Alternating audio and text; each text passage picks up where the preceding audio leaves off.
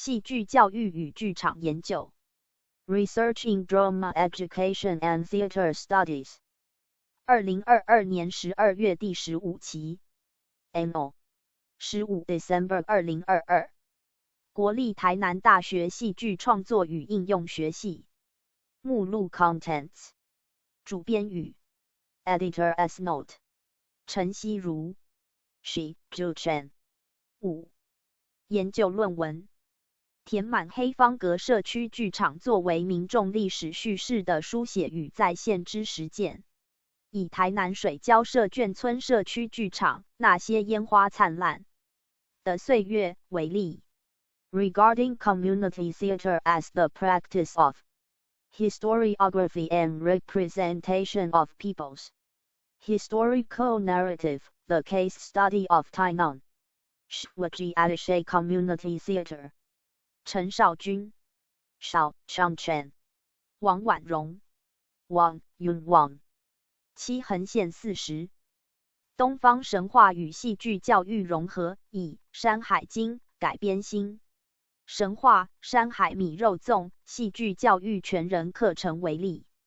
Combination of Eastern mythology and drama education, Shanhaijing drama education holistic course action research as an example. 苏嘉丽 Zhe Lisu 41横线79创造性戏剧应用于英文童书创意阅读之前导探究。以毕雅翠斯波特小兔彼得的故事系列作品为例。A pilot study of applying creative drama into English reading instruction of Beatrix Potter as Tales. 曾定玄 Ting Xuansen 80横线113麦田收割的季节，即我们一同走走看的共行经验。The harvesting season of wheat field, long. With MRUS let us walk together. 刘仲伦 Chang Lunlu 114138征稿办法140-145 5主编语后疫情时代对教育与教学带来诸多挑战，同时也带来新的机遇。第15期戏剧教育与剧场研究期刊聚焦后疫情时代背景下戏剧教育与教学的理念、模式与实践的变与不变，做出有意义的探索与回应。具体而论，本期主题涵盖应用戏剧、戏剧教育及台湾现当代剧场等，一贯体现本系在戏剧研究领域持续以来的推进与努力。感谢投稿者的支持，以及审查委员们费心且专业的指导与建议。编辑助理黄瑜伽小姐，本系行政助理吕计划小姐，协助英文校刊的 Andrew Philip Barrington。Strack 老师以及本系的同仁们的支持与勉励，均为促使本期得以臻至完善的推手。本期收录有4篇论文。第1篇为陈少君、王婉容共同撰写的《社区剧场作为名重历史叙事的书写与再现之实践》，以台南水交社眷村社区剧场那些烟花灿烂的岁月为例，论文者演于后现代历史学中的历史诗学之观点，借由阐述台南水交社眷村社区剧场的编创历程与展演美学，以此论证民众得以透过社区剧场来书写和再现民众历史叙事。第2篇为苏嘉丽所撰写的《东方神话与戏剧教育融合》，以《山海经》改编新神话山海米肉粽戏剧教育全人课程为例。论文旨在以《山海经》为前文本，运用于国小3年级戏剧教育课程模式，史学深入了解和记忆相关神话人物及其故事，并能通过课程从这些古老的神话元素中汲取到现代儿童所需要的精神支援和成长力量，从而以此观察戏剧教育课程在实际运作层面上对儿童全人教育目标之实现作用。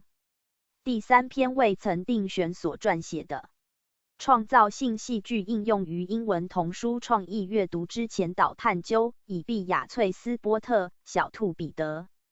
的故事系列作品为例，其论文主要将创造性戏剧导入英文童书阅读进行创新教案设计，以波特女士的英文图画书作品《小兔彼得的故事》为前导文本，借此引导学生认识创作者及其生命故事，激发学生学习动机，并进而提升英语学习效能、沟通表达自信和阅读乐趣。第4篇为刘仲伦所撰写的《麦田收割的季节》即我们一同走走看的共行经验，论文分为剧本创作、演出的创造性。我们需要一座实验剧场3个部分。第1部分着眼在姚义伟举办实验剧展1980横线84之后续。第2部分系由作者论述我们一同走走看的导演经验。第3部分聚焦于姚义伟对现当代戏剧的启蒙，进而到剧场教育公共性的实践与贡献。戏剧教育与剧场研究第15期总编陈少君、王婉容。7. 社区剧场作为民众历史叙事的书写与再现之实践。以台南水交社眷村社区剧场《那些烟花灿烂的岁月》为例。陈少君，国立台南大学戏剧创作与应用学系硕士。王婉容，国立台南大学戏剧创作与应用学系教授。摘要：本文以后现代历史学中的历史诗学之观点，借由阐述台南水交社眷村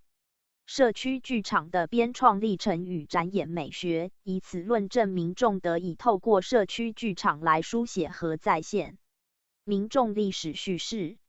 在编创历程中，水交社眷村居民和戏剧系师生共同经历工作坊前的文史讲座和田野踏查，工作坊中的口述历史剧场、文化绘图、即兴戏剧创作，以及工作坊后的集体即兴编创和独剧演出，透过对话性美学来诠释和呈现出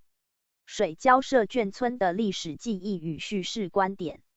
在展演美学中，则以 Gilles Deleuze 的记忆美学观点阐释文本中叙事美学和角色美学的书写，以及剧场中符号意象、舞台、场景、灯光、服装、音乐等剧场美学元素的内涵，使社区剧场得以让虚构的历史叙事呈现出真实的历史记忆。关键字：社区剧场、民众历史叙事、历史诗学、对话性美学、记忆美学。陈少君、王婉容。8. Regarding community theater as the practice of historiography and representation of people's historical narrative, the case study of Tainan Shwaji Atishay Community Theater. Shao Changchen. Department of Drama Creation and Application, National University of Tainan, Master. Wang, Yun Wang. Department of Drama Creation and Application, National University of Tainan. Professor. Abstract. Based on the perspectives of the poetics of history in postmodernist historiography, this article aims to illustrate the devising process and aesthetics of performance in Tainan Shwaji Atishay Community Theater in order to corroborate how the community theater enable people to write and represent people as historical narrative. In terms of the devising process, the residents of the Shwaji Atishay community and the teacher and students of the drama department were using dialogical aesthetics to interpret and present the historical memories and narratives of the community through the culture and history symposiums, field research prior to the workshop, the oral history theater, cultural mapping, drama improvisation during the workshop, and the collective creation and play reading after the workshop. In terms of aesthetics of performance, Gilles Deleuze's views on the aesthetics of memory were used to interpret the aesthetics of narratives and roles in written texts, as well as the symbols, stage scenes, lighting, costumes, and music in theater.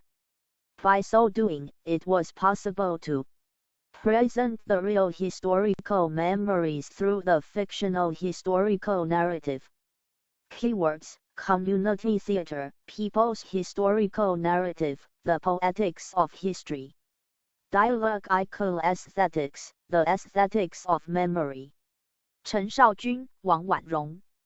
9.1. 前言。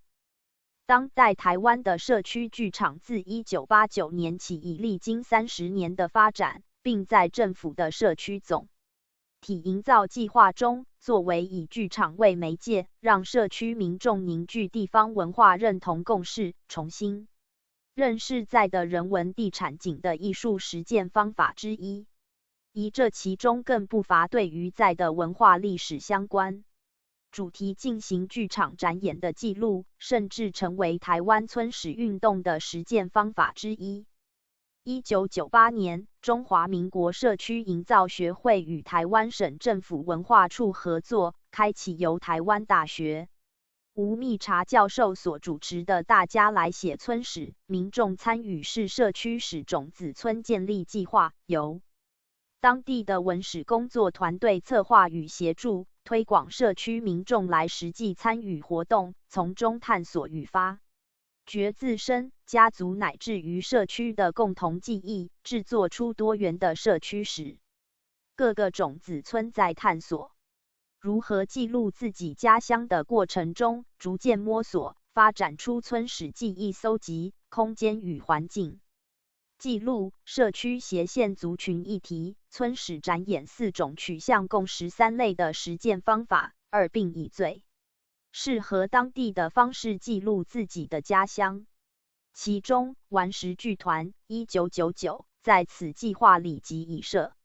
区剧场的实践方法，帮助台中东海村在村史书写上做到立体、动态的书写，整合社区资源及永续发展契机的主动性、参与性书写，以及成为更具自发性、代表性、动员力的社区组织，并运用影像播放或戏剧演出的动态方式呈现艺术社区成长记录的传播、前瞻书写。由此可见，社区剧场已是一种成熟的、可以由民众自力去实践的社区史书写方式。然而，目前在台湾，对于社区剧场在民众历史的书写与展演上所具备的内涵与意义，尚缺乏组织性的探讨与论述，尤其是从历史学的角度来说。为此，本文将以笔者实际参与过的个案——台南水交社眷村社区剧场那些烟花灿烂的岁月为例，以此详细说明社区剧场作为民众历史叙事 （People's Historical Narrative） 实践方法所具备的内涵与意义。那些烟花灿烂的岁月是国立台南大学戏剧创作与应用学系的剧场团队与水交社眷村居民们共同合作的眷村社区剧场，由王婉容教授历时2年，带领2届戏剧系3年级学生，南大戏剧系108级和109级历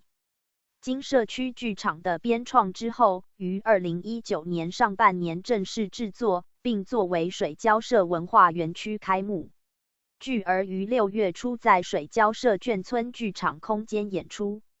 在历时2年的创作过程中，笔者分别亦关于台湾社区剧场30年来的发展轨迹与美学风格，可参考《台湾社区剧场发展30年的回顾与省思》1989到2018，译文王婉容2019。此13类实践方法分别为口述历史、地景踏勘导览、文化地图、村史博物馆、家族收藏展、传统产业操作、影像搜集、纪录片、证明运动、社区剧场、眷村改建记事、工作坊、村史记者。此次村史书写计划是台湾社会在大众史学实践上首次系统性的归纳整理与发表，各实践方法也成为往后台湾村史书写发展上的模范。各实践方法的定义与详细说明可参考大家来写村史民众参与式社区史操作手册，台北唐山出版社1998。陈少君、王婉容。10. 以编创学生与教学助理的身份，参与所有那些烟花灿烂的岁月的编创历程以及正式制作演出。在本文中，笔者将以后现代历史学中的历史诗学为论述前提，阐明民众历史叙事的内涵，接着分别透过那些烟花灿烂的岁月的编创历程和展演美学之详述，初步探讨社区剧场作为民众的历史书写和历史再现之意义。2. 以历史诗学阐释民众历史叙事的民众主体性。叙事 narrative 在叙事学 narratology 的论述里，是由一系列事件组成的故事再加上对这些事件的叙述 narration 所组成，而叙述则以线性的方式对事件进行序列组织，并赋予其原因或动机。王志宏、李根方译2003。换句话说，叙事就是带有原因或动机去叙述一段故事，而历史叙事 historical narrative 就是带有原因或动机去叙述一段历史。台湾历史学家李继祥2001认为，历史学家书写历史的时间表明了历史叙述的现在性是不可避免，相对于过去的现在时间。同时，历史学家亦有追求立言不朽的意志，他们相信书写历史作为一种不朽，能够让人们在有限的生命中尽情展现自我。由此可见，当人们在进行历史叙事时，都无可避免地会彰显出自身时间与意志对叙事上的影响。正因为叙事者对历史叙事有着不可忽视的影响，美国历史学家 Hayden White 依据语言学及文学理论观点，大胆地提出了历史诗学来论证历史叙事的诠释性质。Hayden White、刘世安译1999在其经典之作《始源：19世纪欧洲的历史意象 Meta-History: The Historical Imagination in 19th Century Europe》的导论历史诗学 The Poetics of History 中指出，历史学家不论是编撰历史或论述历史，其实都是一种诗学 poetics 活动。历史学家针对想要探讨的历史议题及结构，其叙事笔法都会有情节编织 implotment、形式论证 formal argument 与意识形态 ideological implication 三种面向的诠释过程。3. 情节编织是将叙述历程凝塑成特定类型故事，为故事注入意义。形式论证是历史学家在叙事过程中意图为历史进行观念化的层面，以及意图总结宗旨的层面。意识形态则是反映历史学家所秉持的特定立场及伦理观，换言之，就是所谓的史观。当历史学家已在心中预设好3种面向的诠释后，即形成了历史学家自身的史学风格，以此进行历史叙事。3. 始源：19世纪欧洲的历史意象的中文译者刘世安先生将 implotment 译为精致情节 formal argument 译为正规析辩。刘世安译1999，此译法为清末明初的语体，在以白话体书写为主。的论文引用上会有阅读理解上的困难，故在专有名词的翻译上，笔者以 Keith Jenkins 后现代历史学中论怀特一章江正宽先生的译法为参照，江正宽译2000。陈少君、王婉容。11. Hayden White、刘世安译1999，在书中就举19世纪代表历史主义史学的德国历史学家 Leopold von Ranke 为其中一例，4指出 Ranke 作为支持国家原则理念的保守主义者，认为唯有维系于国家及受国家约束所树立的制度，人类社会的问题才得以解决。因此在他的历史研究中，把政府与教会作为一实体，人民治则为另一实体，观察这些实体如何以国家观念作为指导原则而结合成为国家。接着 Ranke 怀抱着国家原则理念以及对于自身时代政治与社会形势的信心，而在欧洲列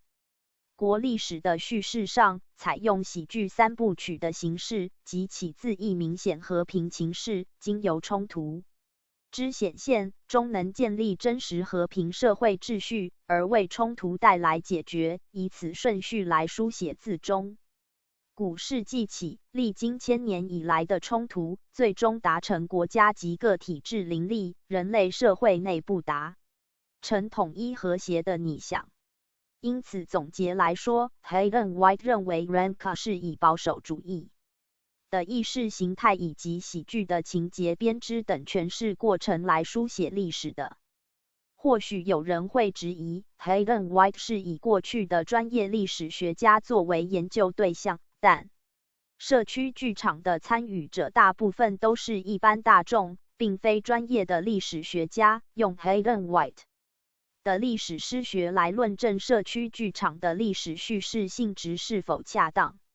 笔者以为正好相反。英国历史学家 Keith Jenkins 1995在解读 Hayden White 在历史学上的定位时指出， Hayden White 认为我们有自由去依照我们的好恶构思历史，依照我们的意愿制作历史，以及去建构对过去的记述。这些渴望 aspirations 特别对那些论述处于边缘和或几乎不被听见的人们而言，是个别的解放 emancipation 与赋权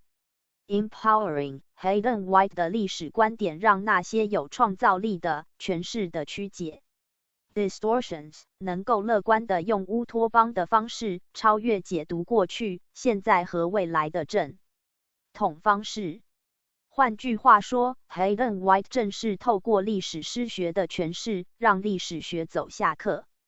观科学的神坛，从过去崇高且庄严的历史叙事观念中解放。历史叙事是为了能够与读者交流而存在，且让所有人都能够自由地去书写历史，而不用再被贴上不科学、不客观的标签。综上所述，历史叙事借由情节编织与意识形态的诠释，使叙事者所身处的时间与意志透过历史叙事被彰显出来。更重要的是，历史不再被认知是纯粹的事实，而是在叙事的过程中融合了叙事者有意为之的主观想法。故笔者认为，历史诗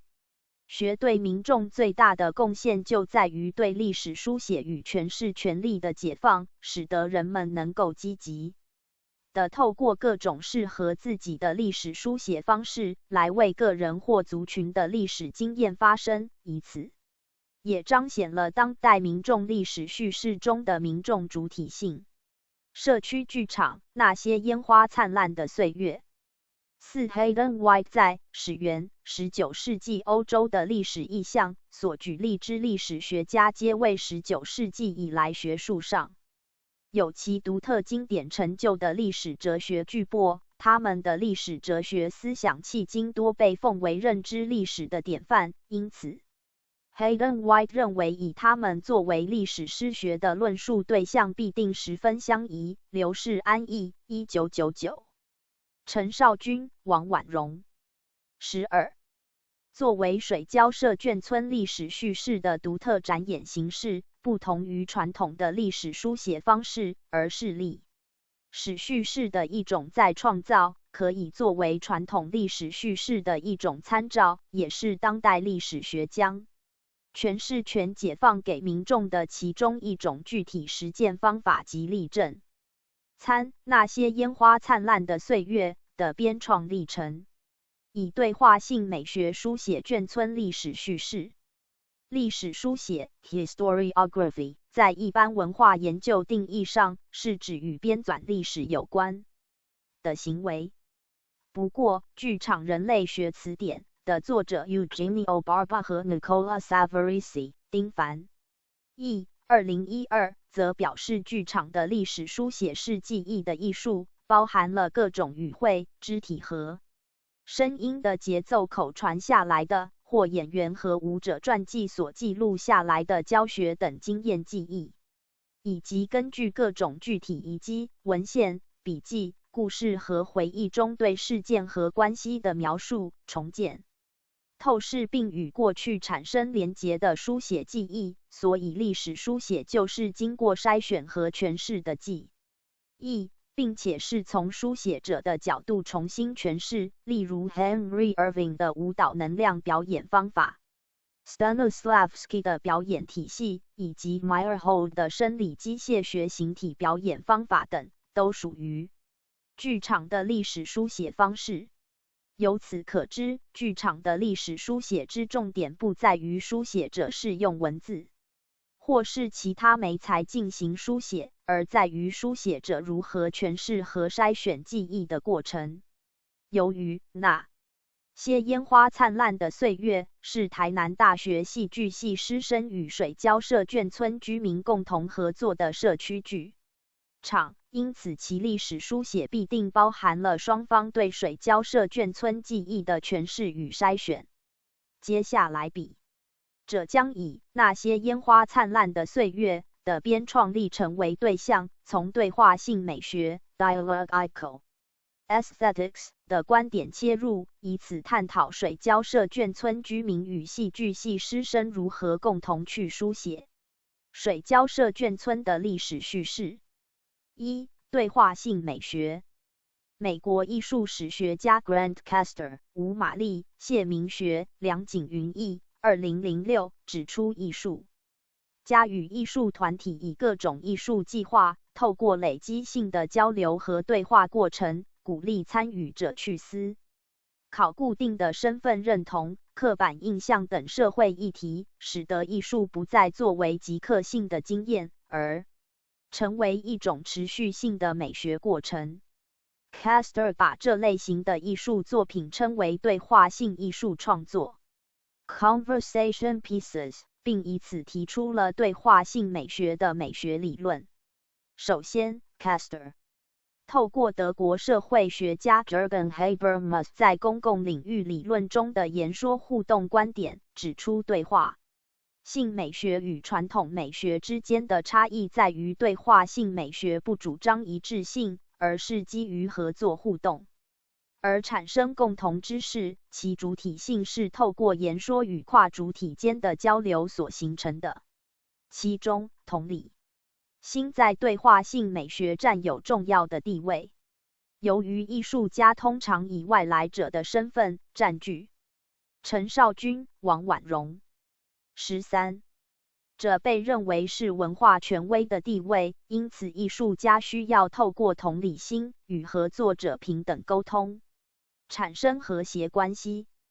过去台湾曾经发生过艺术家缺乏对地方文化的同理心，造成民众强烈反弹的公共艺术争议。1999年举办的历史之星台湾装置艺术大展，原本欲透过现代装置艺术家的作品，表现鹿港文化资产及历史城市发展愿景的新视野，然而却有艺术家以全身贴满假千元大钞的妈祖神像等雕塑安放于庙城，以及将大大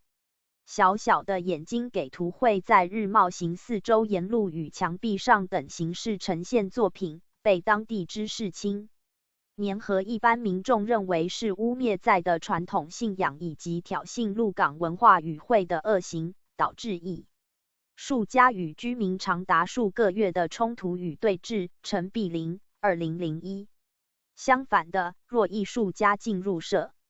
区时以同理心与社区居民长期交流，进行持续性的艺术创作计划，就可能获得极好的回响。长居新北市淡水竹围的艺术家吴玛丽于2011年与竹围地区艺术家及建筑专业者社群合作，发起树梅坑溪环境艺术行动。透过5个艺术子计划，让艺术家与社区居民同树梅坑溪缔结一种对话性的关系，使现代都市人对生活周遭的生态环境问题觉醒，成功促使人们关注及持续参与环境议题。董维秀2019。借由历史之星的挫败与树梅坑溪环境艺术行动的成功案例，可见对话作为艺术创作的核心，不仅仅只是交流与合作，重要的是艺术家与民众应是相互平等的主体。拥有文化权威地位的艺术家在实践艺术的过程中，更需以同理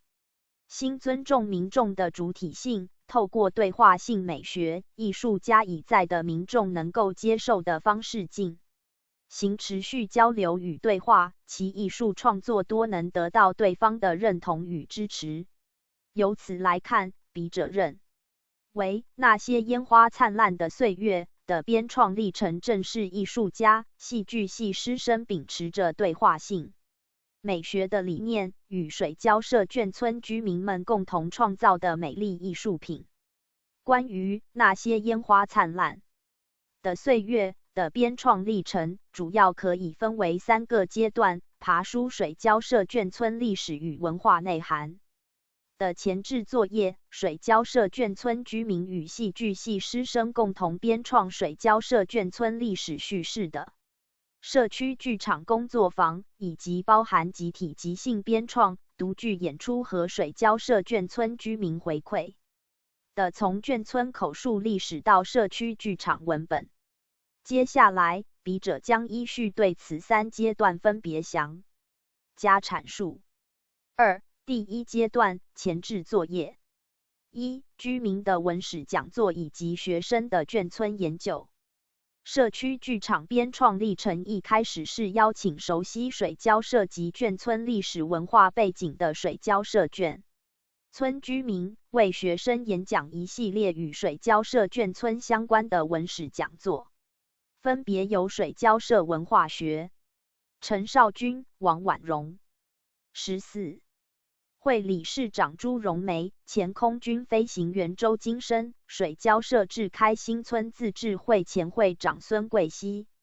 台南大学文资系教授郁丽华，台南社区大学研究员曹瑞光等以前水交社眷村的居民来演讲水交社的400年历史。见图1，水交社的空军和美军驻台历史背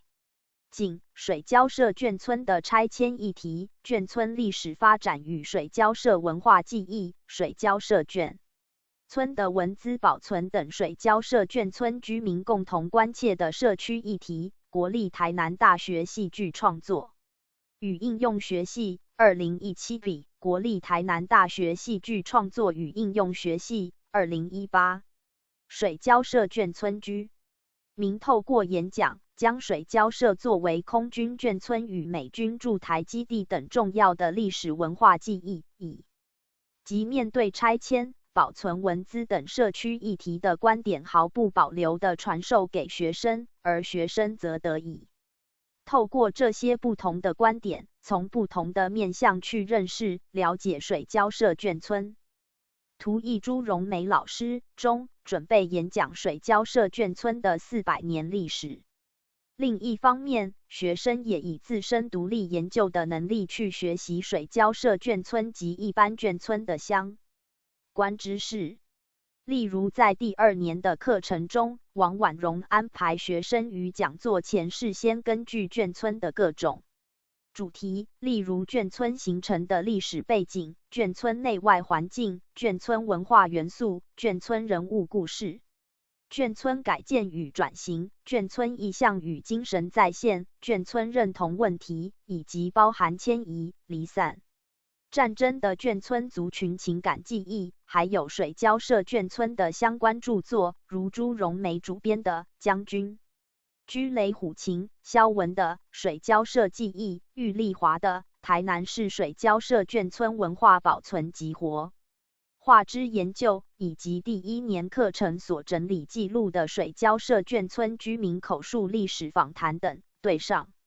述内容进行资料的搜集、研读、分析以及心得报告，同时在心得报告中去探究眷村与自己、社会之间的关系。许多学生在报告中多有提到，他们从资料搜集和研读的过程中，都能感受到眷村对于这些战争移民及其后代的重要意义，并多少能理解他们这份思乡的情感。109级戏剧系学生2018 2田野踏查。尽管从文史讲座及眷村研究中获得许多宝贵的知识，但对学生们而言，这些陈少君、王婉容15知识与他们的生活现实之间依旧有着距离感，所以此时就必须借助田野踏查的方式来消除距离感。如今水交社眷村虽不复以往曾经绵延的房舍大部分已成绿地，但即便如此，我们依旧能够透过直接观察以及亲身体验，走访现场与水交社眷村居民互动及对话，借由实际感受水交社眷村的人、事、物、景，确实吸收并消化有关水交社眷村的知识，有时也能发掘到意想不到的收获。田野踏查一开始是由水交社眷村居民带领学生们参访水交社眷村各处旧址。在水交社眷村居民的热心解说下，水交社眷村过去的聚落纹理一一重现，自己以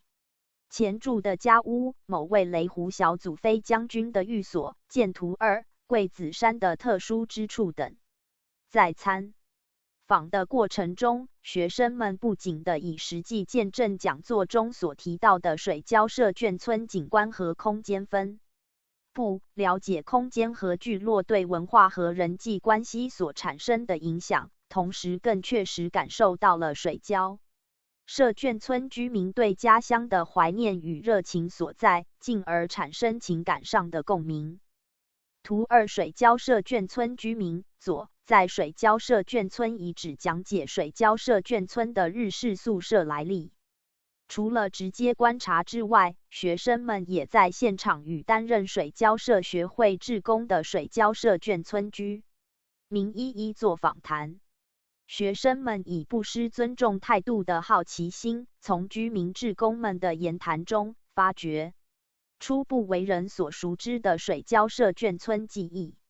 举例来说，出于对美军驻台历史的陌生，学生们都相当好奇水交社眷村居民当年如何与美国大兵互动，每个人都富饶兴致的提问，居民志工们也很开心晚辈们对他们这段特殊的历史记忆有兴趣，也就纷纷打开话匣子畅谈利用特殊管道转卖昂贵的美国货贴补家用，从担任美国人外佣的邻居手中收到当时稀有的巧克力等珍贵的个人生命经验。见图3客家店市台2017陈少君、王婉容16图3田野踏查中访谈水交社眷村居民志工。此外，不同于一般的田野踏查，学生们还将自己的戏剧专业巧妙融入水交社眷村的田野踏查之中。在水交社眷村田野踏查的尾声，带队解说的水交社眷村居民与戏剧系师生就根据文史讲座的知识和田野踏查后的实际感受，在水交社眷村以指现场共同做出富有水交社眷村精神的即兴戏剧演出。见图4，客家电视台。2017借由即兴戏剧演出，学生们得以运用自己熟悉的戏剧专业，将几周以来学习到的水交社眷村知识透过身体确实吸收、消化并转化为表演的艺术符号。图4田野踏查中戏剧系师生与水交社眷村居民共同即兴创作。资料来源：客家电视台，2017年12月27日。幕后有意思 EP12 应用剧场 YouTube 影音资料。最后，不只是课堂上的田野踏查，学生也利用课余时间参加由水交社眷村居民所举办的节庆活动。例如，水交社文化学会曾于国庆日当天在旧自治会办公室前举办国庆日庆祝活动。见图5，不少学生前往参与，和水交社眷村居民们一同挥舞着国旗，合唱国歌和空军军歌，欣赏水交社眷村居民的各种才艺表演。最后与水交社眷村居民一同跳着复古的美式舞曲作为圆满的结束。笔者认为，无论是课堂上的田野踏查，亦或是利用课余时间参与水交社眷村的活动，这些丰富的亲身体验，陈少君、王婉容。17包含了水交社眷村居民展现对国家的高度认同，以及空军凌云壮志的精神，都成为学生接下来在社区剧场编创时珍贵的创作养分。图5戏剧系学生与水交社眷村居民在国庆日庆祝活动中同乐。3、第2阶段社区剧场工作坊。1、从口述历史访谈到记忆情感物件分享。社区剧场工作坊一开始是由学生对水交社眷村居民进行口述历史访谈。然而社区剧场工作坊的口述历史访谈并不仅仅只是访谈而已，而是运用了口述历史剧场6理念的编创过程。首先，王婉容依照水交社眷村的年代顺序，分别以国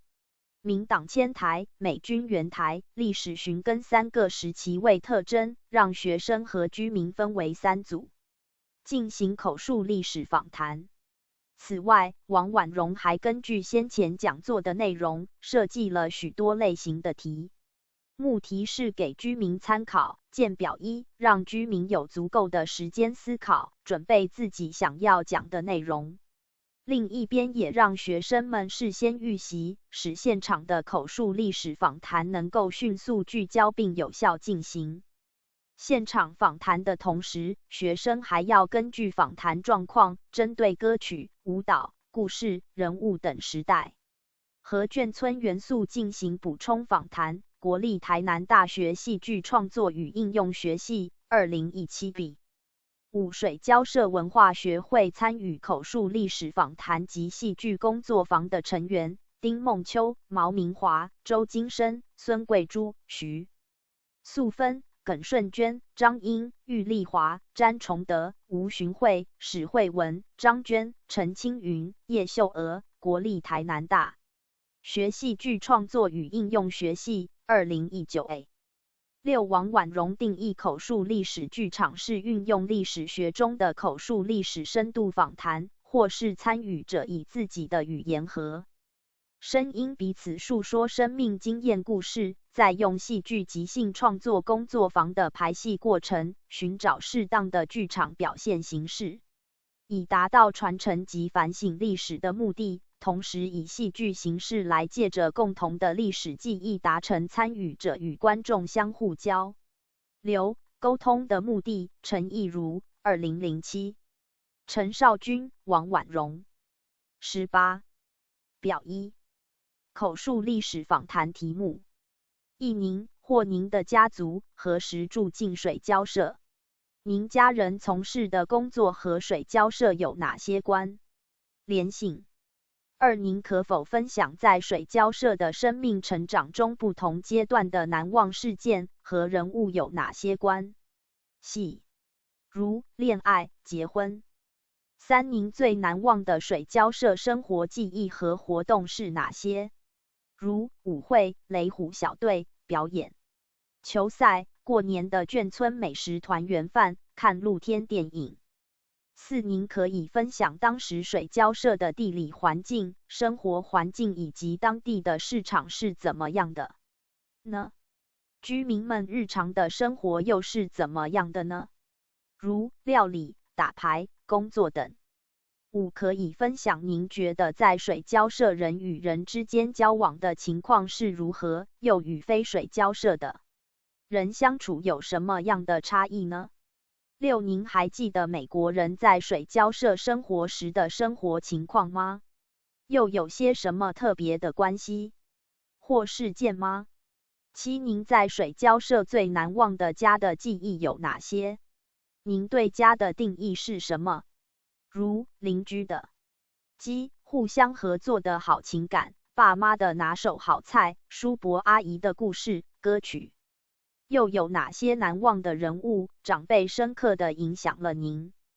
八，您在水交社的忧愁、烦恼和梦想又有哪些？请您和我们分享。九，您觉得您和您在水交社生活的幸福有哪些？如家人情感、袍泽、眷村认同，有时是否生命单纯简朴反而也是一种幸福？十，您对水交社的未来有何期待和梦想呢？11，您觉得水交社的精神是什么？可以举个故事具体说明水交社。12，还有什么您想再跟我们分享的吗？资料来源：国立台南大学戏剧创作与应用学系2017比水交社独剧展结案报告20未出版。此外，口述历史剧场中有一种编创策略叫做记忆情感物件分享，借由展示有纪念价值或内含生命情感的物件，诉说彼此的生命故事，而使原本无心的记忆转变成艺术符号，物质意义也转化为精神意义。陈亦如2007在口述历史访谈过程中，水交社眷村居民拿出他们的记忆情感物件后，更能对过往的生命故事侃侃而谈。对他们而言，家族长辈所留下来的文物都是他们相当珍视的传家宝。许多不为人知却相当动人的眷村故事，往往就从这些传家宝谈起。以某位眷村妈妈为例，她在口述历史访谈时，她带来了一件真材实料的狼皮。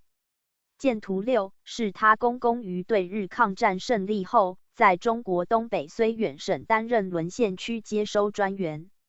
陈少君、王婉容19时所征得的。他解释，他公公出身地主家庭，且是大学毕业的知识分子，为国民政府工作担任接收专员。因此，当他得知国共内战国民党失利后，以他在国民政府工作过的资历，必定会被共产党清算且连累家人。因此，他与家人辞行，透过妻子娘家的关系与空军部队一同坐军机来到台湾，一辈子就再也没有回大陆去。每当天气冷时，他公公就会把这件狼皮铺在沙发上御寒，成为那段烽火岁月难得的印证。国立台南大学戏剧创作与应用学系2017图6眷村妈妈中间红衣者与学生们分享家中的狼皮。第2年的文物征集工作坊和食谱分享及手作工作坊同样也是运用口述历史访谈和记忆情感物件分享的理念，让居民与学生们交流水交社眷村的生活经验。在文物征集工作坊中，周金生老师就拿出珍藏的飞机零件，分享飞行原理和在空军受训的往事，郁丽华老师则拿出父亲的旧工作箱和数张泛黄照片，分享过往水交社眷村的运作与人们相处的状况。另一方面，食谱分享及手作工作坊则以实惠有为主题，让居民和学生们彼此分享各自记忆中的家乡菜肴、建图漆，利用手编的各色画纸，透过想象力和创造力做出一桌美味的全席料理，以此串联起在场众人的情感。国立台南大学戏剧创作与应用学系2018陈少君、王婉容。20图七学生在食谱分享及手作工作坊分享自己做的料理。2从社区文化地图绘制到即兴戏剧创作。在口述历史访谈与记忆情感物件分享结束后，紧接着是由学生与水交社眷村居民运用文化绘图七的理念，共同绘制水交社眷村的社区文化地图。水交社眷村居民口述他们印象深刻与水交社眷村生活息息相关的景，再由学生拿起5颜6色的画笔，将街道及这些地景运用丰富的想象力，把它们一一描绘出来。见图8。接着，学生与居民共同向众人分享社区文化地图的绘图成果和心路历程。在运用口述历史剧场编创策略中的雕像8级交叉扮演9手法，由学生与居民经讨论后共同选出口述历史访谈中较为重要的生命片段，即兴创作出连贯而具有故事性的4格镜像画面。在针对每一格镜像画面加上对话与人物关系后，经过排练而具体发展成4段完整的即兴戏剧片段，传达出故事中想要表达的人生看法与居民对于眷村生活的感怀。7文化绘图及艺术社群与社区成员们共同讨论协商出共同认定的社区文化特色，除了以笔墨绘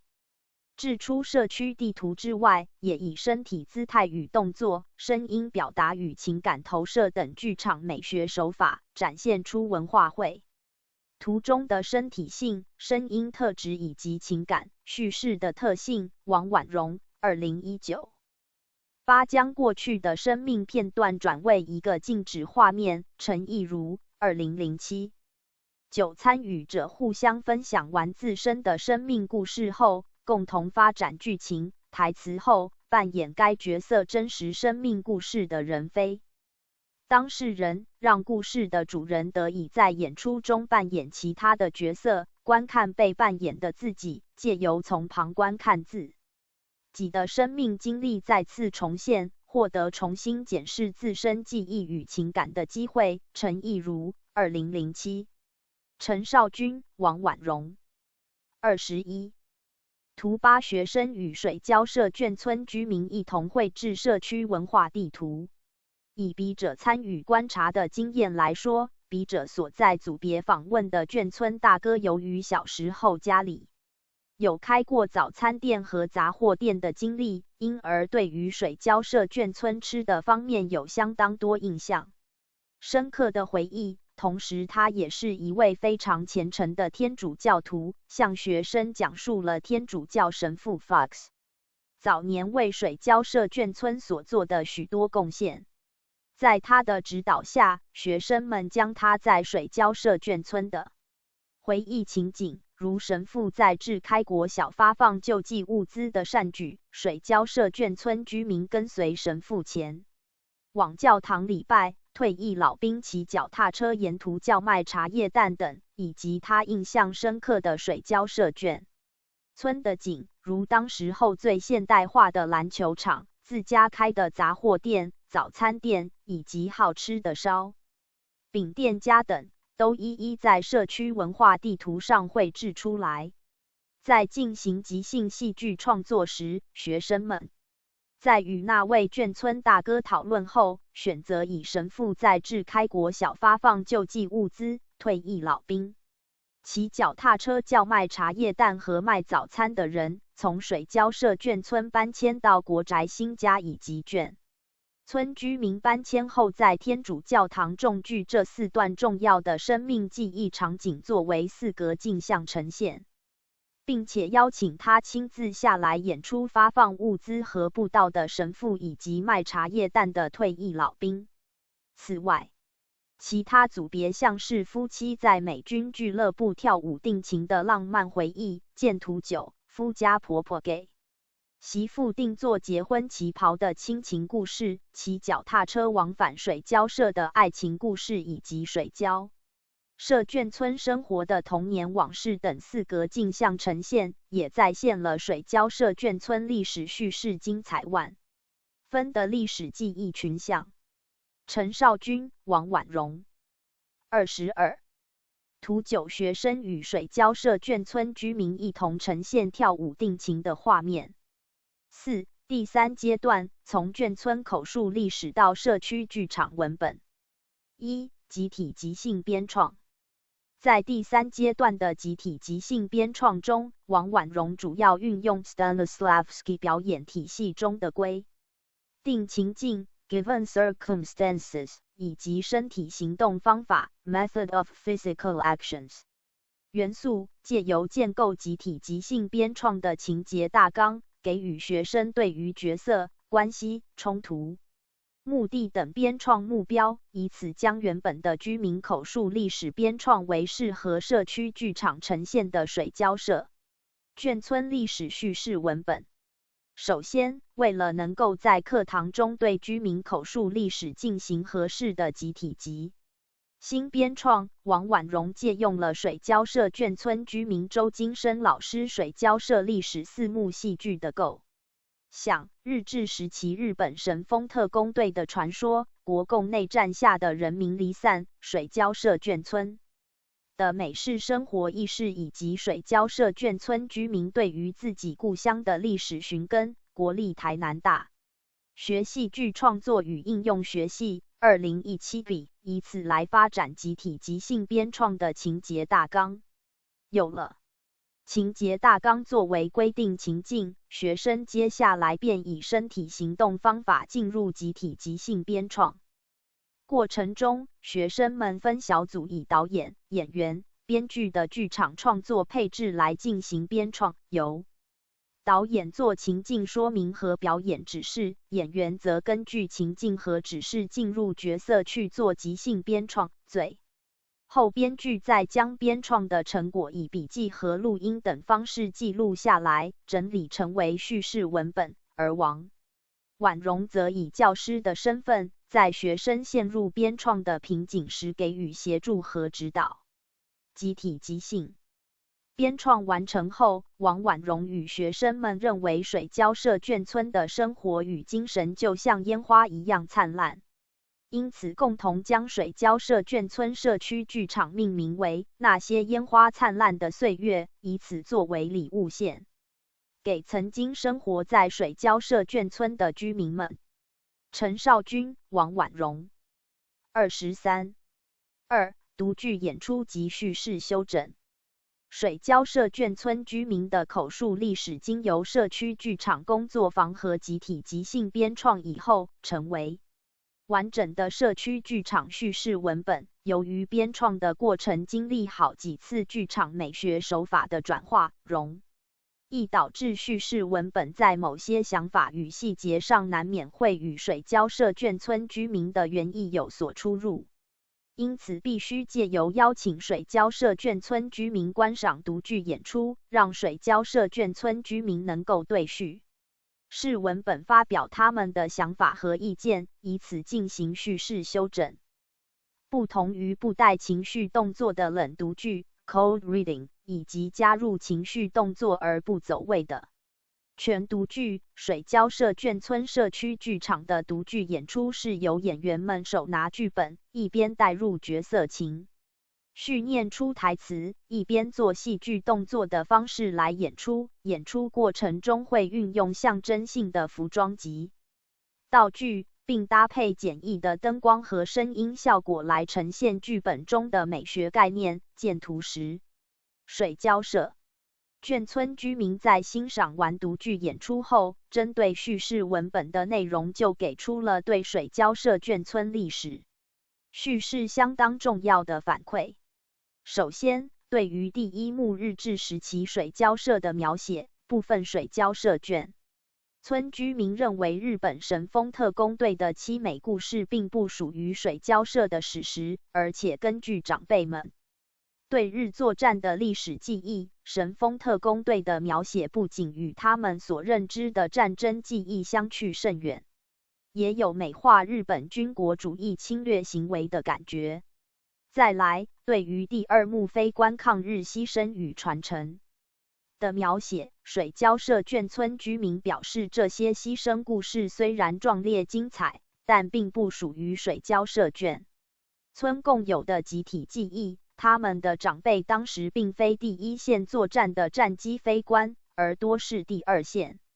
后勤的运输机飞官。王婉容访谈录音，陈少君2020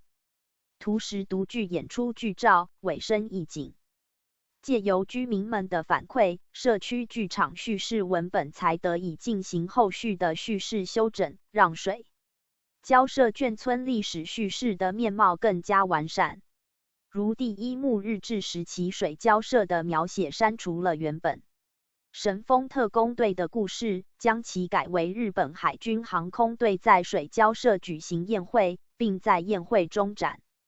陈少君、王婉容24现出日本军方奉行军国主义的狂妄姿态。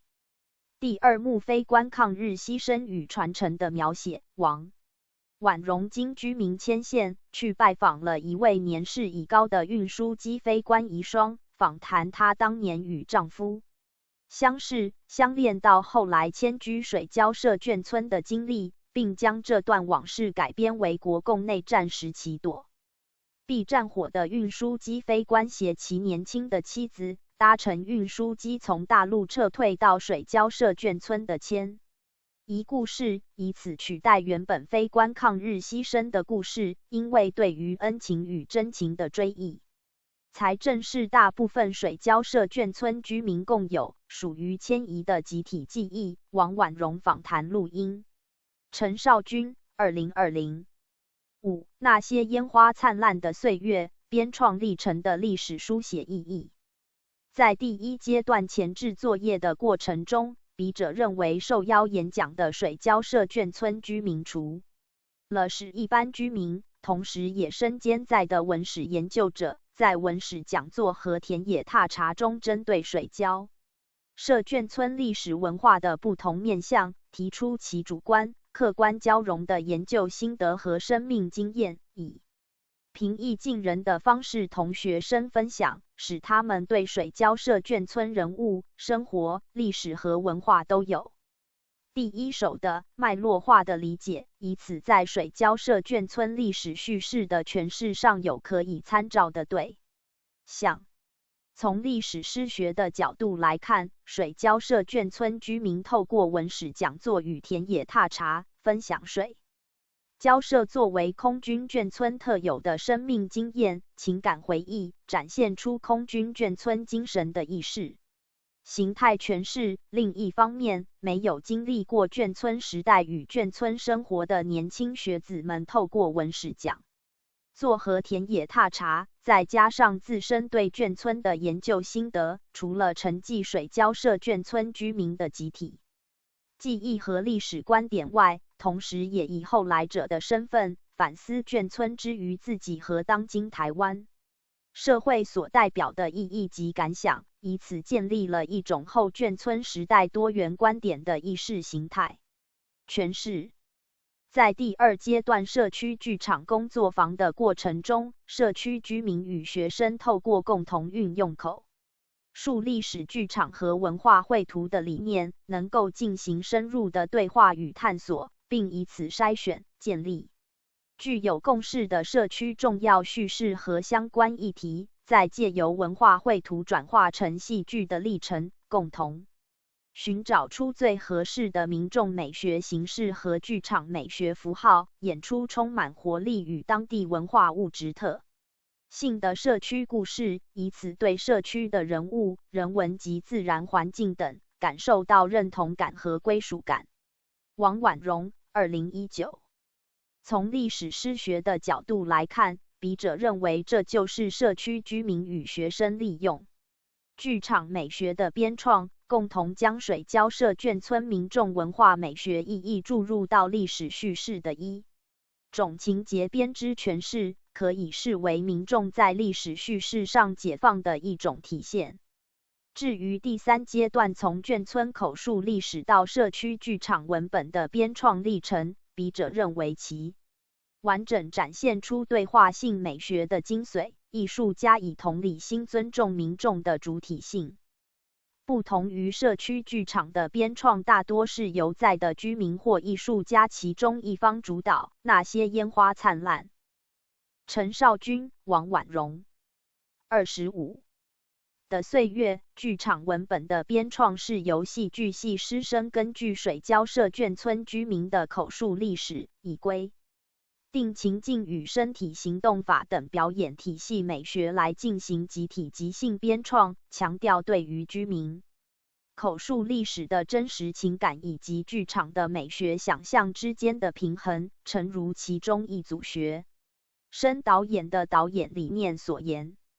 我们以社区居民的故事为基底，透过自身的诠释与消化，利用剧场性的方式呈现出原故事中较动人与较有感触的部分，希望观众和社区居民能一起经历这段水交社眷村的回忆旅程。国立台南大学戏剧创作与应用学系2017B76。这样的编创理念正是对话性美学中同理心的展现。接着独剧演出作为社区剧场的预演，让提前来观戏的水交社眷村居民能够对社区剧场文本内容进行反馈，促使艺术家修正不妥的叙事内容，而这种民众参与艺术创作的回馈交流，正体现了对话性美学中对民众主体性的尊重。另一方面，社区剧场的编创历程也并非一帆风顺，像是学生多是出于修课里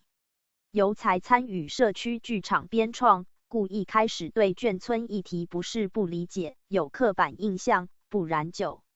是没有兴趣去深入研究，亦或是水交社眷村居民一开始对社区剧场是否能书写眷村历史叙事抱持怀疑等。但就笔者的观察，这些问题在编创历程中透过对话性美学都能迎刃而解。举例来说，不少学生演员在社区剧场的演后心得中都提到，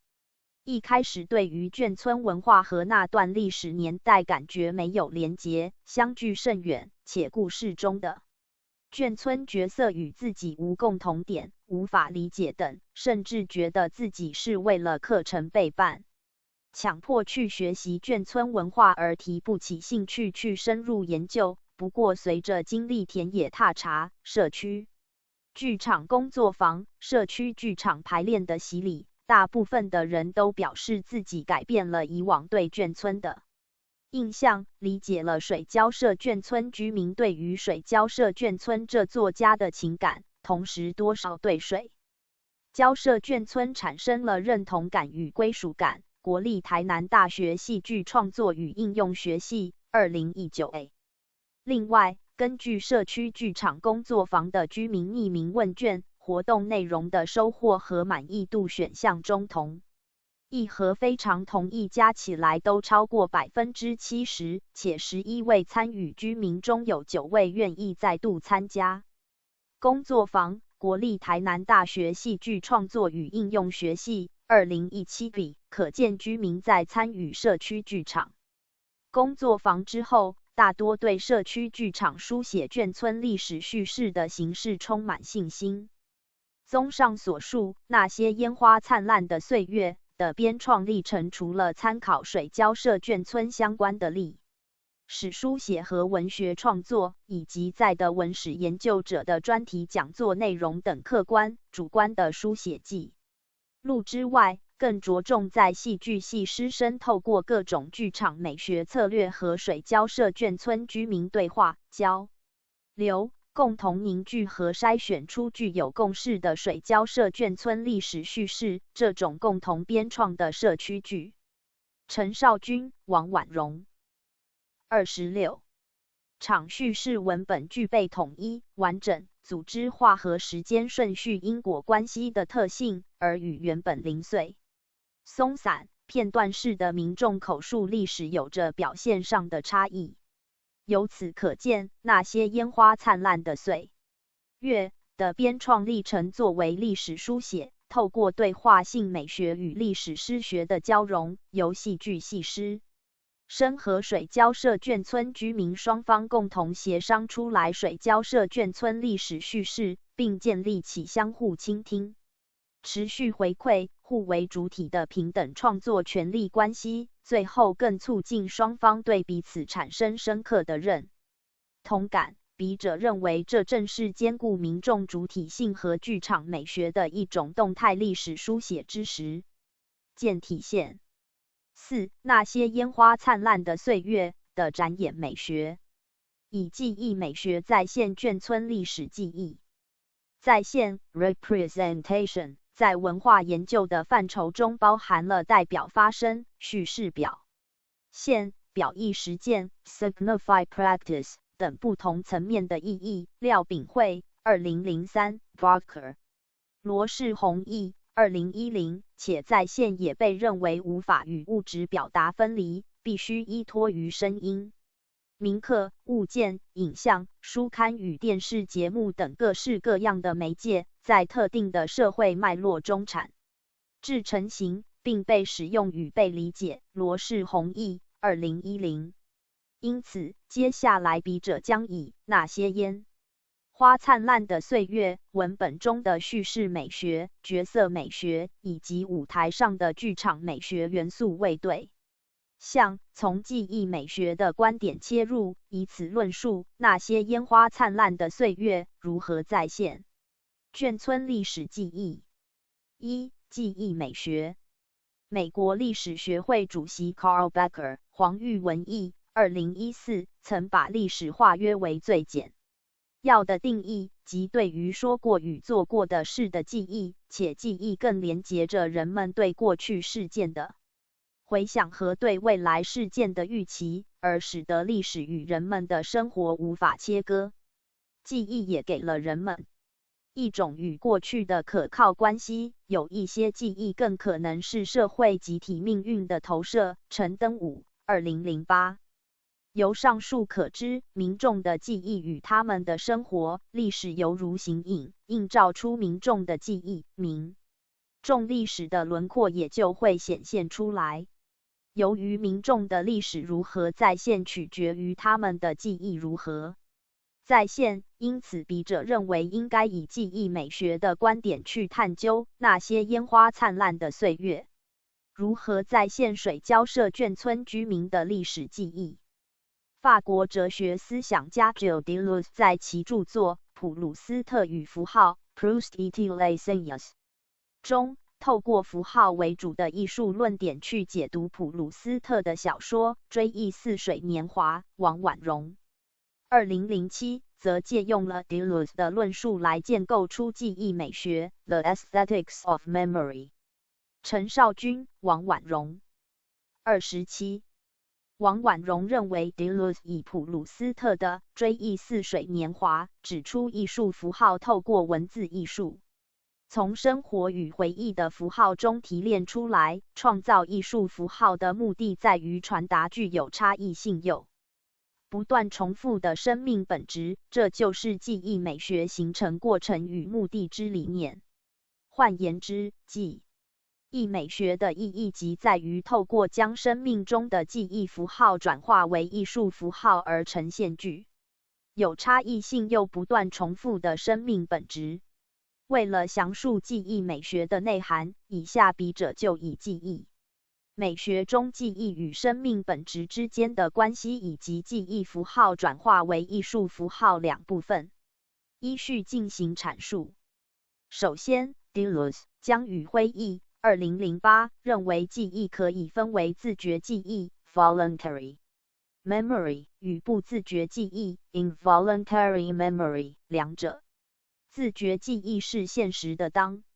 下现在的时间点对过去的当下过去的时间点所进行的重构行为。然而时间里的本质却在重构的过程中被遗漏，因为人们很难再体验某个事物为当下的，同时又把它当作过去的。对此，就需要不自觉记忆的帮助。不自觉记忆建立在两种感觉和两种时刻的相似性上，并把两者的相似性指向了同一性。换言之，不自觉记忆内化了现在感觉和过去感觉之间的差异。此时，本质作为 Deleuze 所谓理想性的真实，也就实现合体，陷于不自觉的回忆之中。再来 ，Deleuze 认为本质 essence 是一种绝对、终极的差异 difference， 如普鲁斯特所说，是存在于主体核心最根本性质内在的差异。不过 Deleuze 同时表示，这种差异也必须借由重复 repetition 而被肯定，所以伟大的音乐作品只能被重复拉奏，一首诗只有通过寄诵才能被掌握，才能让我们赞叹既相同又不同。由此可见，本质即是一种具有差异和重复的多重性存在。故当我们惊叹于人类有着各式各样生命历程的同时，又能对他人的生命历程产生认同，笔者认为这是因为人类的生命本质一样是具有差异和重复的多重性存在，此即真实之展现。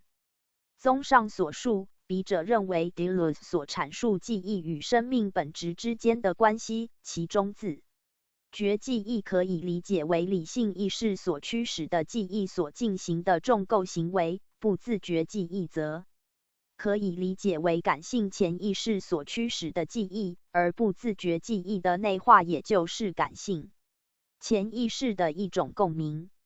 因此，在现实的时间里，现在的时间点透过理性意识对过去的时间点进行重构而产生自觉记忆，但同时又经过感性潜意识的共鸣，也就是不自觉记忆的内化，找回被遗漏的生命本质。而为了让记忆更好地呈现具有差异性又不断重复的生命本质，还必须经过记忆符号转化为艺术符号的过程。Deleuze 江宇辉译2008在分析追忆似水年华时，将符号分类为世俗符号 worldly signs 爱的符号 signs of love。陈少君、王婉容。28感官符号 sensual signs 等属于物质性层面的记忆符号，以及属于精神性层面的艺术符号 signs of art。 Deleuze 指出，艺术符号优于记忆符号的意义在于艺术在精神性层次具备了独特的、永恒的以及自觉的性质，而能够使符号与意义彼此在艺术的时间里真正合而为一，而这些优势都是现实的时间里记忆符号在物质性层次上所无法达成的。因此，所谓的记忆美学，即是记忆符号透过艺术的物质性介质转化为艺术符号的高层次美学历程。当人们在现实的时间产生自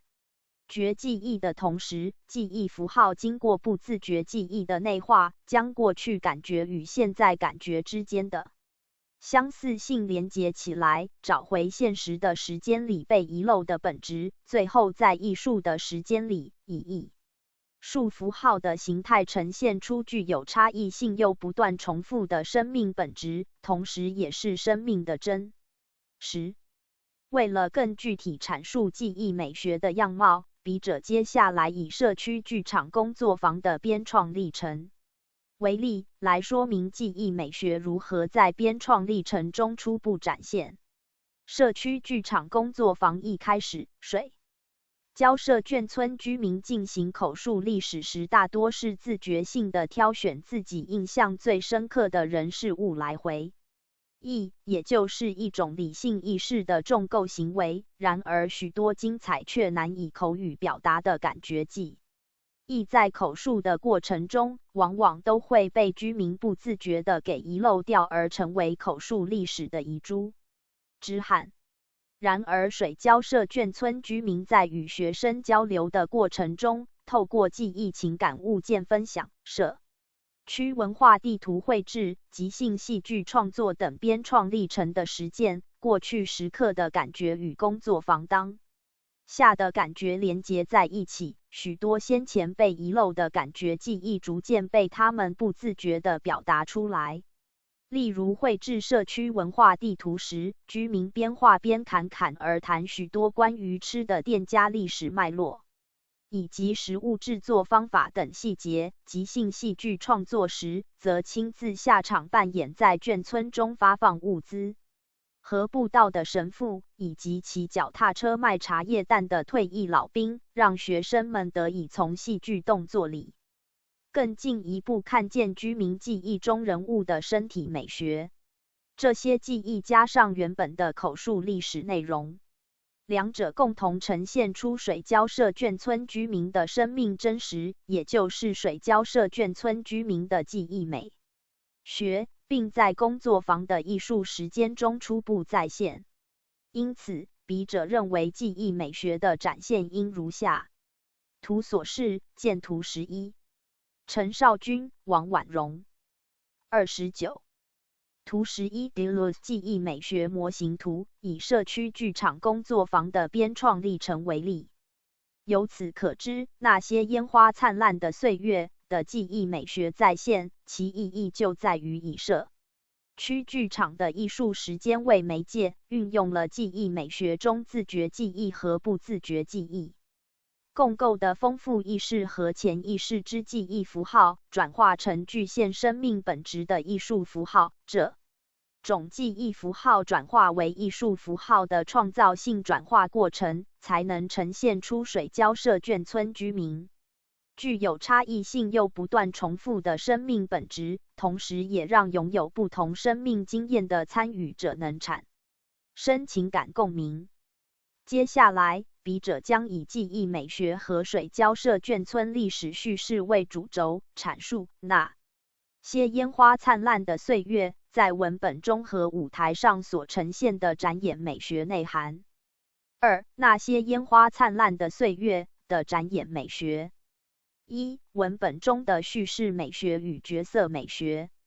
在叙事美学上，有别于西方传统叙事文学以因果情节和时间统一性为标准的叙事结构，那些烟花灿烂的岁月的叙事结构更趋近于中国传统叙事文学的坠断性叙事结构。因此，笔者就借由中国传统叙事文学的季节叙事美学时说书。使美国汉学大师普安迪 1996 在探讨中国明清文人小说的时空布局时，指出中国传统叙事文学擅长透过季节交替的描写当作叙事的框架结构，物质性层次、理性意识的重构、感性潜意识的共鸣、居民不自觉记忆的内化、现在的时间点、居民口述的当下、过去的时间点、居民口述的历史、现实的时间、艺术的时间、被遗漏的本质、被遗漏的感觉记忆、生命的真实、工作坊中的美学呈现、精神性层次、艺术的物质性介质转化、编创美学实践。陈少君、王婉容。30. 人美学11以及传统戏曲的团圆美学12来说明那些烟花灿烂的岁月的叙事美学内涵。首先，那些烟花灿烂的岁月对于水交社眷村历史叙事的安排有着春生、夏长、秋收、冬藏的四季流转意象。春季是万物诞生的季节，因此春生象征一切人事物的开端。文本第1景到第3景所描述的故事即是水交社眷村在无情战火下诞生与成长的经历。夏季是万物发展茁壮的季节，因此夏常象真人事物美好的一面。文本第4景到第8景所描述的故事即是对水交社眷村韶华的追忆。秋季是农作物收成的季节，因此秋收象征人事物来到了转捩点。文本第9景到第11景所描述的故事即是眷村族群的第2代离开眷村，眷村族群逐渐融入台湾社会，以及老旧眷村面临拆除、改建的命运。冬季不仅是万物蛰伏休眠的季节，亦是农家储藏收成、为来年做准备的季节，所以冬藏并不代表人事物的终结，而是象征对未来的预备及传承。文本中序场团圆饭化骨和尾声传承与愿望就呈现出这样的寓意。再来，作为那些烟花灿烂的岁月之转场的每一场厨房戏中，主角范碧英指导嫁进眷村的媳妇做眷村菜时，即透过其语言和动作，以说书人的姿态来预示或评价每一段水交社故事所代表的重要寓意，而指导后辈做眷村菜本身也象征从中国大陆到台湾眷村之文化传承及融合的眷村技艺美学意义。最后，在那些烟花灿烂的岁月的叙事中，可以发现水交社眷村的人们尽管面对早年战乱的逃难以及当代眷村拆迁的2次离散之苦，但他们往往能够欣然接受这些种种不圆满，视之为水交社眷村重要的集体记忆，传达出化不圆满为圆满的团圆美学精神。例如在序场与尾声里，范碧英就点燃烟花召唤过去记忆的灵魂人物重回故的，使得过去与现在在同一空间中团圆，与范碧英的愿望一起为水交社眷村的灿烂岁月留下圆满的注解。在角色美学上，那些烟花灿烂的岁月总共有44位角色，由4个眷村家庭以及水交社历史记忆中的各种人物所构成，且主要是以眷村女性和军眷的视角来诉说水交社眷村的种种往事，故那些烟花灿烂的岁月的角色美学就不仅止。11说书人在文本中的功能又称为叙事干预或叙事介入，借由在叙事与叙事之间插话而对叙事指点布局及预示情节发展，补充叙事的情节背景及转折，解释叙事中的名物和史实，以及评价叙事中人物的道德和言行等。李玉娇2013 12在中国传统戏曲的美学中，团圆一方面代表着人们对于完整而美善之生命情境的向往与追求，而另一方面也能够使人心处于平静和谐的状态，借由承认生活并不圆满，但仍试图运用自身的力量去争取，尽力而为并乐在其中，反映出人们以乐观的态度面对生活中无能为力去改变的事情。黄婉瑜2003 陈少君、王婉容31呈现出水交社眷村居民独特的空军眷村精神，更多是表现出水交社眷村族群柔情的一面。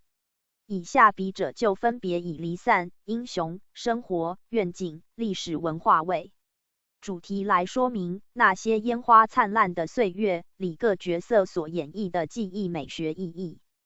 首先，水交社眷村角色面对离散具有乐观团圆的精神，并生动地表现在一对眷村夫妻从大陆到台湾的离散故事，水交社眷村拆迁的眷村第2次离散，以及众人约定一起吃团圆饭的场景里。再来，剧中有很重要一部分是展现水交社眷村居民心目中各式各样的英雄形象，不仅包含保家卫国的前线非官或退役老兵，同时也包含了为家庭着想的军人丈夫以及照顾一家老小的眷村母亲。此外，角色也共同展现了眷村生活记忆，除了刻画早年刻苦生活的记忆，也强调面对刻苦生活所展现的族群韧性，还有军人眷属必须面对的生命遗憾。除了眷村生活记忆的描写，眷村族群面对未来的愿景也是那些烟花灿烂的岁月相当重要的角色美学。剧中就透过眷村女性和美国军人结婚移居国外，台湾本省籍女性嫁入眷村所促成的文化融合，以及传家宝的传承故事，以此传达了眷村族群出走以追求更好的生活，把台湾视作家乡而希望在台湾落地生根，还有重视家族历史记忆的传承等各种愿景。最后，那些烟花灿烂的岁月也借由不少场景和角色的塑造，再现水交社眷村特有的军事历史，包含二战时期的日本海军航空队和民国时期的空军雷湖小组，以及水交社眷村重要的天主教信仰和美式生活文化等。接下来，笔者将依据那些烟花灿烂的岁月演出的录影资料来探讨那些烟花灿烂的岁月在舞台上所呈现的技艺美学。国立台南大学戏剧创作与应用学系2019 B2 舞台空间的符号意象。在那些烟花灿烂的岁月的舞台空间中，笔者观察到无论何种层次的符号意涵，全都从水交社眷村居民所认同的历史记忆、集体记忆以及眷村生活美学而来。负责舞台设计的李维木老师在设计会议上就表示，水交社眷村剧场空间过去作为水交社眷村居民的家屋，对水交社眷村居民而言具有强烈情感记忆的意义，故强调场景的建构应以水交社眷村居民的家作为舞台空间的符号基础概念。设计会议文字记录李坤运2019。此外，由于水交社眷村居民无论在文史讲座或是口述历史，都相当强调水交社眷村的军事文化历史，还有上一代从大陆来到眷村的离散集体记忆和传承故事，以及他们自身在水交社眷村的生活记忆。也就是说，对水交社眷村居民而言，水交社眷村作为他们的家，至少包含以上这些共同想象与认同。因此，那些烟花灿烂的岁月的舞台空间中，许多符号意象都与这些记陈少君、王婉容32意相关。首先，因为水交社眷村居民普遍相当重视水交社眷村的军事文化历史，所以日本海军航空队与中华民国空军的意象在那些烟花灿烂的岁月的舞台场景中都相当鲜明。饰演日本海军航空队的演员们身穿日本军服，背景挂着海军旭日旗、大东亚战略地图，以及画有零式战机与富士山的山水图，再加上以少将为中心的饮酒及舞蹈场面，呈现出一幅日本军官为军事侵略行动祝贺胜利的场景，象征着水交社眷村居民心目中日本军队作为军国主义侵略者不可一世、狂妄自大的形象。见图12。另一方面，演员们身穿中华民国空军制服，背景挂上中华民国空军的旗帜，特别是在演绎雷湖小组飞行的场景时，众演员身穿配挂红白相间缎带的蓝色空军工作服，代表凌空飞翔的战斗机群。见图13，呈现出空军与雷狐小组凌云壮志的场景，象征着空军与雷狐小组是水交社眷村居民心中永远引以为傲的英雄们。图12，日本海军航空队军官们于水交社摆设祝贺胜利宴席。图13，象征雷狐小组战斗机群编队飞行的演出。陈少君、王婉容。33。再来，水交社眷村居民也相当珍视他们的离散集体记忆和传承故事。上一代从大陆来到水交社眷村安居的故事，不断在他们的口述历史里被提及和强调。水交社眷村居民带来许多家族长辈所传承的珍贵文物，才让许多精彩的家族故事得已被发掘出来，因此离散与传承的符号意象也不断出现在那些烟花灿烂的岁月的不同记忆场景当中。例如行李可以说是离散记忆最明显的符号表现，包含序场一开始角色们提着各式各样的行李上场，见图14，以及第二景后半段一对眷村夫妻提着行李来到水交社眷村，象征水交社眷村居民从不同地方来到水交社眷村的共同经验。另外，第二景中由中性框架物件台车所组成的飞机，则代表了众多水交社眷村居民搭乘空军运输机来到台湾的集体记忆。另一方面，剧中婆婆给媳妇特别定制的红色旗袍，以及空军老兵从大陆带到台湾的狼皮，还有眷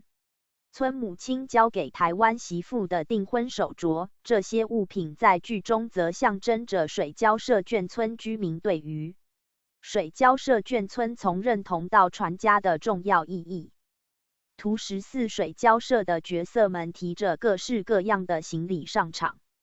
最后，水交社眷村居民在口述历史中交代许多水交社眷村特殊的生活细节，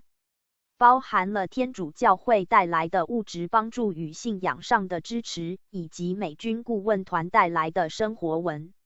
化影响等。因此，在那些烟花灿烂的岁月，不少场景中就呈现了许多水交社眷村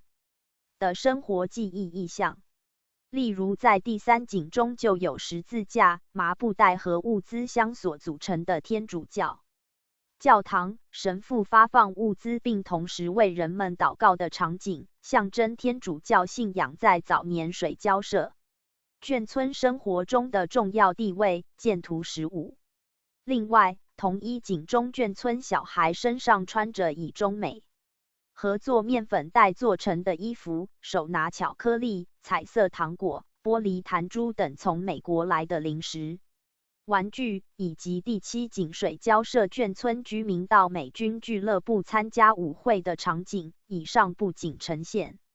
出美军顾问团对水交社眷村生活文化带来的影响，也象征美军援助台湾的这段历史是水交社眷村居民心中不可磨灭的集体记忆。陈少君、王婉容。34。图15，水交社眷村居民到教堂向神父领救济物资。3. 透过舞台上的多元设计美学，呈现出流动的记忆与乡愁。从舞台空间中的符号意象又延伸另一个命题：如何让水交社眷村居民记忆中的生命本质再次活现于舞台空间的艺术时间里。对此，那些烟花灿烂的岁月的舞台设计理念提出以流动的记忆与乡愁作为表现水交社眷村居民生命历程的重要时间美学特征。国立台南大学戏剧创作与应用学系2019 在设计会议上，导演王婉容表示，希望那些烟花灿烂的岁月的舞台美学呈现能够给人有如春、夏、秋、冬的四季流转之感。设计会议文字记录李坤运2018，也就是将文本的季节叙事美学在舞台空间中表现出来。因此，笔者认为那些烟花灿烂的岁月，其中一种很重要的美学表现，即是以文本的季节叙事美学为基础，透过舞台场景的转换方式，以及灯光、服装、音乐等剧场美学元素的变化方式，呈现流动的记忆与乡愁的时空流转感觉。那些烟花灿烂的岁月里每一个叙事场景、中性框架物件所建构的记忆场景以及厨房为代表的现实场景，全都建构在活动台车上。透过活动台车的移动，所有场景皆如流水一般在观众眼前流动，再加上代表记忆的木质拉门背景不断移位，与舞台上的场景相互搭配，进而在视觉上做到犹如电影播放的流畅感。然而要做到这一点，同时还需要幻景人员做好场景的调度和组装，而那些烟花灿烂的岁月中的幻景人员身着朴素的黑色服装，直接在观众面前进行幻景，不带任何情感，迅速而确实地将各场景台车和背景的拉门做好定位的动作，同时也操作象征船和飞机的台车行进，所有过程皆呈现出一种肃穆的美感。分为见图16。笔者认为这些幻景人员可以视为时间的拟人化，他们是代表时间的神祇、精灵，他们不带情感的行动所呈现出的肃穆美感，正是象征时空流逝的神圣美感。借由场景台车与背景木门的流动以及幻景人员的行动，陈少君、王婉容35使得那些烟花灿烂的岁月能够在视觉上呈现出时空流转的感觉。图16幻景人员在舞台上旋转厨房的台车。另一方面，那些烟花灿烂的岁月更进一步透过灯光、服装以及音乐的变化，赋予观众流动不止的感官经验，让流动的记忆与乡愁烙印在观众心中。那些烟花灿烂的岁月的灯光设计主要以3种色调呈现。第一种是偏橘暖色调的灯光，代表日治时期水交社以及眷村第一代在大陆时期的久远历史。第二种是偏黄暖色调的灯光，代表水交社眷村居民记忆的时空。第三种则是暖白色调的灯光，代表现在的时空。负责灯光设计的林慧儿老师在设计理念中表示，希望借由灯光跟随着演员的脚步和台上景物的流动，将戏中近80年的烟花灿烂岁月，包含角色们的艰困生活、纯真美好与生离死别等，在舞台空间中一一重现。国立台南大学戏剧创作与应用学系2019A。所以，那些烟花灿烂的岁月，借由这3种暖色调的灯光变化，使得季节叙事美学在舞台呈现上跳脱线性时间发展的束缚，而能够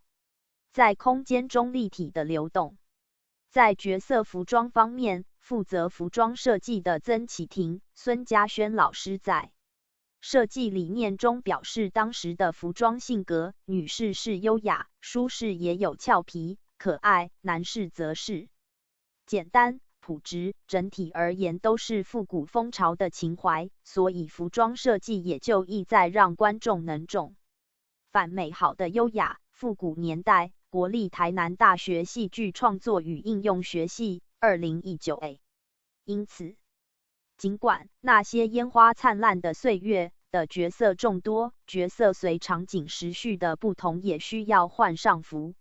和年代、年龄的装扮，但整体的衣着风格却有着共同的俏皮、优雅、朴质等美学特征，而让观众在角色的衣着变化中依然能感受到水交社眷村生活从以前到现在不变的美好风华。最后，音乐是唯一从听觉的角度赋予观众感官经验的剧场美学元素。所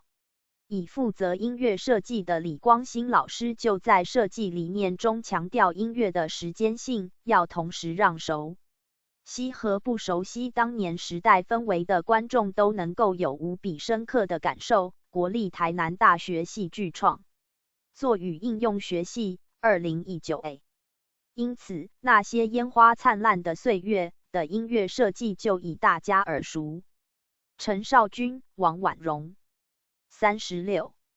能详的时代歌曲为主轴，再分别以历史文化记忆、生活集体记忆、情感集体记忆和迁移与离散的集体记忆的概念去创作配乐，以歌曲和配乐共同呈现出水交社眷村的军事历史文化记忆、眷村共有的日常生活集体记忆和文化融合记忆、水交社眷村族群重要的情感时刻，以及水交社眷村族群看待迁移、离散的情感和愿景等。这些时代歌曲创作配乐自始至终都与叙事场景相互辉映。事实再现于叙事场景，而与角色们的话语一同流动在舞台空间里，也就能够将水交社眷村的记忆与乡愁进一步刻印在观众心中。3. 那些烟花灿烂的岁月，展演美学的历史再现意义。综上所述，那些烟花灿烂的岁月的展演美学作为历史再现，笔者认为其实正是一种以记忆美学让虚构的历史叙事再现出真实的历史记忆的实践体现。在历史诗学中 ，Hayden White 指出，历史学家 Ranka 以喜剧的情节编织来书写历史，说明西方的历史书写依循了西方诗学而具有因果情节和时间统一性为标准的叙事结构。然而从那些烟花灿烂的岁月文本的叙事美学来看，则可以发现水交社眷村居民对于水交社眷村历史的情节编织诠释并不同于西方诗学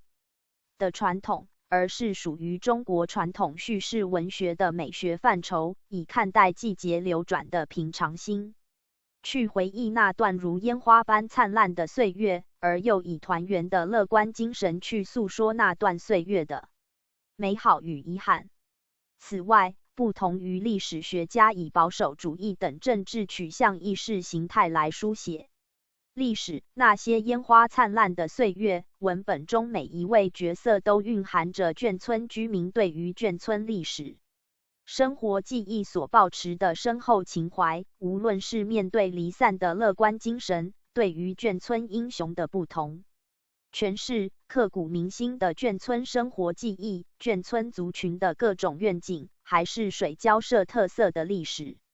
文化等，透过那些烟花灿烂的岁月的角色美学，皆展现出多元文化主义的文化取向意识形态诠释，不仅让人们得以重温水交社眷村历史记忆的岁月风华，也表现出眷村族群共有的生命本质。在舞台的美学呈现上，那些烟花灿烂的岁月，不论是以符号意象来表达情感浓厚的历史记忆，还是透过流动的剧场美学手法表现水交社眷村如四季一般的时空流转，全都栩栩如生的历史再现了水交社眷村居民重要的生命经验、历史记忆和眷村美学。从眷村族群经历离散、安居又再次离散的生命经验，再到眷村居民对于眷村遗址成为历史文化园区的乐观其成，还有他们希望把眷村曾经有过的美好传达给大众的愿景，这些鲜为人知的史实都在那些烟花灿烂的岁月的舞台上成为了真实，让原本不熟悉水交社眷村风华的观众能够产生情感共鸣，而在记忆美学所强调的艺术时间里，和水交社眷村居民一同拥有陈少君、王婉容37温了那些烟花灿烂的岁月。5. 结语。透过上述对于水交社眷村社区剧场那些烟花灿烂的岁月的编创历程和展演美学之初步探讨，笔者认为社区剧场作为民众历史叙事的实践方法，即是民众从美学和史学两方面获得赋权 （empowerment） 的过程与展现，实现以民众美学来书写和再现民众历史的权利。在美学的赋权上，社区剧场的编创历程赋予了民众尽情表述、平等交流与回馈的权利，让民众无论是水交社眷村居民还是戏剧系学生，得以建立起相互信赖的艺术伙伴关系，以此共同凝聚和筛选出具有共识的水交社眷村历史叙事，并在社区剧场的展演美学中完整的呈现和传承下去。其次，民众借由记忆美学，也被赋予了把各种的情感记忆转化为永恒艺术的权利。无论是文本上的展现，如叙事美学和角色美学，还是在舞台上的呈现，都让眷村居民曾经拥有的美好时光以及眷村族群历史记忆的情怀，像是离散经验与流动的乡愁，能够被转化为永恒的艺术符号，并赋予其美学意义，同时也与观众在彼此生命本质上产生情感的共鸣。在史学的赋权上，社区剧场的编创历程作为一种动态历史书写形式，让民众无论是水交社眷村居民还是戏剧系学生，都被赋予了艺术诠释历史的学习权利。对水交社眷村居民而言，透过社区剧场工作坊里口述历史剧场和文画绘图的理念，与学生一起即兴戏剧创作的过程，以及欣赏独剧演出后的座谈回馈，居民们大多乐于体验并认同水交社眷村历史叙事的剧场美学化。对戏剧系学生而言，居民的生命经验、情感记忆和民众美学等民众历史文化记忆的元素，则借由集体即兴编创和独剧演出的剧场编创美学，成为一种剧场美学结合史学的学习历程。在社区剧场的展演美学中，借由剧场文本与剧场舞台的表现，民众得以不同于历史学家的视角，展现出多元包容的历史叙事诠释权利。陈少君、王婉容。38. 参考文献。1. 中文文献。丁凡译，2012。剧场人类学词典。表演者的密意，原作者 Eugenio Barba、Nicola Savarese。台北书林。原著出版年1991。王志宏、李根芳译，2003。文化理论词汇，原作者 Peter Brooker。台北巨流图书。原著出版年1999。王婉容，2007。老人剧场的记忆诗学与剧场美学，以欢喜办戏团的演出为例。国立台南大学戏剧创作与应用学系编2007应用戏剧斜线剧场国际研讨会跨越文化的对谈大会手册201213台南国立台南大学。王婉容2019。社区剧场的亚洲展演，社区艺术全球在的画的社会意义与多元新貌。台北红叶文化。江正宽译，2000。后现代历史学，从卡尔和艾尔顿到罗蒂与怀特，原作者 Keith Jenkins。台北麦田。原著出版年1995。吴玛丽、谢明学、梁景云译，2006。对话性创作，现代艺术中的社群与沟通，原作者 Grant H. Castor。台北远流。原著出版年2004。李玉娇2013由叙事解析儿女英雄传中插画之作用与意义。东吴中文线上学术论文22 63-84。李继祥2001时间历史叙事、史学传统与历史理论再思。台北麦田。江宇辉译2008。普鲁斯特与符号，原作者 Gilles Deleuze。上海上海译文。原著出版年1964。普安迪1996。中国叙事学。北京大学。陈版主编1998。大家来写村史，民众参与式社区史操作手册。台北唐山。陈登武2008。历史与人生。台北三民。陈碧玲2001。90年代台湾公共艺术之研究。未出版硕士论文，南华大学环境与艺术研究所。陈亦如2007。口述历史剧场策略运用在国中表演艺术课程与情感同理与分享之行动研究。未出版硕士论文，国立台南大学戏剧创作与应用学系硕士班。黄婉瑜2003。原杂剧命题材研究。未出版硕士论文，逢甲大学中国文学研。陈少君、王婉容39。纠所。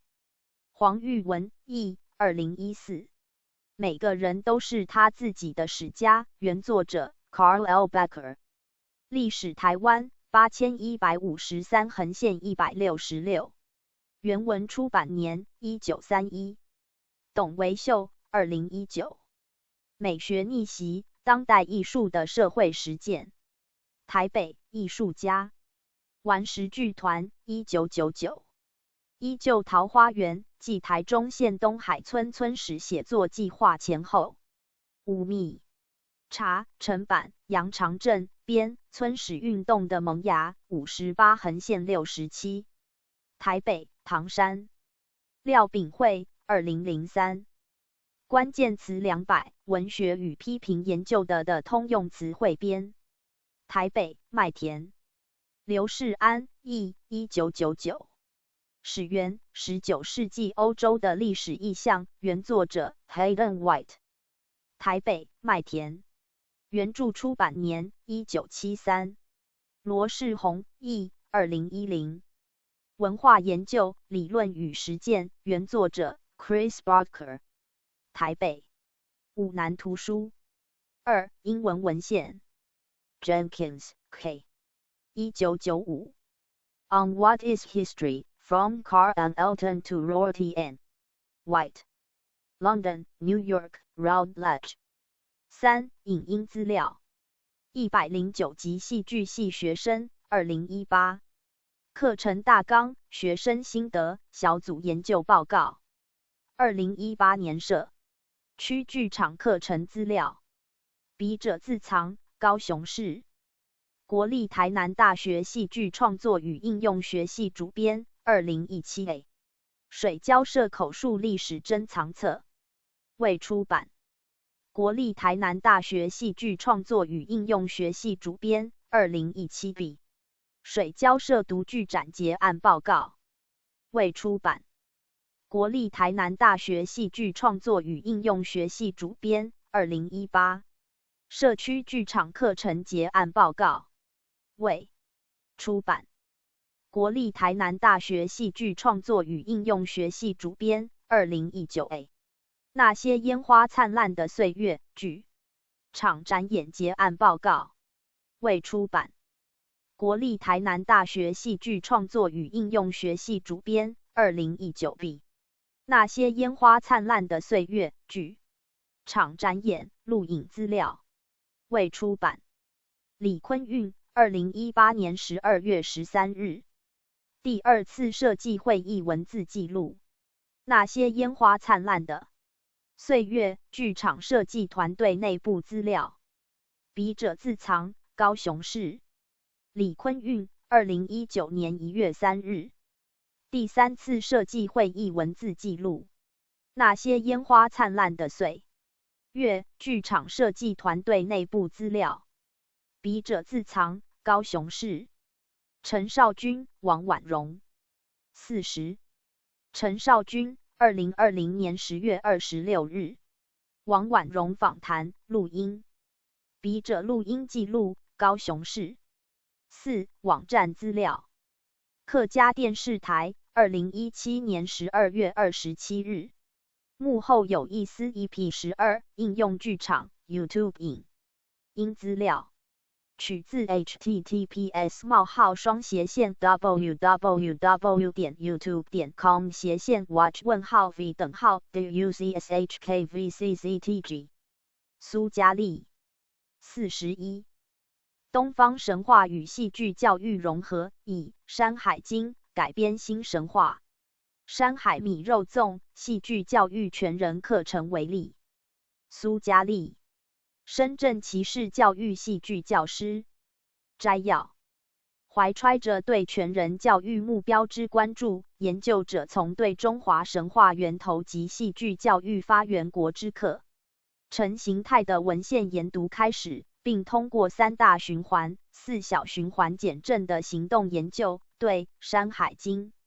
戏剧教育课程展开一系列研究与探索，包括《山海经》作为东方神话及文学之源，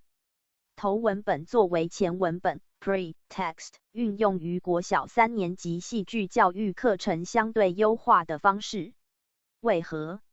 山海经》作为前文本 （pre-text） 的国小3年级戏剧教育课程模式可以有哪些？该课程在实际课程运作层面上对儿童的全人教育目标实现之作用为何？研究发现，《山海经》作为东方神话及文学之源头文本，被改编为新神话文本《山海米肉粽》后，成为混合式戏剧教育模式课程之前文本运用于国小3年级，存在实现至少9项与12年国民基本教育课程纲要总纲之全人教育出发点及培养学生核心素养目标相关的课程效能之可能性，包括在专注度、想象力、创造力、互助合作、剧场礼仪等社会性学习、戏剧创作等美感能力，促进语言表达、肢体表现、文本阅读，建立学生对神话故事和人物的浓烈兴趣，使学生深入了解和记忆相关神话人物及其故事，并能通过课程从这些古老的神话元素中汲取到现代儿童所需要的精神支持和成长力量等方面。关键字：东方神话、创造性戏剧、混合式戏剧教育课程模式、全人教育、山海经改编新神话。苏嘉丽。42。Combination of Eastern mythology and drama education. Shanhaijing Drama Education Holistic Course Action. Research as an example. Zhe Lisu. Teacher of Shenzhen Kids Drama. Abstract. With a concern for the construction of the goal of holistic education, the author started from the study of the literature on the origin of Chinese mythology and the form of the curriculum in America where drama education originated and searched for Shanhaijing.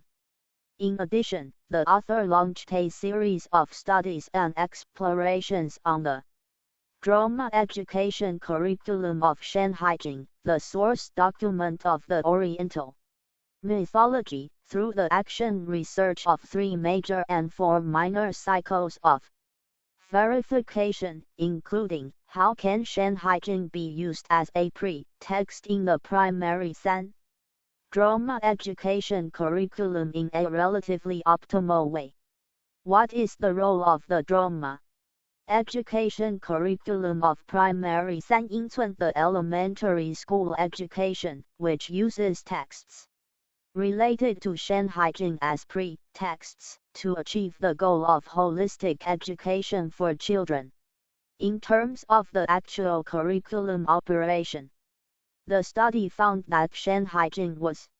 adapted into a new mythological text, Shanhai Moral Song, which was later applied as a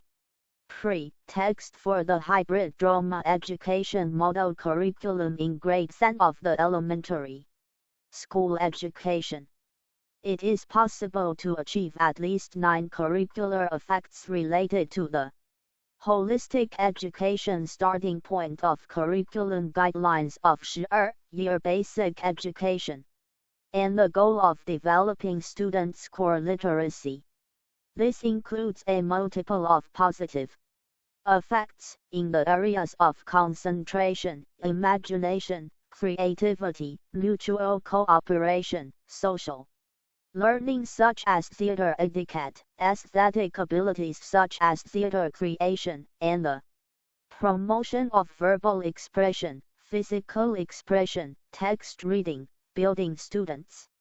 strong interest in mythological stories and characters, enabling them to understand and remember relevant mythological characters and their stories deeply while drawing from these ancient mythological elements through the curriculum to provide the spiritual support and growing power that modern children need. Keywords: Eastern mythology, creative drama, hybrid drama education. 苏嘉丽 43 Approach, holistic education, new, myth adapted from Shanhaijing. 苏嘉丽44 1. 前言与研究动机。回顾戏剧教育在2000年前后，随着旧课纲课程改革，以表演艺术课程形态进入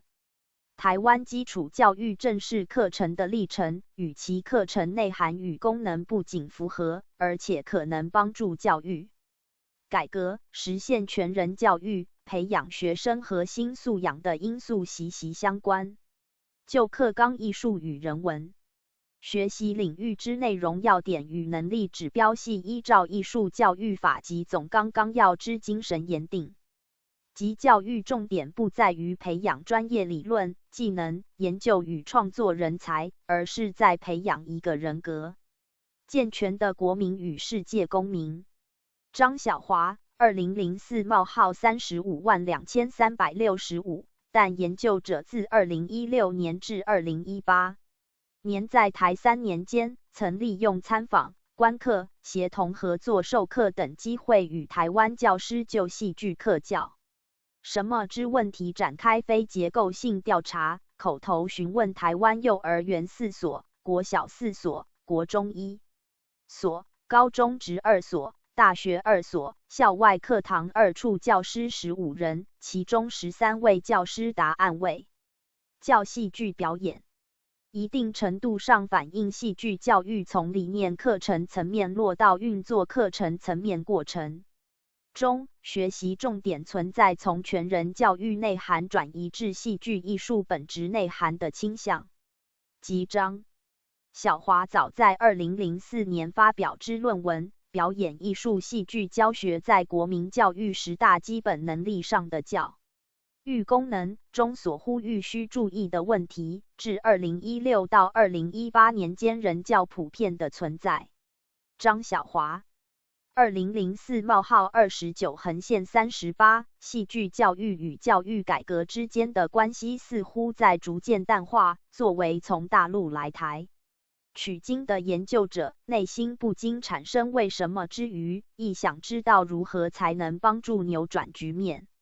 以帮助表演艺术教师、教育同儕理解及贯彻戏剧教育作为一般教育之功能及培养儿童综合全面的发展核心素养及奠定基本学历，并具备通识应用能力。1. 研究背景。1. 东亚地区当代教育危机与困境。第一为分数论及升学主义下学生学业压力过大、低成就感与低自我认同危机。对台湾学生身心发展危机的问题，刘玉玲指出，传统以考试取材的教育体系已衍生无数积重难返的结构性障碍，而造成危机的主要原因是在考试决定教育观和价值观的影响下，被标签化的学业低成就感学生更加缺乏必要的关注与成功经验。刘玉玲2015-260可以说，以分数为中心，以升学为目标，以考试决定输赢的教育环境，造成相当一部分学生无法建立良好的自我意识、自我概念到自尊低下的自我成就感，为这群面临教育失败危机的危机学生构成了诱发自我社会交往与认知发展间恶性交互循环的重要因素。这样的局面在东亚，尤其是曾受科举文化影响下之中华文化圈内之国家和地区普遍存在，其中中国大陆更表现为应试教育与素质教育前后长达30多年之久的博弈，即使有着郑苏嘉丽45府历年关于减轻学业负担政策的指导，但越减越烈的应试教育仍然持续至今。比起过往，甚至有过之而无不及，以规模空前的补习教育和超前教育为当代表现。置身于剧场效应般的应试教育的畸形教育漩涡中，校长、老师、学生和家长就如在剧场中的观众，由于前排的人站起来看戏，后面的人不得不踮起脚尖，甚至站到椅子上，以高于前排观众的视线才能保证看得成戏。应试教育中，所有人都生怕输在起跑线上，教育焦虑使大部分人不得不参与超前教育兼应试教育的赛跑，分数越来越贬值。各级学校甚至补习机构用于挑选高分生源的考题越来越刁钻，学生的学业负担越来越重，目标却离育人的本质越来越远。第二，家庭因素引发学生成长危机。与西方发达国家的工业化、都市化与信息化进程长达数百年不同，东亚地区的工业化、都市化与信息化进程集中在上世纪60年代至今的半个世纪间。终于纷纷走出殖民阴影的东亚国家和地区，普遍步履急促地走在追赶西方发达国家的道路上。社会形态、人们的生活观念、家庭观念与婚姻观念在工业化、都市化与信息化的影响下，均发生着巨大的变化。社会巨变所导致的一系列变化，例如不断走高的离婚率、父母双方均需工作的双职工和新家庭取代主干家庭的结构，成年人工作与生活越来越忙碌，工作流动导致更频繁的家庭迁徙，这些都是家庭层面上导致学生发生成长危机的因素。刘玉玲2015-261。第三，以学科为中心的课程取向产生负面影响。从东亚地区上世纪末以来的教育改革趋势上看，国家与地区宏观教育政策从以学科中心逐步转向以学习者为中心的课程取向，例如，无论台湾的新课纲还是旧课纲都强调全人教育的目标和课程的统整性。中国大陆的中国学生发展核心素养倡导以培养全面发展的人为教育核心目标的核心素养体系。香港的教育政策则在通识课程、艺术教育上着力。然而在正式课程和运作课程层面，台湾、中国大陆、香港、澳门的教学现场仍难摆脱以学科分科进行教学的实务状态。黄雅穗2013-17。黄雅穗指出，以学科为中兴的课程取向成为主流是源于二次世界大战及1960年代以来美苏太空军备竞赛，对工业发展、知识专门化与深度的强调与重视。该取向虽然对工业发展与科技进步具有推动作用，但是也带来一系列问题，例如知识被人为的科目划分切割的支离破碎，学习者因此也无法获得统整的知识与经验，使得学生在分割的学科中的所学无法连结旧知识，无法连结其他学科的知识，无法连结自身的经验，更无法连结真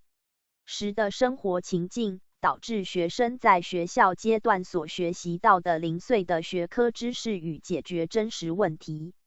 能力脱节。该课程取向常以学科目标为主，往往追求课程绩效和标准化测验考试的高分数。黄雅穗2013-15/16，因此也是为分数论及升学主义下学生学业压力、低成就感与低自我认同危机的重要因素之一。苏嘉丽46。第四，通过游戏帮助想象力、创造力，社会性学习支持条件不足，从儿童发展规律可知，包括认知、语言、情绪、身体、创造力、自我发展、社会交往等在内的儿童身心发展各方面，游戏课程均能起到重要的良性促进作用。叶平之、杨宁义2012-39/47，但在以学科为中心的课程取向惯性的指导下，游戏在小学以上阶段教育中的地位与作用被严重低估与忽视。纵观台湾、中国大陆、香港、澳门小学以上至基础教育学制中，普遍缺乏游戏的位置，最容易容纳游戏化课程之综合活动课在台湾、中国大陆、香港、澳门普遍属于最易被挤占课时的弹性课程，直接导致儿童及青少年在想象力、创造力及社会性学习等方面的学习与发展需求缺乏必要的课程支持。第五，媒介威胁。尼尔·波兹曼 （Neil Postman） 的《童年的消逝》分析指出，童年概念的产生及其消逝的趋势与印刷媒介的兴起与衰落直接相关。印刷与排版既为更大范围的人群赋予文化权，又使读写能力成为区分成年人与儿童的分界线。然而，随着以电视为代表的电子图像媒介的兴起，成年人与儿童之间的信息获取权日趋扁平化。在美国，裹挟着色情与暴力的电视节目以图像化、戏剧化、故事化、碎片化的方式无差别地对成人和儿童全天候免费轰炸。电视节目与广告的图像化叙事属性使得儿童没有信息接收门槛，两个群体间的分界线正在以儿童成人化和成人儿童化的趋势快速消解。首先是亲子口述故事的传统，儿童自发性的进行游戏及学校教授内容在儿童心中的地位被大众媒介中声色犬马的内容所取代，随之而来的是儿童的性早熟、急速攀升的儿童与青少年犯罪率、离家出走等危机，还有儿童好奇心、童真及想象力的失落。可以说，弗里德里希·弗路贝尔 （Friedrich Froebel）、约翰·培斯泰洛奇 （John Pestalozzi）、玛利亚·蒙特梭利 （Maria Montessori）、皮亚杰、阿诺德·格塞尔 （Arnold Geisel） 和 A.S. 尼尔 （A.S. Neil） 等教育哲学家承袭自让·卢梭 （Jean-Jacques Rousseau） 的对儿童的心理状态不同于成年人的信念和以此为基础建立起来的根据儿童阶段性发展特征给予儿童适性培育的现代教育理念与理想，受到大众媒介极大的冲击。家庭和学校是维系成人权威的两股重要力量。由于离婚率的逐年攀升，家庭也在时代的巨变下受到颠覆，习惯了以知识传授为目标的学校及其教职员工亦因信息大爆炸而对学校应该叫什么，甚至对学校存在的价值是什么感到迷茫。吴燕婷译2015-3 197-199 20世纪下半叶是美国文化强势影响全球的半个世纪。波兹曼所描绘的近50年前出现在美国的童年消逝的景象，在计算机及互联网科技所带来的信息化浪潮的加强下，童年消逝现象在今天的东亚地区有过之而无不及。在科技深刻改变包含教育在内的人类生活的大背景下，东亚国家与地区如何吸取西方国家的经验教训，如何从在的文苏加利47话语教育基因中找寻有用资源，当地教育又如何发挥其守护童年的作用，让科技发展为人服务，而不是反其道而行之，是东亚地区当代教育面临的重大难题。2. 全人教育。鉴于当代台湾及其所在之东亚地区面临的学生成长危机与困境，台湾乃至东亚均需要引入一种更为整体、综合的教育哲学，用以平衡科技挂帅所导致的强调分析精熟的原子论教育哲学。全人教育正是顺应这样的时代需求应运而生的一种课程理念。根据全人教育先驱之一约翰·米勒 （John P. Miller） 的梳理，从哲学上看，全人教育是实用主义及整全论对原子论过分分割世界之局限性的反驳在教育领域的体现。这样的哲学传统在东西方文化中都能溯源。教育思潮脉络上，全人教育沿袭卢梭、裴斯塔洛奇、福禄贝尔、蒙特梭利、托尔斯泰、鲁道夫斯坦纳、杜威、尼尔等人本主义教育家尊重儿童的天性和虽表述方式不一，但大致意思较为统一的以儿童为中心之教育精神与主张。张淑美等译2009-25-47 105-123。杜威反对把课程分门别类，设计成整齐划一的内容和教材，好让按年龄编班的孩子静听这些统一的内容。他提出一种以重心的转移为内容的教育变革，这场变革把过往在儿童以外的，要么在老师，要么在教科书或其他任何地方，唯独不在儿童自己的直接本能和活动，重心转移到儿童上。儿童变成了太阳，教育的各种措施围绕着这个中心旋转，儿童是中心，教育的各种措施围绕着他们而组织起来。赵祥林、任忠印、吴志宏译2005-41。杜威认为，教育就是负责引出，因此学校和教师该做的应该是激发儿童的好奇心与兴趣，使他们在好奇心与兴趣的推动下探索、实践、行动，去做他们感兴趣之事。教师只需要抓住儿童需要指导的时机进行引导或提供指导，使儿童学习的过程从过往被动吸收知识的方式转化为主动获得、创造经验与知识的方式，从而保持儿童的个体主体性与整体性。儿童并非被动吸收的机器。在杜威的实验学校里，学生得以了解社区、社会，自己动手探索，尝试参与社会工作、生活，在做中学。赵祥林等译2005-42，以儿童学习者自身作为主体进行连贯的实践与行动，建构其自身的经验、知识与创造力。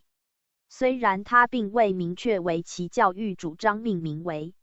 全人教育，但其注重儿童学习之主体性、整体性、关联性与一贯性等理念均与20世纪后期建成体系的全人教育课程理念交集甚多。苏嘉丽48 20世纪80年代以来，由加德纳提出的多元智能理论颠覆了以 IQ 测试为核心的传统教育观念，把以语言和数理逻辑为核心的传统智力理论扩展到包括语言、音乐、数理逻辑、空间、身体动觉、内省、人际关系、大自然博物、存在等多元智能理论时代。由于遗传及后天所受教育的原因，每位儿童身上具有不同的智能组合，因此加德纳多元智能理论延伸出来的教育学运用非常注重因材施教，以艺术教育为手段，促进儿童多元智能发展。因此多元智能理论在智能研究层面肯定了以艺术教育为手段，以儿童为中心，促进儿童多元全面发展的重要性，对全球各国教育改革影响深远，也与各国全人教育之定义，例如台湾教育部对全人教育的词条定义之精神高度吻合。以米勒为先驱的全人教育教师社群所发展出来的全人课程理论，强调关系与关联，包含直观的关联、身体与心智的关联、科目的关联、社群的关联、与的球的关联、与真我的关联。而通过律动、舞蹈、戏剧、斜线、即兴演出等课程活动，借由对文学、故事、神话文本的阅读和学习与创造性写作等课程内容，以比喻教学、引导星象与视觉想象等教学方法，全人课程得以达成前文所述之各个面向的关联，从而培育更多全面发展的、身心健康的、有灵魂和有活力的地球公民。张淑美等。译2009-127。本研究之全人教育主要以教育部教育云网站对全人教育词条之定义为内涵的同时，兼顾融合了杜威、加德纳和以米勒为先驱的全人教育教师社群所发展出来的全人课程理论为核心课程理论。2、研究动机。在上述问题与背景之驱动下，研究者怀揣着对本土化戏剧教育课程建构及其全人教育目标之关注，对中华地区之本土化文本展开寻索。神话作为一种追问人生终极问题的幻想性文本，首先进入研究者的文本选择范围。中日两国儿童文学学者大多沿用松村武雄对神话之定义，以神话指代原始先民所创造的幻想故事。林良2011在其儿童文学创作理论专著《浅鱼的艺术》中提到，神话是人类杰出的想象活动的遗产，因此神话大多与神、创世、人类的来源或有神性的人和动植物有关。与儿童的如果怎么办的提问是其可能性思维萌发的证据，类似神话正是世界各地原始先民可能性思维萌发的证据，是他们幻想行为、想象力与创造性潜能发展的成果。可以说，每位儿童在童年期乐此不疲的自发性戏剧游戏和运用想象和幻想来试图探究世界和我的来源这个行为，与世界各地的原始先民在人类童年期运用想象和幻想来试图解释世界和人类来源的心理发生机。苏嘉丽49至极为相似，区别在于作为人类各民族经年累月积累下来的神话所涵盖的主题必然会比作为个体的儿童的想象、幻想与扮演的主题广泛得多，当中也包含了很多属于成年生活的主题。那么，如果从这些杰出的神话遗产中选取适合儿童阅读或体验的主题，第一方面将能为儿童创设发挥想象力和幻想空间的如果怎么办的心理环境。第二方面，在某种程度上，在儿童最需要时期，童年期，为他们提供了汲取各民族原始先民想象遗产和人生智慧的宝贵机会。第三方面，神话对治疗现代人的关系丧失病上所起到的作用，受益者也包括儿童人群，即神话也同样可以疗愈现代儿童身上的关系丧失病，进而某种程度上解决东亚地区当代教育危机与困境。通过探寻适合与戏剧教育进行融合的东方神话文本，找到它们与戏剧教育课程融合的适切方式，并对融合后之课程展开课程实践与全人教育作用之研究与分析，是研究者的研究动机。因此，自2017年12月至2018年12月间，研究者展开了一项围绕东方神话与戏剧教育的融合的课程行动研究，以下简称本研究。通过本研究，研究者试图回应当代台湾社会全人教育之需求与趋势，以帮助表演艺术教师、教育同儕理解及贯彻戏剧教育作为一般教育之功能，及培养儿童综合全面的发展核心素养及奠定基本学历，并具备通识应用能力，以助力儿童更多的认识、传承本民族文化，理解并尊重周边及世界各地的族群与文化，培养平等多元的文化视角。2、研究目的与研究问题。基于前文所述之研究动机，研究者在寻索中华地区之本土化神话文本过程中，找到《山海经》这部作为中华上古神话源头性文本，也是东方神话中具有代表性的文本，形成研究目的。发现研究问题如下： 1、研究目的。本研究旨在探讨以《山海经》相关文本作为戏剧教育课程之前文本并建构课程的可能性，厘清戏剧教育发源国之戏剧教育课程形态及特征，探索以《山海经》相关前文本与能适切回应当代台湾社会之教育需求、趋势和儿童成长之重要问题的戏剧教育课程之融合方式，建构以《山海经》相关文本为前文本的戏剧教育课程用于国小3年级正式课堂，并在课程的执行与循环检视中观察其在助力全人教育之作用与效能。苏嘉丽50。2、研究问题之发现。在本研究为准备采取行动而研究部分，研究者分别对东方神话之源头文本《山海经》及其相关戏剧教育课程前文本资源和台湾戏剧教育之源头美国戏剧教育课程进行内容分析和论述分析，通过文献阅读、多种资料交互验证、修正研就问题，研究者展开本研究之为准备采取行动而研究及在行动中研究2大阶段的过程中，发现如下3个实务问题。1、《山海经》原古文及其儿童文学改编作品与戏剧教育课程融合之适切性问题。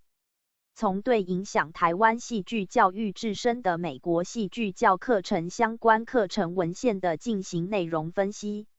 可知美国20世纪以来的戏剧教育课程发展均以温尼佛·伍尔德 （Winifred Ward） 所开创之创造性戏剧课程形态为基础。创造性戏剧也被称为线性戏剧 （Linear Drama） 与过程导向的戏剧。Process-oriented drama 有时也被简称为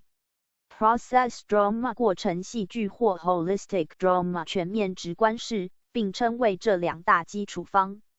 法。Walter et al. 2015 p. 28。由于是在教育学语境下的戏剧，因此线性戏剧与过程导向的戏剧实乃戏剧教育两大基础性课程组织形式，为使翻译名词更接近原文内涵和便于记忆，笔者后文称两者为线性戏剧 （linear drama） 教育课程模式和全面直观的戏剧 （holistic drama） 教育课程模式。从历史的角度看，线性戏剧教育课程模式和全面直观的戏剧教育课程模式分别起源于英、美国创造性戏剧课程的主体内容是包裹故事以戏剧外衣的故事戏剧化 （story dramatize） 活动，所以台湾戏剧教育之源头形态，创造性戏剧课程及线性戏剧教育课程模式对故事或儿童文学前文本依赖性较大，但是以文言文写就的《山海经》原文本存在一定现代教育适应性问题，例如学生听不懂，或神话中充斥着众神的离谱行为而像是一贴剧烈的猛药。林永纯义2018-38有功能显著的积极一面，也有容易因难以控制剂量而引发副作用的消极一面，同时适合直接运用于国小3年级线性戏剧教育课程的《山海经》现代儿童文学改编作品也极其缺乏。研究者使用开卷 SMART 资料查询分析系统，以山海为关键词，搜寻出自2013年起尚在市场发行或新发行的与《山海经》相关的出版物500种，分为教辅教材、科技、少儿、社科、生活休闲、文艺、语言7大分类，其中教辅教材和少儿类合共119种，文艺和语言类合共98种，加上台湾出版的相关作品10种，从227种《山海经》相关出版物中发现对儿童年龄层0到15岁是读之儿童文学作品，撇除古易经类作品，目标读者为成人之文学。苏嘉丽51学术类著作、科普、地理等知识传播类教辅作品8部，分别为妖怪小学以谁来报道。林世仁2015新说山海经，张锦江等2017山海经童话，卢明2016迷失山海之寻找，彭彭2016童话山海经，萧茂2017山海经新传说，薛涛2016童话山海经，林义伟2016写给孩子的山海经，竹马书坊2017。如果已被誉为儿童文学创作圣经的《浅语的艺术》，林良2011优秀儿童文学作品的衡量标准，即可感程度、儿童语言风格符合程度、正面暗示的运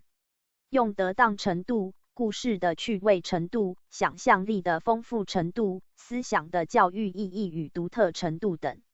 6大标准，再加上故事单元长度、完整故事长度及适读年龄层3个维度加以检视上述8部《山海经》现代儿童文学改编作品作为线性戏剧教育课程前文本之适合程度，几乎没有一本适合直接运用于国小3年级戏剧教育课程。2. 怎样的戏剧教育课程形态较贴合当代台湾社会全人教育之需求与趋势？鉴于当代台湾乃至整个东亚地区普遍存在前文所述之共同教育危机与困境现状，为分数论及升学主义下学生学业压力大、成就感低与自我认同程度低。国小3年级儿童年龄为9岁，正处于学龄期；6岁到12岁的中间阶段，有一对该阶段儿童发展非常重要，主要体现在为儿童的社会性发展提供独特的机会上，包括交往技能、协作技能、同理心、自信心、面对孤独和压力的能力、解决冲突、建立和维持信任、建立亲密关系等方面上。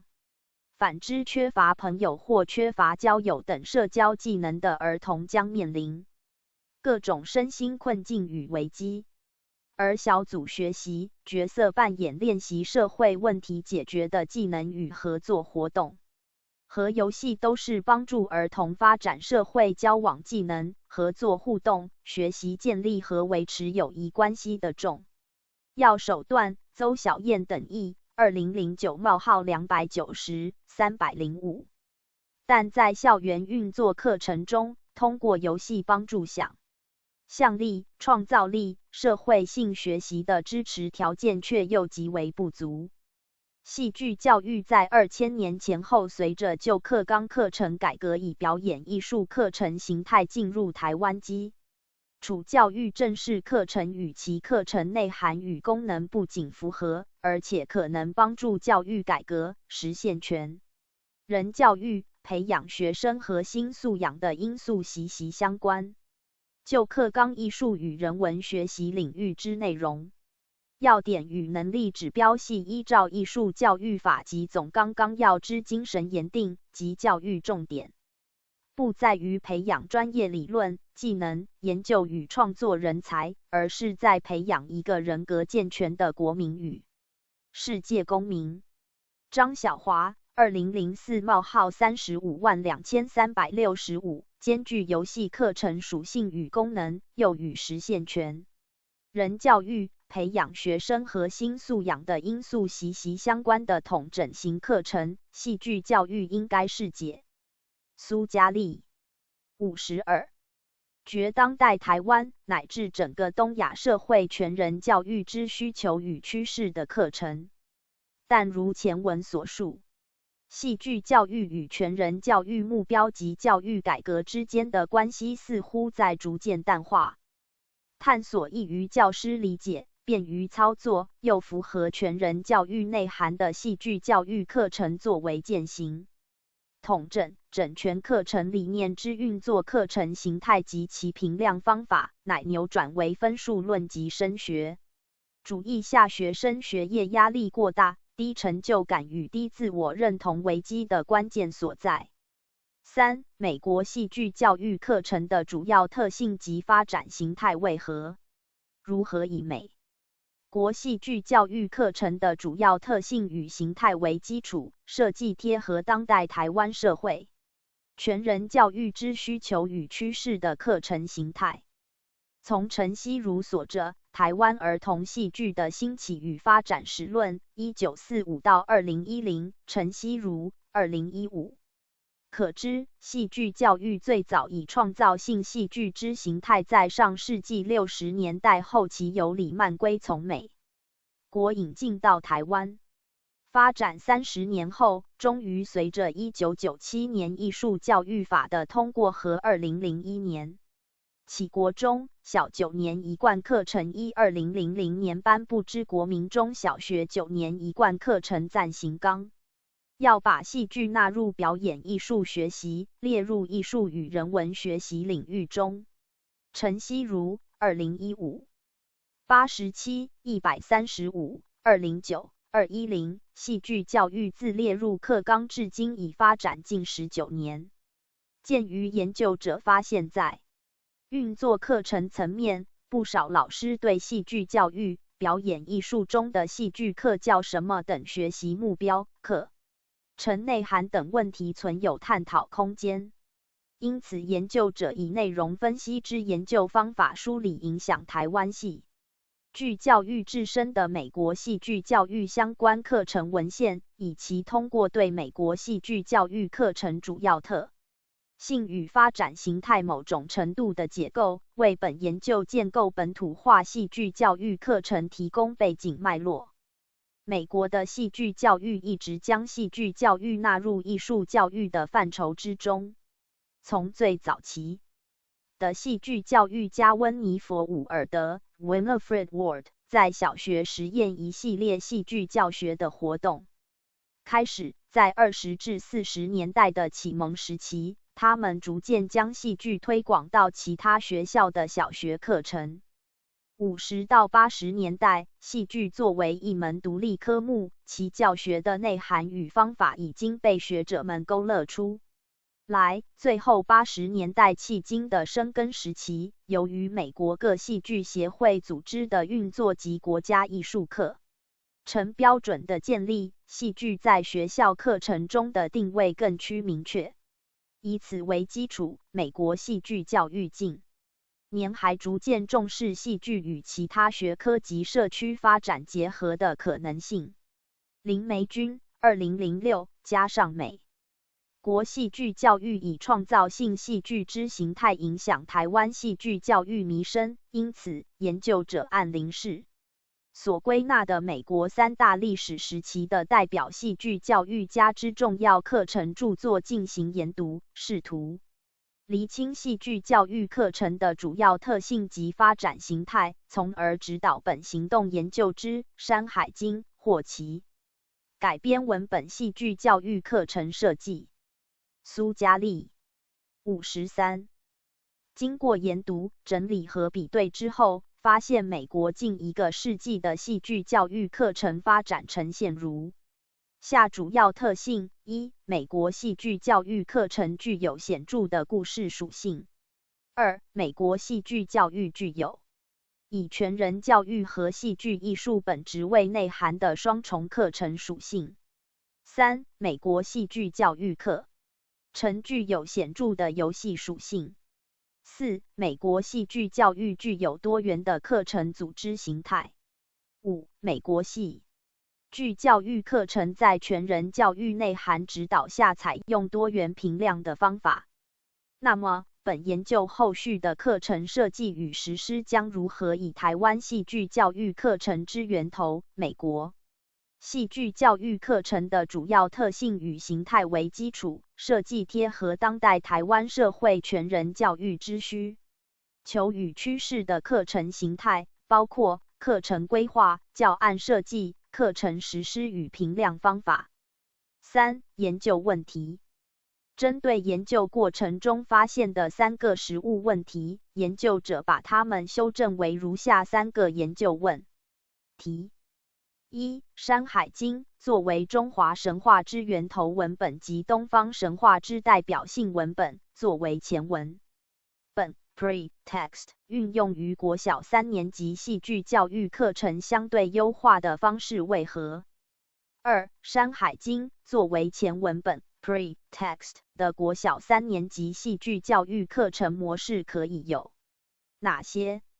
？3. 以山海经相关文本为前文本的国小3年级戏剧教育课程，在实际课程运作层面上对儿童的全人教育目标实现之作用为何？参研究方法。实验性与变异性并存的戏剧教育在亚洲这片东方土地上落地生根的过程。1. 只与教育改革的浪潮同时进行。本研究者亦延续戏剧教育的实验性与变异性，以戏剧教育的本土化探索继续配合教育改革的深入进行。因此，本研究采取批判社会科学研究取向中在行动中认知，在行动中反省，对行动做反省。郑增才2006 18的行动研究方法为主。由于本研究亦涵盖了对课程文本与课程源头形态之考据工作，因此在研究方法上亦做了实验与变异，把内容分析和论述分析融合在行动研究之中。1. 研究架构。苏嘉丽54本研究之研究架构分为为准备采取行动而研究，在行动中研究，对行动的研究3大阶段。3大阶段又构成了本研究3大循环。见图1。计划、行动、观察、反思、改善后之再计划渗透在3大循环中。其中第一阶段为准备采取行动而研究阶段，包括了发现实务问题、形成研究问题、阅读文献、多种资料交互验证、修正研究问题等步骤。第二阶段在行动中研究阶段包括了准备课程故事文本、课程规划、课程设计、前导研究、课程实施等步骤。第三阶段对行动的研究阶段包括依据评量资料针对课程实施的反思与改进，依据评量资料针对课程设计的反思与改进，依据评量资料针对课程规划的反思与改进，依据评量资料针对研究问题或研究方法的调整与校正，撰写论文等步骤，如图2所示。图一本行动研究之双路径循环结构示意图。资料来源：研究者自制。行动反思、观察、观察、行动。循环2，在行动中研究。循环3，对行动的研究、反思。循环1，为准备采取行动而研究。计划、行动、观察、反思。苏嘉丽。55。图2本研究架构图。资料来源：研究者自制。发现实务问题。形成研究问题。阅读文献。多种资料交互验证。修正研究问题。准备课程故事文本。课程规划。课程设计。前导研究。课程实施。依据评量资料针对课程实施的反思与改进。依据评量资料针对课程设计的反思与改进。依据评量资料针对课程规划的反思与改进。依据评量资料针对研究问题或研究方法的调整与校正，撰写论文。第一大循环，为准备采取行动而研究。第二大循环，在行动中研究。第三大循环，对行动的研究。苏嘉丽。56。1. 第一大循环，在为准备采取行动而研究阶段中，首先对美国启蒙、发展和生根时期戏剧教育课程论著和《山海经》原文本及其相关文献采用内容分析和论述分析的方法进行研读，并归纳总结出《山海经》文本之属性，以《山海经》为改编素材之现代儿童文学作品创作现况和戏剧教育在其源头国之课程特性和发展形态。2. 第二大循环。第二大循环在行动中研究包含了准备课程故事文本、课程规划、课程设计、前导研究、课程实施。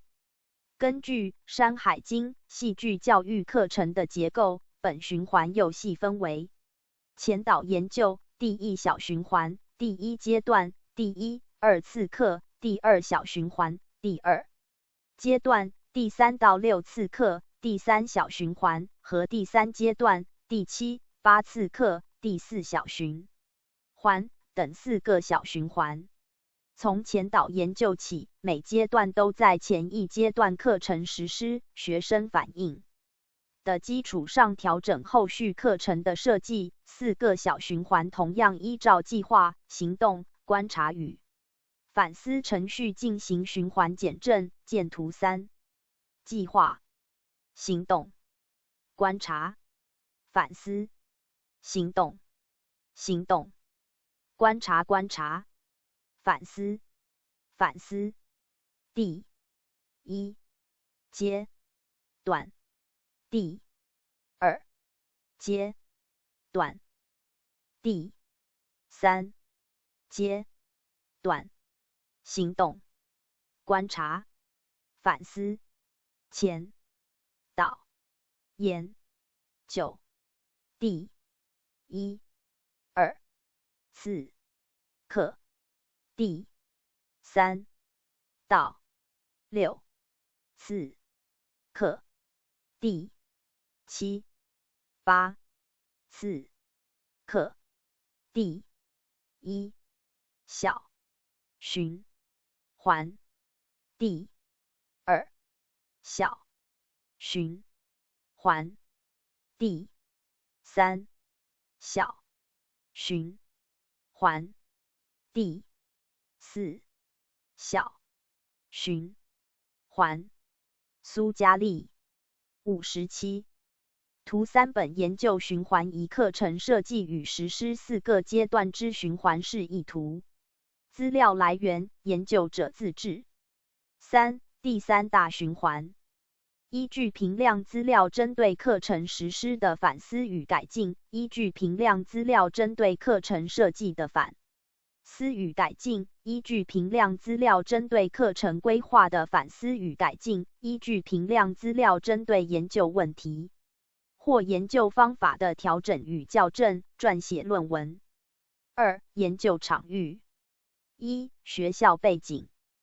高雄市 A 国小，化名，是一所位于高雄市中心的公立小学，学生以高雄市市区中3个里的学童为主，均为城市中长大的孩子。2. 班级、课时、教室安排。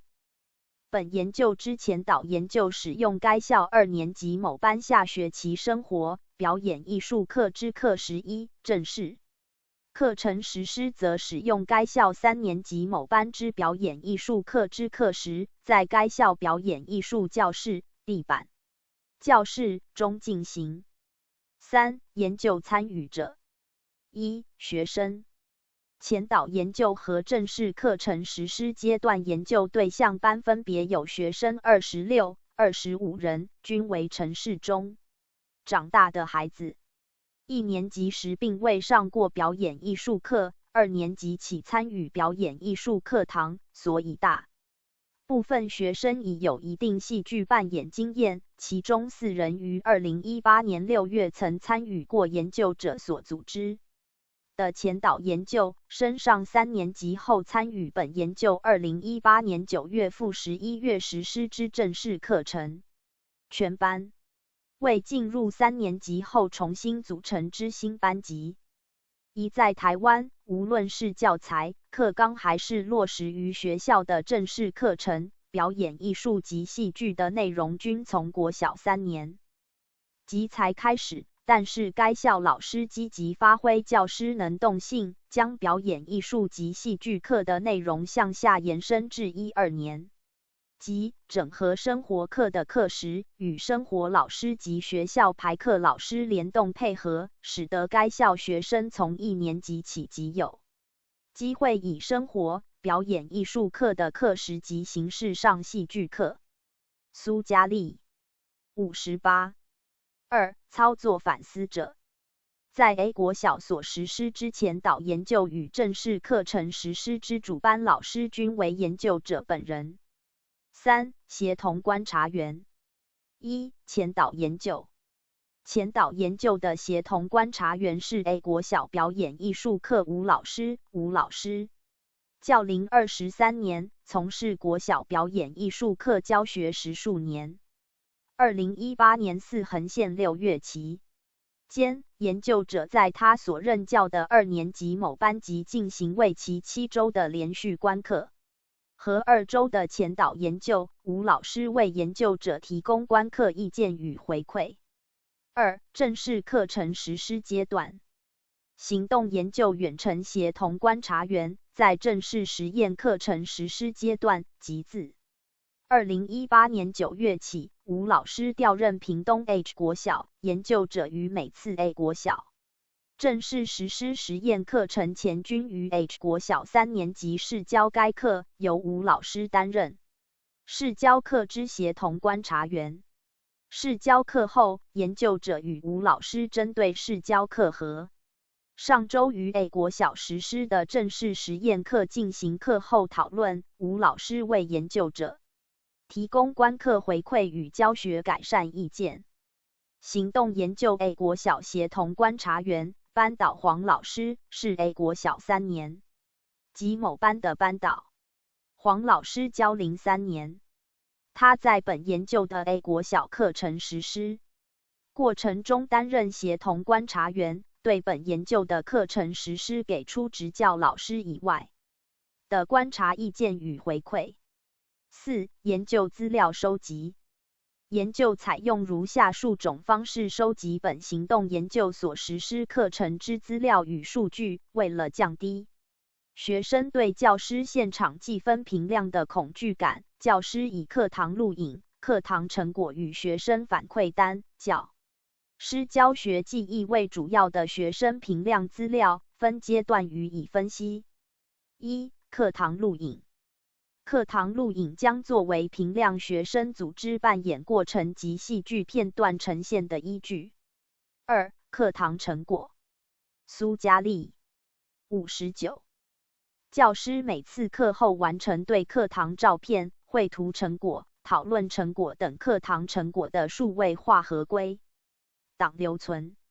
3. 学生反馈单。研究者在前导研究与正式课程实施的最后一个课次派发学生反馈单，收集学生的自评、互评与评课信息。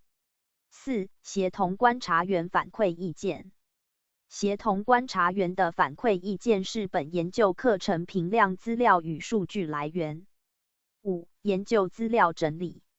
行动研究过程中定期收集相关资料与数据，以双路径的方式分析资料并做循环检证。研究者对资料进行编码，以协代表协同观察员 S 代表 A 国小学生，路代表课堂录影档，果代表课堂成果，单代表反馈单。资料编码方式及编码代表含义如表一。表一。本研究资料编码方式及编码代表含义表。资料类别编码举例编码代表含义。课堂录影档2018-0924影译该资料为2018年9月24日课堂第1段录影档。课堂成果20181001果13579。该资料为2018年10月10日，学号为1、3、5、7、9学生合作之课堂成果。学生反馈单2018-1105单 S8。该资料为学号为8学生在2018年11月5日填写之学生反馈单。协同观察员反馈2018-1105协。该资料为协同观察员在2018年11月5日反馈之意见。资料来源：研究者自制。6. 研究限制。由于本研究的主体部分为实施在国小3年级教室中的行动研究，研究者作为一名来自中国大陆的戏剧教育工作者，台南大学戏剧系研究所的在读硕士，身兼本研究的课程实施者与行动研究的研究者多重身份。在这样的情况下，可能会出苏嘉丽60。现研究者身份的限制的限制，研究者来自中国大陆的知识背景有可能限制了研究者在设计与实施课程的过程中对台湾社会、台湾教育、台湾学生背景脉络与当下情况的认知与判断。为此，研究者借由研究前的持续观课、修习如艺术与人文教材教法等戏剧教育师培课程，研读课纲，并与多位国中小及幼稚园一线教师保持交流，了解教学现况等措施，增进对台湾教育的了解，以弥补研究者对台湾教育背景了解的不足。4. 研究结果。由于《山海经》原文本及其《山海经》现代儿童文学改编作品某种程度上均难以直接运用于国小3年级戏剧教育课程，研究者在第2大循环在行动中研究准被课程故事文本环节中展开，《山海经》新神话改编创作。研究者先以内容分析之方法，以幻想性之特征去检视《山海经》这部蕴藏着丰富上古神话的典籍，筛选出其幻想性元素161处，从中选取出钱明资1997较受在中国古代神话与传说中所述及的在民间广为流传之神话片段与形象，建构了神话人物角色关系架构，如图4自编成一篇合共7小节的《山海经》新神话文本《山海米肉粽》，作为本行动研究国小3年级《山海经》戏剧教育课程之前文本。图4山海米肉粽神话人物角色关系架构图。资料来源：研究者自制。苏嘉丽。61。山海米肉粽有2大主要议题，第一个是如何面对孤独，第二个是如何面对暴力。孤独这个议题的选取源自研究者对研究对象的观察。2018年4横线6月期间，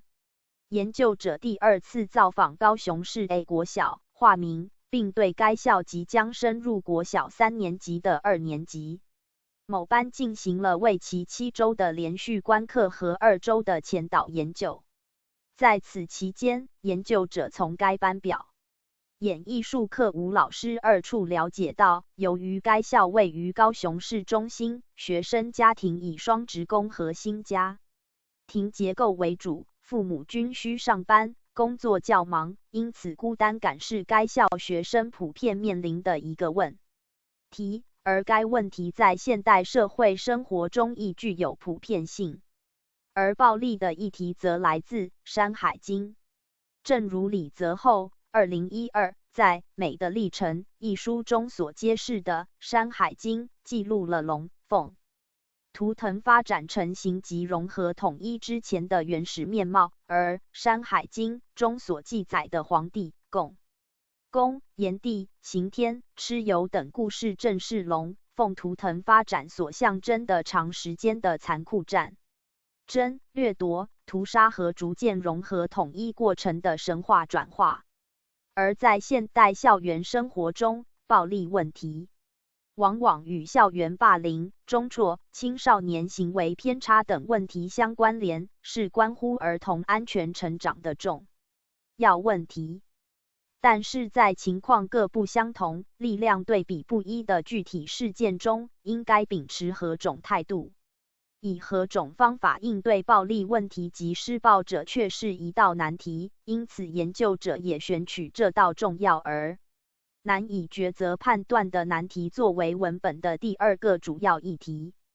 研究者通过围绕孤独的小佳佳进入架空的山海之国及第2世界偶遇8大巨人的暴力议题来展开山海米肉粽的故事。山海之国里的8大巨人：黄帝、共工、精卫、刑天、夸父、禹、蚩尤、炎帝是西王母的8个儿子，性格各异，外形特征各不相同的8个巨人，从和睦相处到彼此打斗，再到重归和平的过程，其实是同儕关系和同儕相处过程的象征。这个过程往往糅合了关于正义与暴力的争论，例如何谓正义？暴力出现的时候，何种制止暴力的方式是适切的？为了制止暴力而使用的暴力，算暴力还是正义？存在正义的暴力吗？文本通过塑造正面理想形象的方式，为小读者及其父母提供正面暗示，鼓励儿童发挥潜藏的勇气与智慧，战胜孤独感，明辨是非，建立自信，帮助他人、父母及成年人拿出决心与爱来维持个人健康、事业发展、家庭生活和孩子教育的平衡发展。本研究以山海米肉粽为国小3年级戏剧教育课程的前文本展开课程设计与实施评量与数据分析，得到如下研究结果：一、教师自编教材可成为《山海经》戏剧教育课程试切文本。2018年6月，研究者在 A 国小2年级某班进行第1、2次课程实施，并派发。25老师既是研究者，自2016年2度赴台参访台湾幼儿园、国小、高中职、大学及儿童艺术界之重要介绍人，也是帮助研究者感知台湾戏剧教育一线教学情况的重要信息提供者。苏嘉丽62山海米肉粽文本与阅读问卷给学生，供他们在暑假进行阅读与填写阅读后的调查问卷，以其小范围初步检验即将步入国小3年的学生对课程及前文本的接受程度，作为本研究之前导研究。研究者于2018年6月29日前导研究课程结束时派发《山海米肉粽》文本集其阅读学习单26份，请学生暑期完成阅读及学习单填写，暑期结束3年级重新分班后，有8位同学主动把阅读学习单2018-0629单221232527293233交回给2年级班导。通过回收的学习单可以了解到学生对《山海米肉粽》文本的切身阅读感受。学生对于学习单问题的反馈和回应一定程度上反映了即将步入3年及年龄段的儿童对《山海米肉粽》文本的认可。文本长度的适中及《山海米肉粽》文本所关注的儿童孤独感议题能引发学生普遍的共鸣。资料综合如下：一、总体上，你喜欢这个故事吗？为什么？回收到的学习单中，全部的学生都回答喜欢，原因有：因为这个故事告诉我们很多童话人物，因为这个故事很有趣，因为有趣又有知识，因为故事内容很丰富，因为夸父坚持的精神让我很佩服，因为很好听也很神奇，因为不但让我看得很入迷，而且也让我知道以前的人的生活。2、你最喜欢里面的哪个部分？学生表示喜欢的部分涵盖了《山海米肉粽》文本的8个小节，较多学生表示喜欢第1、5、7、8段小节，也有学生表示喜欢夸父，因为他跑步很快，喜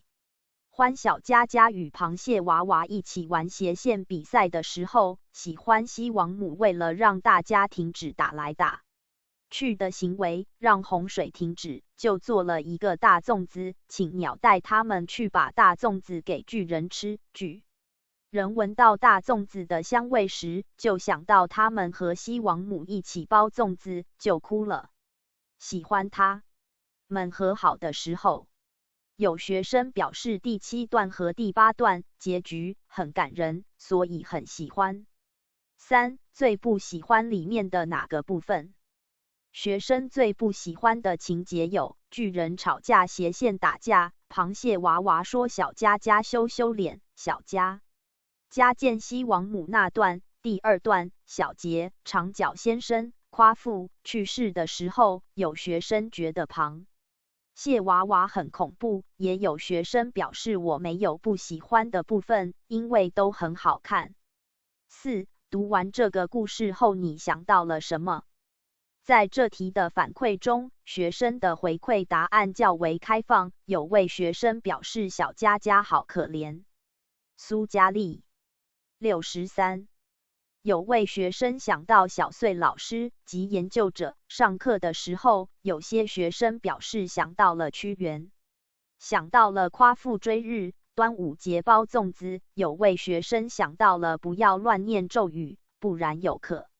能遇到恐怖的东西，有位学生想到一位朋友，有2位学生继续评论《山海米肉粽》的文本本身，表示我觉得这个故事有许多人物也越来越有趣，遇见问题也会解决，这个故事真的很好看，我觉得很放松，因为它是一种可以让人放轻松的文章，所以我很放松。5. 你用了多久读完这个故事？在缴交了阅读学习单的学生当中，2位学生花了半天4小时时间读完《山海米肉粽》这个故事，5位学生花了2小时或更短的时间读完，1位学生花了1天半12小时的时间读完。6. 是和爸爸妈妈一起读完的吗？缴交了阅读学习单的学生中，7位学生自己完成文本阅读，1位学生和妈妈一起读的，还有学生主动表示不是和爸爸妈妈一起读的，因为他们都很忙。前导研究作为本研究第2大循环的第1小循环所展开的山海米肉粽文本，对该年龄段学生的适读性的小范围施测与针对第1、2次课的试教所收集的学习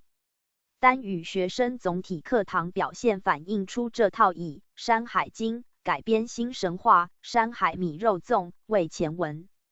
本的混合式戏剧教育课程对即将步入国小3年级学生的吸引力，但同时也发现了3个课程设计与实施的3个需要在下个小循环加以改进的实务问题。暖身活动的内容及时常需要调整，教师在操作教师入戏的扮演技巧和坚定度需要提升，以应对学生可能关于老师不是角色，老师就是老师的挑战，对《山海经》及其改编新神话《山海米肉粽》背景交代存在与学生交代清晰的必要性，证明在《山海经》原文本及其现代改编儿童文学作品难以直接运用于戏剧教育课程的情况下，教师自编教材有可能成为《山海经》戏剧教育课程试切文本，不失为解决《山海经》戏剧教育课程试切文本稀缺问题的途径之一。2. 山海经作为前文本与戏剧教育进行融合的无限种可能。由瓦特尔、Manon van der Water、麦艾沃尔、Mary McAvoy 和亨特、Kristen Hunt 3位戏剧教育学者合写的 Drama and Education Performance Methodologies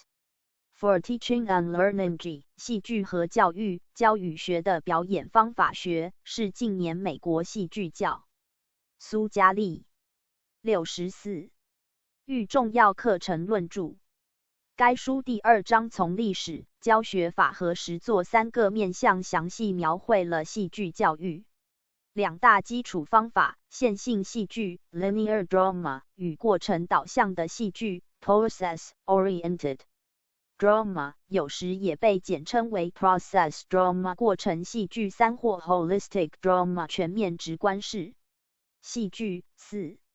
Water et al. 2015 P 28从历史的角度看，线性戏剧教育课程模式和全面直观的戏剧教育课程模式是分别起源于美、英2国的2种课程模式。随着全面直观的戏剧教育课程模式在美国历年的传播和与线性戏剧教育课程模式的融合，这2种课程模式如今在美国的课程实作层面常常被混合着使用。教师可以根据个人的专业技能、目标及喜好来自由组合混合式戏剧 （hybrid drama） 教育课程模式的形态。这样的混合模式使得美国戏剧教育课程在透过故事探讨社会和道德议题方面的效能得到增进。Water et al. 2015 P 50-61由此可见，最早以创造性戏剧之形态在上世纪60年代后期由李曼圭从美国引进到台湾之戏剧教育，陈希如2015之最先形态为线性戏剧教育课程模式，并可以推断台湾之戏剧教育在此基础上亦可兼容发展从英国起源的全面直观的戏剧教育课程模式，乃至尝试由教师自由选择、多元共融的混合式戏剧教育课程模式。前述3种戏剧教育课程模式简称3种课程模式。如果把《山海经》与戏剧教育之融合放诸线性戏剧教育课程模式、全面直观的戏剧教育课程模式和混合式戏剧教育课程模式3种课程组织形态下考虑，《山海经》相关前文本资源则可按不同类别分别与3种课程模式进行组合使用。经本研究之内容分析与论述分析，《山海经》相关戏剧教育前文本资源至少有如下4类：已出版现代改编《山海经》相关儿童文学作品，《山海经》原古文，《山海经》之幻想性元素5，教师自编《山海经》文本。如前所述，已出版现代改编《山海经》相关儿童文学作品，《山海经》原古文和《山海经》之幻想性元素未必适合直接被运用于线性戏剧教育课程模式，但这些作品中的人物角色、故事片段等各种元素均可成为全面直观的戏剧教育课程模式的前文本，而教师灵活根据学生所在族群、地区、社会、社群和学生班级与个体需求自编的《山海经》现代儿童文学改3过程戏剧 Process Drama 是1980s 同时兴起于北美和澳大利亚的名词，几乎与教育戏剧 Drama in Education 同义。采用这种课程模式的教师比较注重把戏剧作为一种工具，从而建构出教育性的互动式戏剧，以英国戏剧教育先驱陶乐斯·亲生西斯考特 Dorothy Heskett 所发展的课程模式为代表，与本研究后文所述之全面直观的戏剧课程模式内涵近似，而与以戏剧排练活动即是非以表演为目的，以过程为目的为主体的即兴戏剧及创造性戏剧，及本研究后文所述线性戏剧课程模式相对。O'Neill C. 1995 P. 15。4研究者后文统一称两者为线性戏剧教育课程模式和全面直观的戏剧教育课程模式。5在本研究中，研究者使用内容分析法以幻想性之特征《山海经》原古文加以检视，筛选出其幻想性元素161处，可作为《山海经》改编作品的创作素材库。苏嘉丽65。编文本，如教师以优秀儿童文学作品的衡量标准，即可感程度、儿童语言风格符合程度、正面暗示的运用得当程度、故事的趣味程度、想象力的丰富程度、思想的教育意义与独特程度等6大标准，再加上故事单元长度、完整故事长度及适读年龄层3个维度对自编文本进行严格要求，则可满足3种课程模式对前文本的需求。由此可见，《山海经》与戏剧教育之融合，至少有以下6种方式。第一，以出版现代改编《山海经》相关儿童文学作品中的人物角色、故事片段等各种元素作为前文本的全面直观的戏剧教育课程。第二，以《山海经》原古文中的人物角色、故事片段等各种元素作为前文本的全面直观的戏剧教育课程。第三，以《山海经》之幻想性元素作为前文本的全面直观的戏剧教育课程。第四，以教师自编《山海经》文本中的人物角色、故事片段等各种元素作为前文本的全面直观的戏剧教育课程。第五，以教师自编《山海经》文本作为前文本的线性戏剧教育课程。第6，以教师自编《山海经》文本及人物角色、故事片段等各种元素作为前文本的混合式戏剧教育课程。可见，《山海经》这部极具奇幻色彩，对中华民族文化的形成以及周边民族的文化产生过重要的影响的东方上古神话代表性专辑，可经由上述6种与戏剧教育进行融合的方式，设计出无数有趣、好玩又适合现代台湾儿童的戏剧教育课程。3、东方神话与戏剧教育融合后之课程存在实现至少9项全人教育相关的课程效能之可能性。在本研究中，研究者采取的是第6种，以教师自编及研究者自编《山海经》改编文本、山海米肉粽及人物角色、故事片段等各种元素作为前文本进行混合式戏剧教育课程设计，对《山海经》和戏剧教育进行融合。本研究以《山海米肉粽》作为前文本设计混合式戏剧教育课程 Hybrid Drama， 以8周16节，每节课40分钟，连续2节，中间休息10分钟，为期程。研究者根据学习目标，从线性与全面直观的戏剧教育课程模式的核心技巧中抽取适用技巧，根据目标选取特定的技巧设计成符合课程与戏剧逻辑的活动内容。课程逻辑线与前文本《山海经》改编新神话山海米肉粽的故事线基本重合，见表2。苏嘉丽66。表2。山海经戏剧教育课主题。循环课次教案主题。第1小循环第1次课，小佳佳找朋友。第2次课，小佳佳进入山海之国。第2小循环第3次课，小佳佳遇见夸父。第4次课，皇帝的抉择。第3小循环第5次课，我的决定和选择。第6次课，在思考下的行动。第4小循环第7次课，教室戏剧小呈现。第8次课，小佳佳的成长。资料来源：研究者自制。以这8次课16课时，带领学生一边在扮演中体验故事，一边在研习中思考暴力、孤独2大议题，并让学生在同儕合作中练习解决问题、创作戏剧。课程效能上，通过本研究课程实施3大循环、4小循环检证之行动研究历程所收集之资料及数据显示，该课程对参与课程学生在专注度、想象力、创造力、互助、合作、剧场礼仪等社会性学习、戏剧创作等美育能力、促进语言表达和神话学习等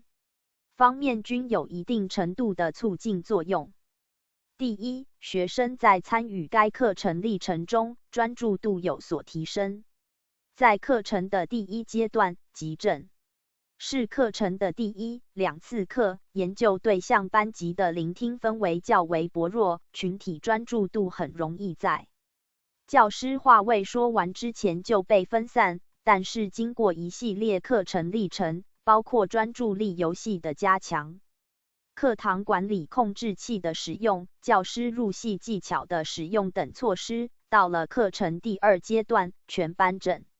体与个别学生层面身体自控能力、行为自控能力的提升，反映了学生专注度的明显提升。到了第3阶段，虽然群体专注度略有下降，但学生中维持群体专注度的努力有较大提升，并有明显的行为表现，例如时常出现学生自发协助教师维持课堂秩序，在分组活动中互相提醒组员专注于任务等等。学生入戏写信及反馈单的材料显示，大部分学生不仅熟悉本课程之故事、议题、角色与情节，更能从自身的视角提出自己的观点。从该课程对该班级学生的专注度提升之效能可判断，《山海经》教师自编文本与戏剧教育融合后之课程存在提升学生专注度之可能性。苏嘉丽67图5 2018-1019果1定格画面。活动下分为舞台区和观众区的班级。图6 2018-1019果2学生在教师的导赏下学习戏剧在舞台上之表演，学习欣赏同儕之戏剧舞台表演。第二，在该课程教师入戏这一技巧运用过程中，观察到课程对学生想象力的激发和保存的作用。学生经历了不相信、将信将疑、发起挑战、相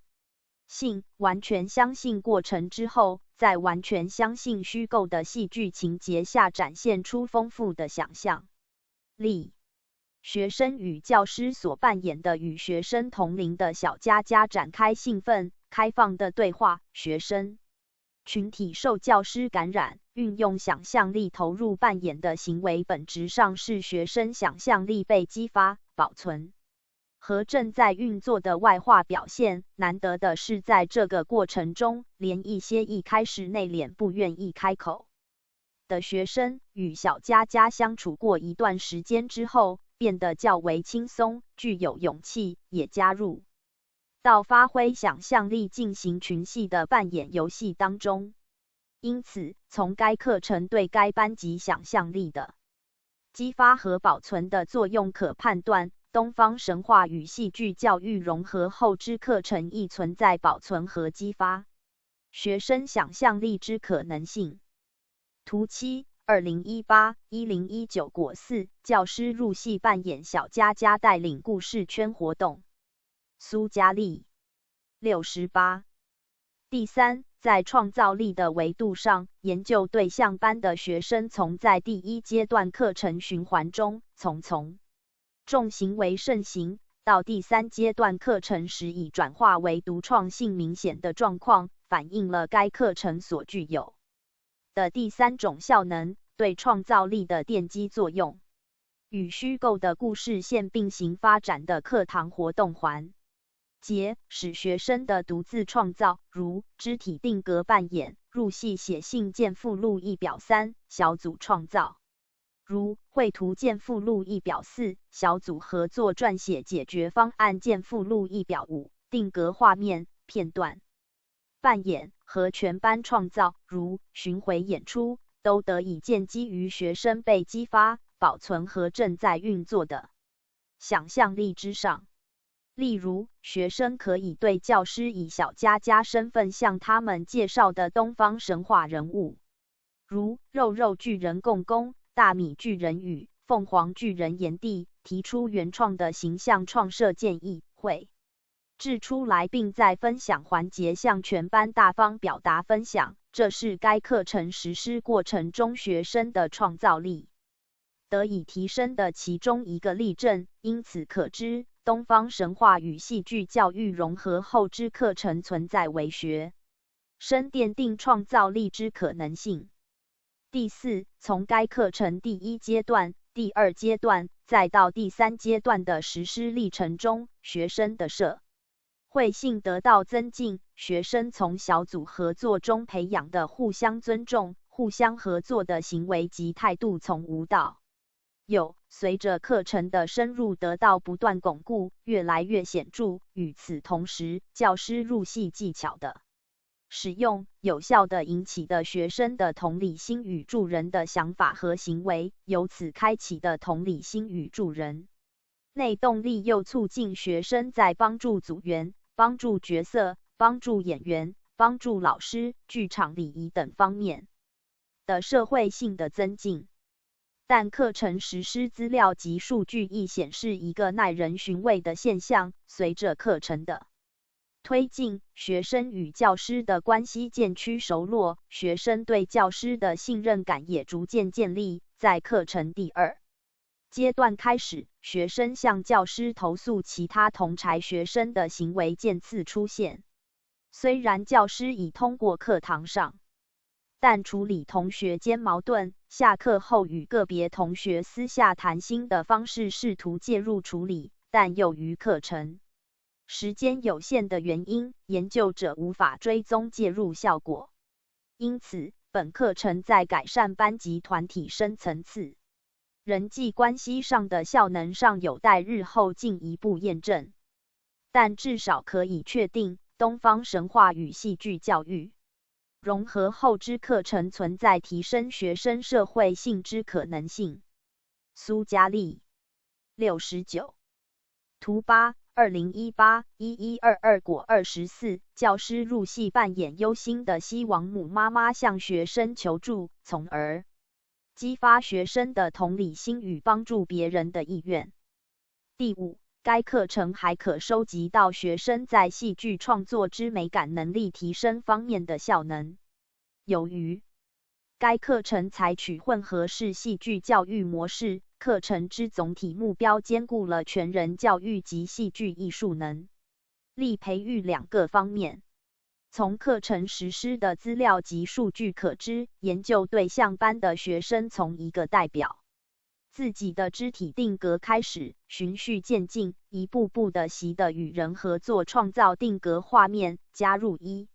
句台词和1个动作创造动态画面，合作创造顺次连续的3个定格画面和全班进行巡回演出的能力。大部分学生均为首次亲历集体将一个故事戏剧化的过程，为学生提供了基础性的初阶戏剧创作之美感能力的锻炼机会。因此，东方神话与戏剧教育融合后之课程亦存在提升学生戏剧创作之美感能力之可能性。图9 2018-1127果1第1场小佳佳遇见螃蟹娃娃。图10 2018-1127果2第2场小佳佳看见夸父与刑天。图11 2018-1127果3第3场巨人的战争。图12 2018-1127果4第4场夸父背着小佳佳。图13 2018-1127果5第5场巨人的道歉。图14 2018-1127果6第6场握手和如初。苏嘉丽70第6本研究中还收集到该课程在促进学生运用书面和口头语表达自主创意作用上的资料与数据。由于引入了教师入戏教学技巧，以角色身份与学生对话和入戏写信的技巧，让学生与角色进行通信的活动，该课程在激发学生书面和口头表达自主创意方面作用也比较明显。协同观察员黄老师反馈，课程赋予学生很多表现的空间，透过本课程，学生更加勇于表达自己，表现自我，也对剧情本的注释解读更加细心且清楚。因此，东方神话与戏剧教育融合后之课程亦存在提升运用书面和口头语表达自主创意作用上之可能性。第7，本研究发现，该课程亦能帮助学生建立对神话故事和人物的浓烈兴趣，使学生深入了解和记忆伏羲女娲、西王母、黄帝、蚩尤、共工、精卫、刑天、夸父、炎帝禹等10大东方神话人物及其故事，并能通过课程从这些古老的神话元素中汲取到现代儿童所需要的精神支持和成长力量。图15学生回忆小佳佳所提到过的神话人物。该课程引发了学生对神话故事与人物的浓厚兴趣，教师入戏扮演小佳佳，向他所寻觅到的新朋友们、研究对象班的学生们介绍他自己所喜爱阅读的众多东方神话角色及其故事，使得研究对象班的学生对此表现出浓厚的兴趣。他们围坐在小佳佳的周围，认真地听他讲故事，多人试图涌向靠近小佳佳以获得更优的听故事位置。这些肢体语言都充分说明该课程使学生对小佳佳这个角色所代表的故事及其转述的东方神话角色及小佳佳自身的故事表现出较为浓厚的兴趣。苏嘉丽71图16 2018-0625果一前导研究教师入戏扮演小佳佳，介绍他最爱的写给孩子的《山海经》。图17 2018-0625果二教师在小佳佳的角色内控制秩序后，开始讲解神话故事。第8课程资料和数据还显示，该课程帮助研究对象班学生快速吸收神话故事与人物元素。通过教师入戏扮演小佳佳向学生介绍东方神话人物，又通过身体扮演的方式内化巩固外显记忆的方式，使学生得以用较快的速度深度记忆和吸收神话故事与人物元素。如在第2次课中，教师在暖身游戏节奏步行中加入了以神话人物为主题的定格画面活动，多位学生自发自主地扮演了前一次课中小佳佳所介绍的东方神话角色，并以肢体动作清晰地表现他们的特征，正是这种课堂效能的体现。协同观察员黄老师反馈了类似的观点，他认为山海米肉粽故事有趣，能让孩子透过生活化的方式认识神话。苏嘉丽72图18 2018-1122果25某小组学生经过小组讨论后，以定格画面表现其行动方案，造船拯救洪水中的生灵。第9从课堂录影及学生课堂相关评量资料分析可知，该课程让研究对象班学生学习古代神话具有了现代意义。除了教师入戏、观点与角度、良心向入戏写信等全面直观式戏剧教育课程模式和新技巧的运用，通过提升学生对课程故事的兴趣，让学生更能深入地理解与带入到剧情当中，也让学生的学习更能跳脱出文本的框架，连结现代社会与自身生活经验，生发出自己独创的见解，从而为现代儿童学习古代神话创造出更积极的现代意义。本研究中课程提升专注度、想象力和创造力、社会性、戏剧创作之美感能力，运用书面、口头与表达自主创意，神话学习之兴趣，深度理解记忆和连结现代经验等9大效能的实现说明。《山海经》与戏剧教育融合后之课程存在实现以上9项课程效能的可能性。如果将这9项课程效能与台湾教育部于2014年颁布的12年国民基本教育课程纲要总纲，从全人教育出发，以培养学生核心素养的内涵进行比对，专注度、想象力、创造力、社会性、戏剧创作之美感能力，运用书面和口头语表达自主创意等6大效能与12年国民基本教育课程体系下中小学生核心素养的自主行动、沟通互动和社会参与3大面向和全人教育目标相关。苏嘉丽73 5结论。本文试图承继戏剧教育的实验性和变异性，以东方神话与戏剧教育融合课程行动研究探讨回应东亚地区全人教育需求之本土化戏剧教育可能性形态及其课程效能。从教育部对全人教育词条的解释可知，全人教育以学生为主体，并将学生视为完整个体的全人教育，包含德性、智能、体力、社群、美育、事业及情绪等发展范畴，在教育内容、形式、教育组织与资源等方面必须加以统整。本言就课程实施资料及数据显示，东方神话与戏剧教育融合课程的设计及实施过程中，可以做到以学生为主体，连结他们现实中真实存在的孤独和暴力议题，通过戏剧课程核心技巧的运用，赋予学生以个体或小组进行分析问题、解决问题，并以文字、绘画和戏剧创作展开行动实践的权利，将学生视为完整个体。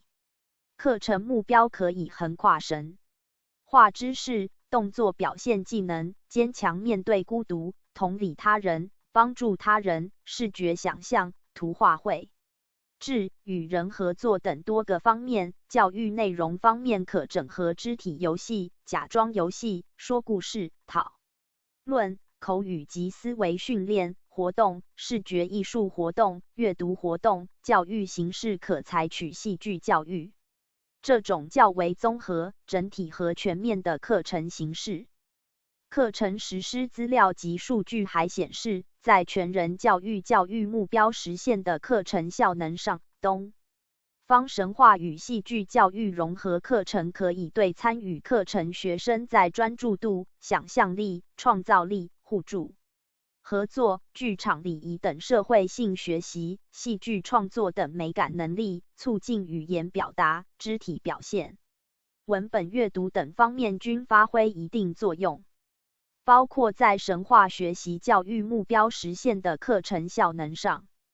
东方神话与戏剧教育融合课程可达成如下课程效能：助学生建立对神话故事和人物的浓烈兴趣，使学生深入了解和记忆相关神话人物及其故事，并能通过课程从这些古老的神话元素中汲取到现代儿童所需要的精神支持和成长力量。在实作层面，该课程可实现学生与自己、与同儕、与老师、与观课老师缔结了更多关联这个全人教育的重点。张淑美等译2009-125、264，但由于课程时间有限的原因，本课程在改善班级团体深层次人际关系上的效能上有待日后进一步验证。透过东方神话与戏剧教育融合课程行动研究得到3个启示：一、教师自编教材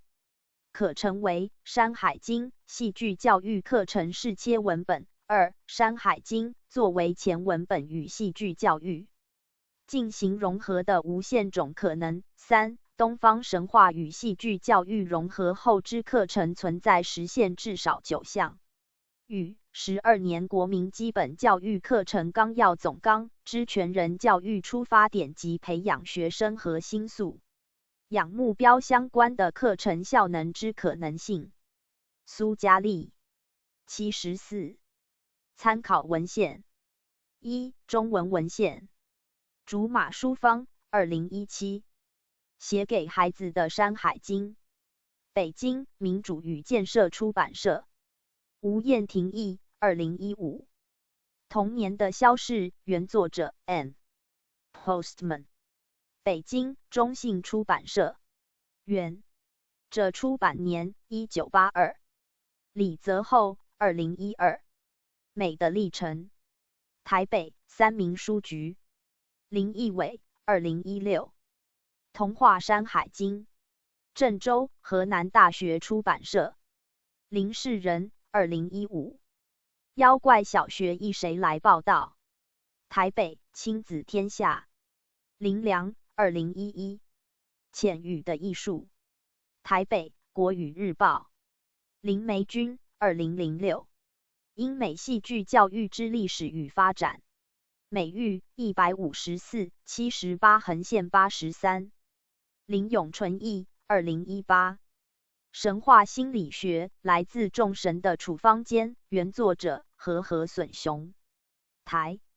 北心灵工坊文化。原著出版年2016。张淑美等译2009。生命教育全人课程理论与实务，原作者 J.P. Miller， 台北新理，原著出版年1988。张晓华2004。表演艺术戏剧教学在国民教育10大基本能力上的教育功能。台湾教育628 29/38。张锦江2017。新说山海经。上海华东师范大学出版社。陈希如2015。台湾儿童戏剧的兴起与发展史论1945到2010。台北万卷楼。彭彭2016。迷失山海之寻找。上海社会科学院出版社。黄雅穗2013。编织学习的网，戏剧运用于国小1年级综合活动统整课程。为出版硕士论文，国立台南大学戏剧创作与应用学系硕士班。叶平之、杨宁义2012。创造性思维和基于艺术的学习，学前阶段到小学4年级，原作者 J. Eisenberg and M. Shalongo， 北京高等教育出版社，原著出版年2010。邹小燕等译2009。儿童社会性发展指南理论到实践，原作者 M.J. Kostelnik et.al。 北京人民教育出版社，原著出版年2002。赵祥林、任中印、吴志宏译2005。学校与社会，北京人民教育出版社。刘玉玲2015。青少年发展危机与转机，台北杨志文化。钱明姿1997。中国古代神话与传说，台北台湾商务。郑增才2006。行动研究原理与实务，台北武南。萧茂2017。童话山海经业的守护神，济南明天出版社。苏嘉丽75。薛涛2016。山海经新传说夸父与小菊仙，成都四川文艺出版社。卢明2016。山海经童话，北京清华大学出版社。2英文文献。Cecily O'Neill 1995。Drama Worlds, a Framework for Process Drama. Portsmouth. N.H. Heinemann. Heineck, R.B. 1987。Creative Drama Resource Book for Kindergarten through Grade 3. Englewood Cliffs, N.J. Prentice Hall. Heineck, R.B. 1993。Creative Drama for the Classroom Teacher. N.J. Prentice Hall. Johnson, L. and O'Neill, C. eds. 1991. Dorothy Heskett, Collected Writings on Education and Drama. Evanston, Illinois, Northwestern University Press. McCaslin, N. 2006. Creative Drama in the Classroom and Beyond. Boston, M.A. Pearson. Saldana, J. 1995. Drama of Color, Improvisation with Multi-Ethnic Folklore. Portsmouth, N.H. Heinemann. Wagner, B.J. 1999. Dorothy Heskett, Drama as a Learning Medium, Portsmouth. N.H. Heinemann. Ward, W. 1952. Stories to Dramatize. New Orleans, L.A., Anchorage Press. Water et.al. 2015. Drama and Education, Performance Methodologies for Teaching and Learning. N.Y. Routledge. 苏嘉丽76。附录1。表3。入系写信相关学生课堂成果示例。资料编码2018-1122果9。信件内容：希王母妈妈，请你不用太担心，因为你的夸父儿子因没水喝而死了，所以不要太难过，他已经到天堂了。但是你还有很多亲人，所以请你放心，他会在你心里。资料编码2018-1122果10。信件内容：希王母妈妈，如果您真的很担心您的儿子，您可以找一个您相信的人去看着，顾尽自己去找您的儿子了。希望您可以快乐乐的生活哦。资料来源：研究者自制。苏嘉丽77。表4。绘图相关学生课堂成果示例。资料编码2001-181004果5。绘制组别第5组。神话人物炎帝。内心想法：超爱讲话，很爱发言，自己在想什么都不知道。外部环境：头戴帝王法式。资料来源：研究者自制。苏嘉丽78。表5。撰写解决方案相关学生课堂成果示例。组别第3组。编码2018-1026果3。内容： 1. 跟他用说的。 2. 用恰当的口气叫他思考。 3. 造船。 4. 救人。资料来源：研究者自制。苏嘉丽79。附录2。2018-1127单 S30 2018-1127单 S31。图19学生课堂相关评量表示例。曾定璇80。创造性戏剧应用于英文童书创意阅读之前导探究。以毕雅翠斯波特《小兔彼得的故事》系列作品为例。曾定璇国立台南佳琪高级中等学校英文教师兼图书馆主任。摘要：本研究以台南某高中1年级多元选修课学生为研究对象，旨在应用创造性戏剧结合英文童书阅读进行高中多元选修课程设计之前导研究。研究者见于《小兔彼得的故事》，创作者波特女士的英文图画书文本丰富多元，其创作与生命故事足以激发学生学习动机，因此研究者将创造性戏剧导入英文童书阅读进行创新教案设计。文本运用波特女士的英文图画书作品，借以引导学生提升英语学习效能、沟通表达自信和阅读乐趣。研究历程主要以文献探讨与文本分析、参与观察法及访谈法，借此深入探究研究问题与目的。在创造性戏剧融入教学、波特作品探究、英文童书编创、制作与为爱朗读分享交流4阶段的教学历程中，研究者历经课程反思、检视课程设计、学生学习效能，进而探究创造性戏剧应用于英文童书阅读教学所面临之挑战与因应。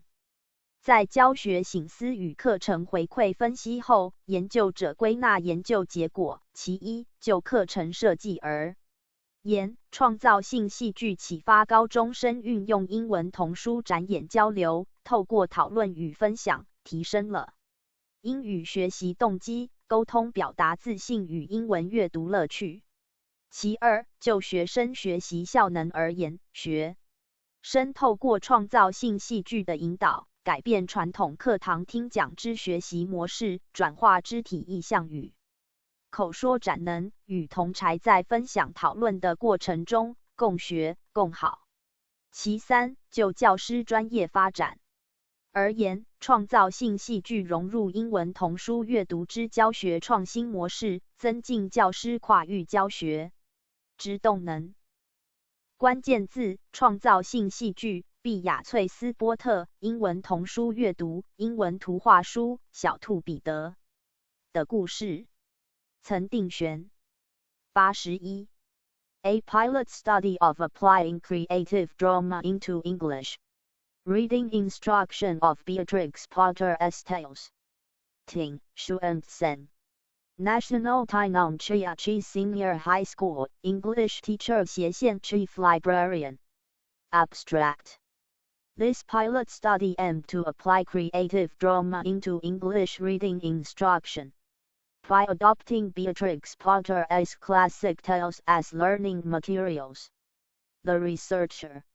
approached reading comprehension through the dramatic medium of creative drama, while exploiting Beatrix Potter's tales and life to create an innovative, elective course, which helped students enhance English learning motivation and communicative self-efficacy. The pilot study delved into the research questions by adopting literature review, participatory observation and interview. The researcher aimed to achieve teaching goals by conducting the 12-week course through 4 teaching phases, including applying creative drama into English reading instruction, exploring Beatrix Potter's tales, making English children as books, and sharing stories on Christmas with elementary school students. The researcher collected data from classroom observation, students'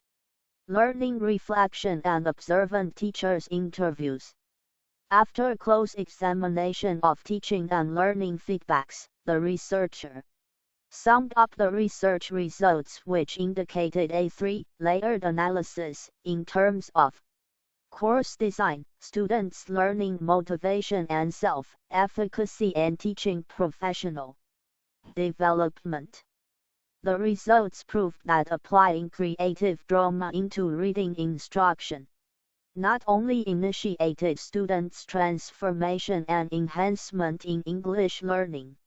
motivation and communicative self-efficacy, but also inspired innovative course design and interdisciplinary teaching. Keywords: creative drama, Beatrix Potter, English reading instruction, The Tale of Peter Rabbit, English picture book. 岑定璇。82. 1. 前言。1. 研究背景。2022年适逢小兔彼得的故事出版120周年，时值科技创新与全球化迅速巨变的世代，为何毕雅翠斯波特 Beatrix Potter 小兔彼得的故事不仅深受不同世代的小孩喜爱，成人也被他那优美的图画和简洁的文字所吸引呢？小兔彼得的故事之经典价值体现于超过35种语言文化的转译，更不乏相关图画书。2. 舞台剧3、舞蹈4、传记电影5的改编演绎。2016年时值毕雅翠斯波特的150岁。名旦波特女士完成近100年后才被发现的手稿《穿长靴的小猫》The Tale of Kitty in Boots， 配上昆汀·布雷克 Quentin Blake 的新图出版，2018年3月。威尔·古勒 Will Gluck 执导推出，彼得兔 Peter Rabbit 改编而成的 3D 真人动作动画电影。小兔彼得的故事不断跨界改编，与世界各地的读者们续写各自的冒险故事，以不同的面貌不断的相遇重逢。现阶段国内针对毕雅翠斯波特及其作品之研究不多，且主以儿童文学的角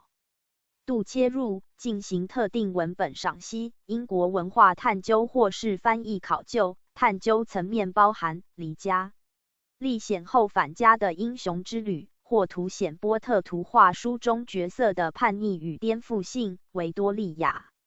时其因是下午茶的礼仪文化、动物角色的疗愈效果等，故此更激发研究者投入以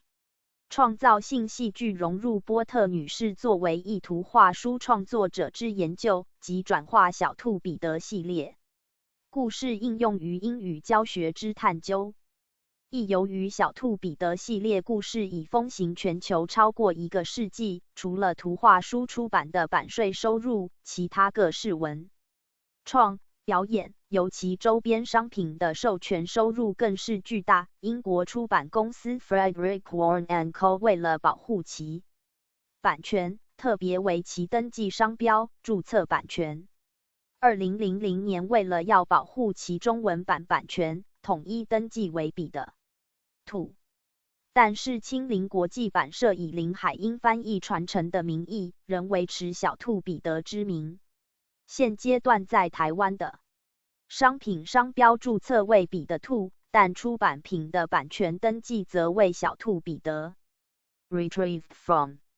http://blog.com/012book/69078318浏览日期2020年2月1日。2012到2013年，编剧兼演员 Emma Thompson 分别撰写了《Future Tale of Peter Rabbit》and《Christmas Tale of Peter Rabbit》。Emma Thompson 为小兔彼得的故事续写当代的篇章，《The First Authorized Tales Not Written by Beatrix Potter》Hallinan 2016。2019年由 Sheila Carter 导演的《Where is Peter Rabbit》以真人操偶标榜以波特女士小兔彼得故事改编的音乐剧。Retrieved from https://oldblondretheater.ticketsolve.com/shows/87360195浏览日期2020年2月1日。1971年，小兔彼得在编舞者 Sir Frederick Ashton 的电影中惊艳现身，由英国皇家舞蹈团以芭蕾舞诠释演绎波特女士包含2只坏老鼠等5个系列故事的动物角色。Hallinan 2016。2006年，波特小姐彼得兔的诞生 Miss Potter 的传记电影问世，由克里斯诺南 Chris Newman 执导，剧中刻画波特女士及书信、札记以及写生素描、累积和锻炼其图文表现的能力，展现其观察及考究功夫之细腻。电影巧妙融入动物角色的动画，在她绘图时，甚至模拟与其所创造的角色间的戏谑对话，似是无端妄想症，却充分展现波特女士对她作品角色视如己出的真爱。曾定玄83。国外学者研究波特女士之生平传记和作品相对丰沛，光是小兔彼得的故事，单一故事就有玛格略特麦基 Margaret Mackey 2002集结10数位知名学者之力，汇编 Beatrix Potter as Peter Rabbit, A Children's Classic at 100，从荣格心理分析、跨文本分析、人类学。另一本同由玛格略特1998所着之 The Case of Peter Rabbit, Changing Conditions of Literature for Children， 更透过文本、作者、商品的多元视角，细腻探究小兔彼得的故事，单一文本所形塑的儿童文学现象与出版效应。然而国内鲜少异界，让波特女士的相关研究欠缺多元的研究视角与探究深度。2、研究动机。本前导研究旨在透过创造性戏剧应用于英文童书创意阅读，转化毕雅翠斯波特女士之小兔彼得系列故事，借此作为英文教学实验课程素材，尝试建立阅读理解、语文表达及图画书赏析之课程实验模组，作为未来英语教学之参照运用。本前导研究尝试以波特女士的生命历程及其所创作之经典童书为核心，分3个探讨面向。其一，透过创造性戏剧的感官回溯，连结感官记忆，将波特女士的英文童书经典经由想象力与图文联想力的转化，融入高中英文多元选修课程，借由故事戏剧化融入英式下午茶的礼仪文化、人际互动的自我展演等学习情境和生活脉络，激发青少年语文学习动机，提升语文学习效能及沟通表达自信。其二，从波特女士的个人生命史切入，研究者将检视其身兼多元角色、图文创作、科学研究、出版行销、自然保育、农场经营等，从微观角度探索当时女性角色的处境与实践，并宏观探究维多利亚时期的家庭教养、道德价值及儿童观如何影响波特女士的创作，或在其作品中如何体现所处时代的价值观，进而以波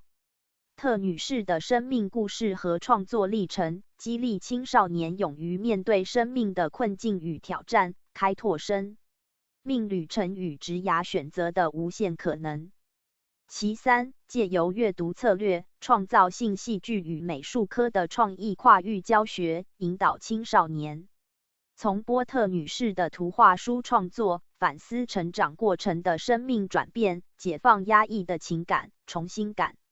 受生命的温度，启发性灵的发展与未来的想象。三、研究目的。曾定选84。一、透过创造性戏剧转化波特女士的英文童书作为青少年英语学习素材，展现另类语文学习之选文视角，激发青少年语文学习动机，提升语文学习效能及沟通表达自信。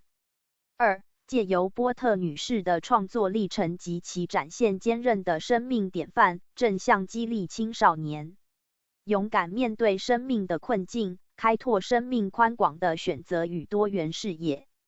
三、经由创造性戏剧结合创意阅读策略，融入图画书的美感探索，疏解青少年被压抑的情感，解放青少年受压抑之心灵。四、研究问题。一、如何应用创造性戏剧将波特女士的英文图画书作品转化为语文学习素材，增进英语阅读乐趣，引发青少年英语学习动机，提升青少年英语口说表达的自信。二、如何借由创造性戏剧引导青少年探索波特女士作为坚毅女性创作者的生命旅程，激发青少年面对生命困境与自我挑战的勇气。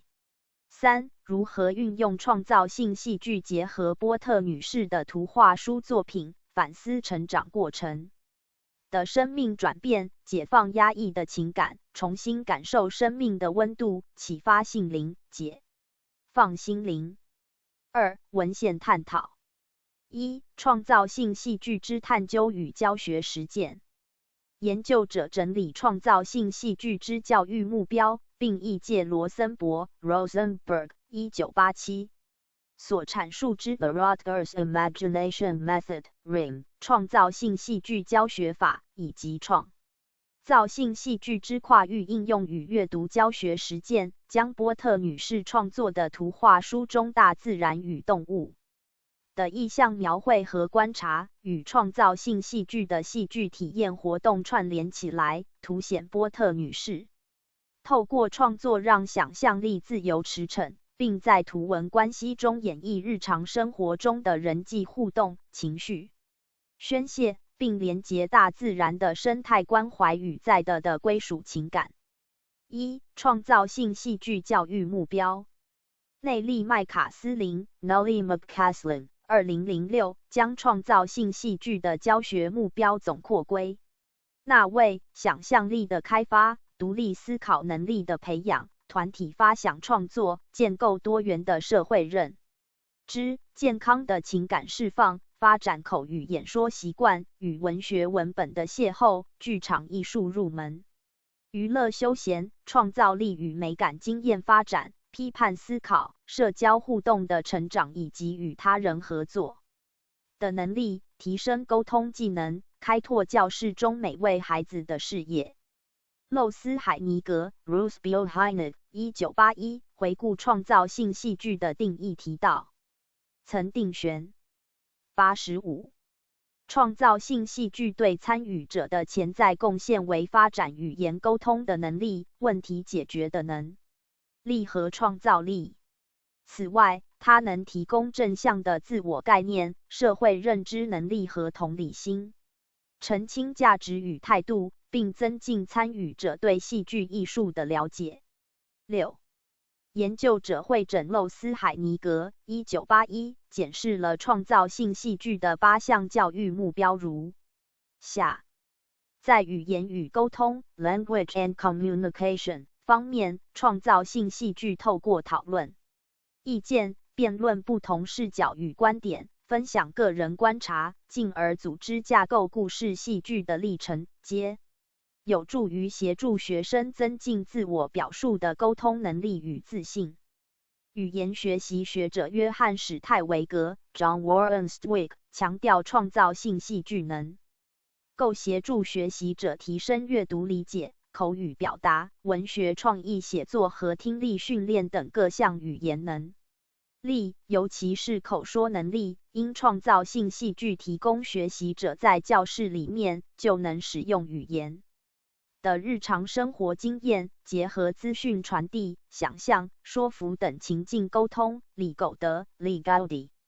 更主张故事戏剧化 （dramatizing a story） 将可使学生更能掌握阅读文本中事件的前后因果关系和不同角色的情绪反应与动机。而贝蒂·珍·华格纳 Betty Jane Wagner 则针对强调学生在角色扮演的戏剧活动后，写作能力也明显进步。因戏剧源自冲突，创造性戏剧便提供了解决问题能力 （problem solving skills） 的戏剧情境，引导学生在戏剧性的冲突中思考问题解决的可能方案。学生也可以在团体中透过戏剧的学习经验解决问题的过程。另一方面，孩子们也应为需要解决问题而在寻找答案的过程中尝试搜集资料及统整各方资讯，创造力也因此受到激发与成长。尽管每个孩子都有创造力的潜能，但需要发展的刺激和引导。而戏剧强调想象与创造，更适合引导孩子在游戏的氛围中，对于环境的感知变得更加敏锐，且能在戏剧的即兴创作中，透过肢体的沟通资讯或视化生成另一种动物来自我表述。在创造性戏剧中，带领者相信每个孩子可以自我成长与展现创意，因此在戏剧的活动的过程中，能够不断引导孩子探索自我，勇于冒险，进而培养正向的自我观念。透过戏剧的情境，孩子们不仅在学科的表现有所进步，更重要的是促进的对自我的正向态度与认知。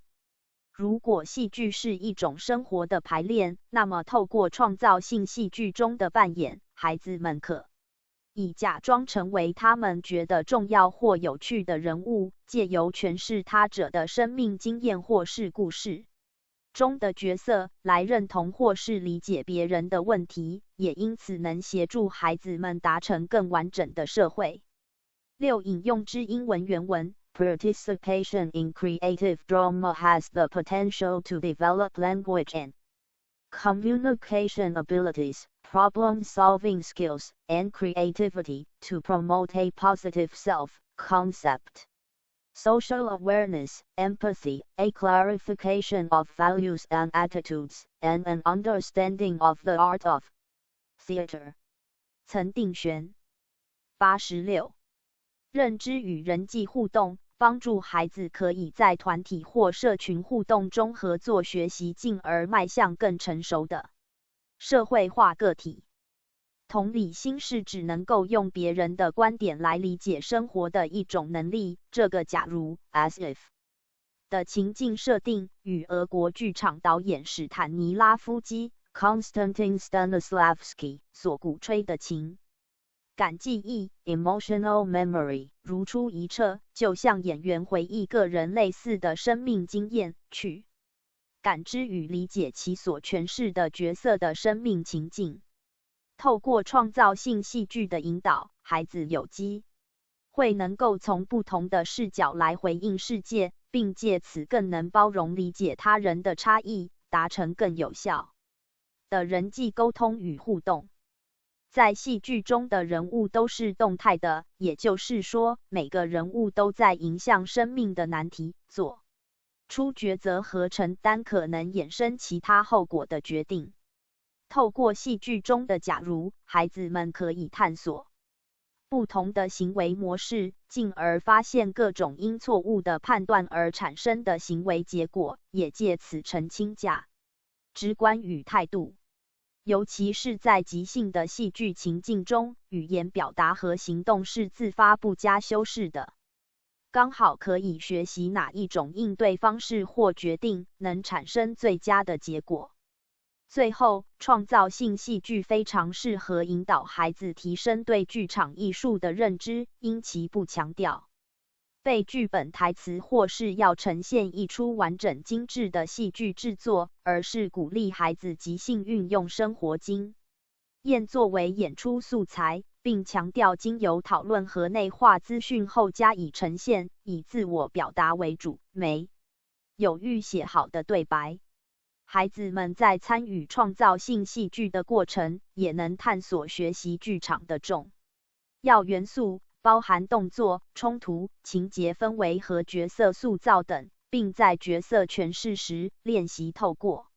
肢体和声音来表达角色的情绪和情感，也因此能从外显行为和内在感知进一步掌握和理解人性，并透过协力合作共同完成艺术创作。2. RIM 创造性戏剧教学法 The Rutgers Imagination Method RIM 此创造性戏剧教学法由罗森伯1987提出，在国内先少学者一届研究者重点汇整此教学法之操作理念与活动项目。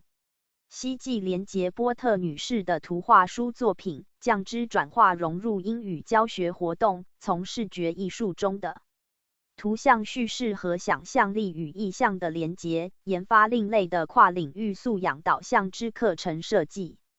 RIM 创造性戏剧教学法分为3阶段 ：Starters 斜线 Transformations 斜线 Mastery 聚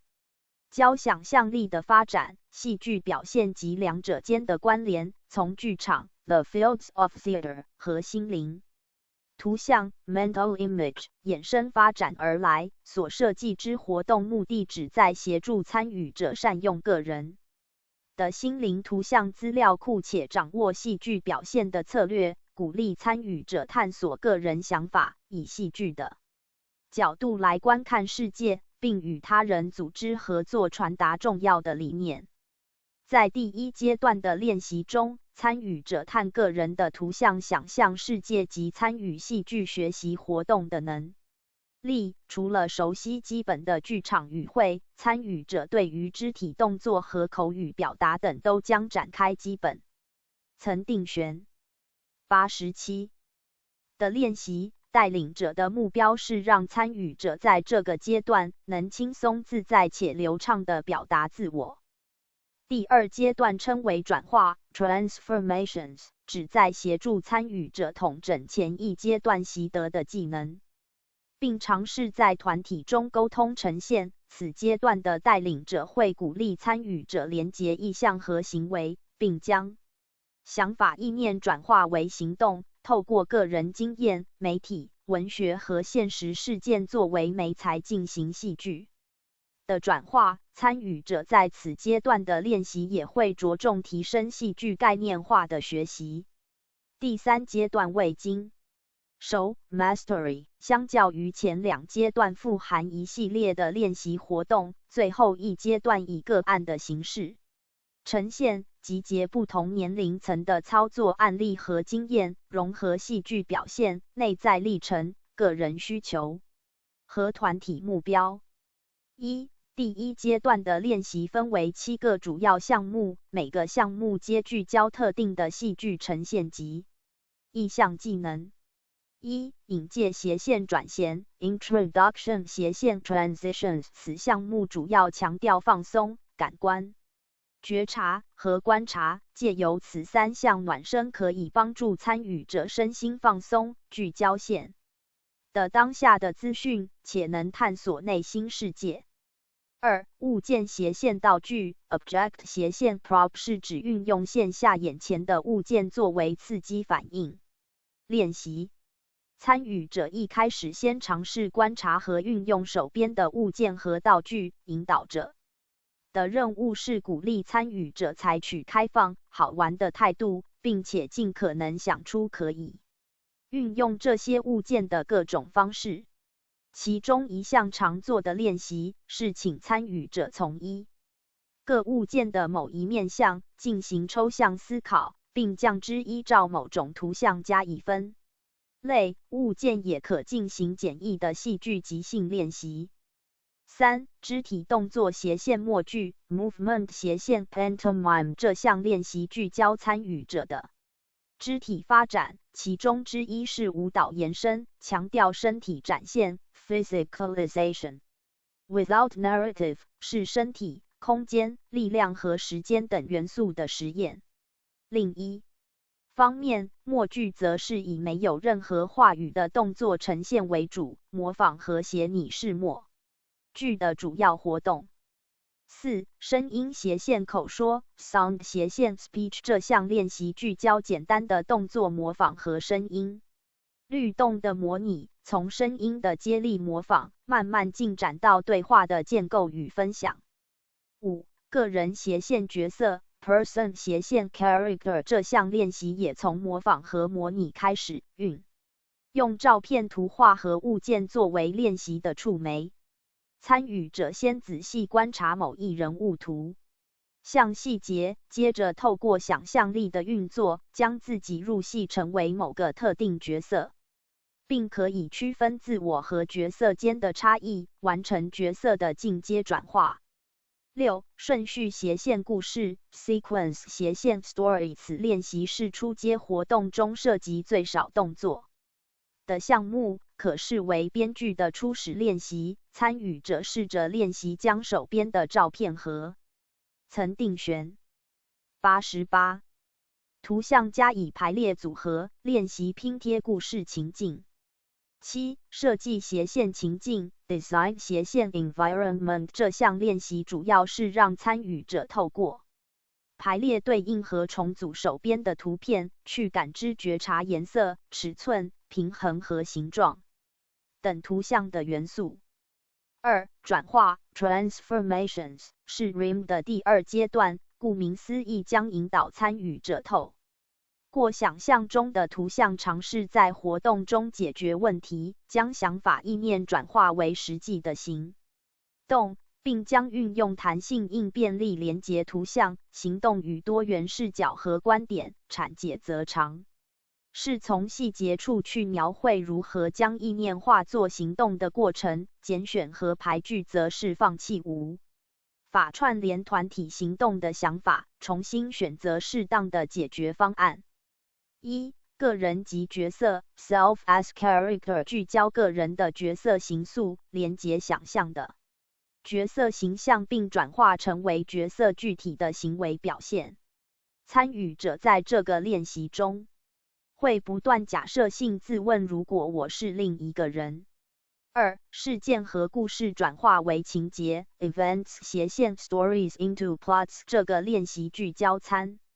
与者的述说、沟通和戏剧化故事。参与者将转化个人生命经验和取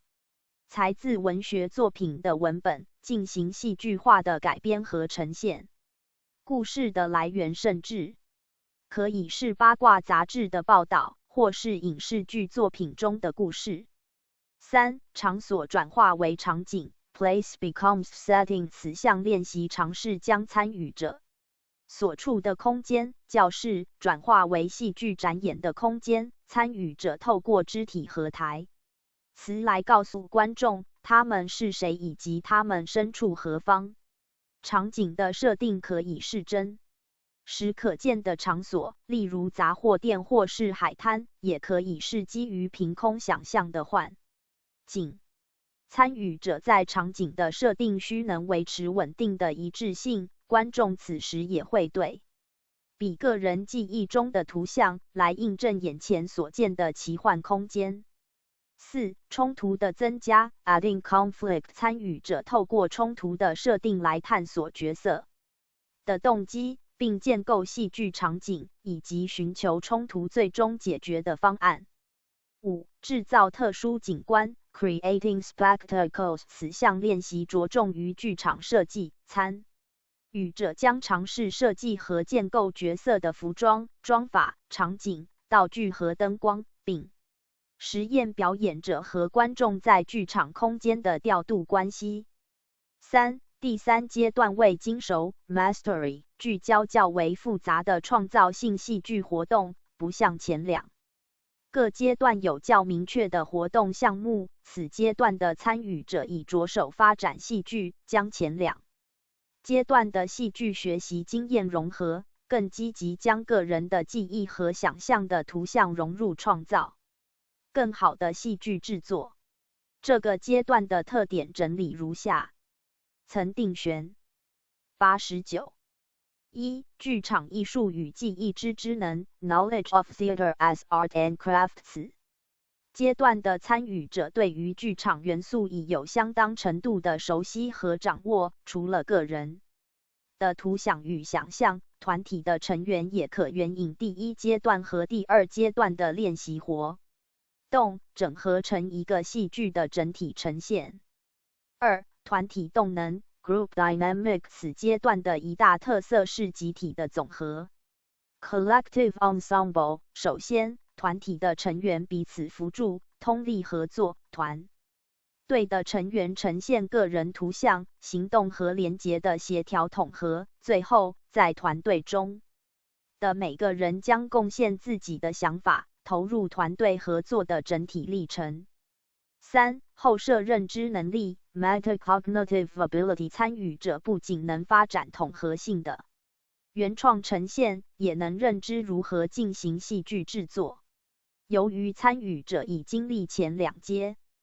段的演练，因此已具备发展戏剧和整合资讯的能力，而这项后设认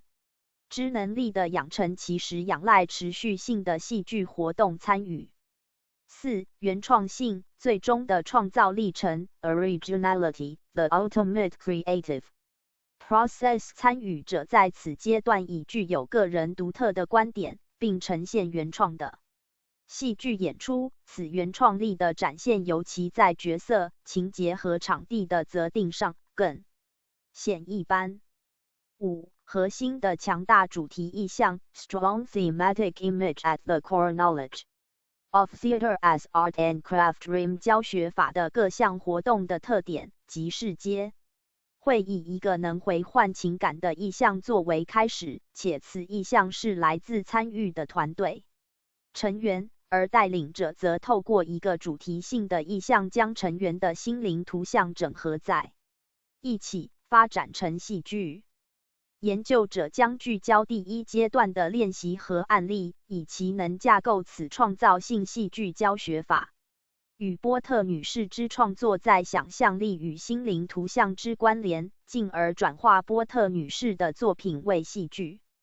教学活动的媒材，连结研究对象的生活经验与美感知觉。总括而言，整体的戏剧教学目标包含观察、口说和语言表达、肢体具象化、角色形塑和团队合作。3. 创造性戏剧之跨域应用与阅读教学实践。创造性戏剧的学习本身不但是一门重要的学科，也可运用于其他学科，成为有效的教学工具。戏剧课程的统整结合创造性戏剧的定义，以人类生活经验为根本，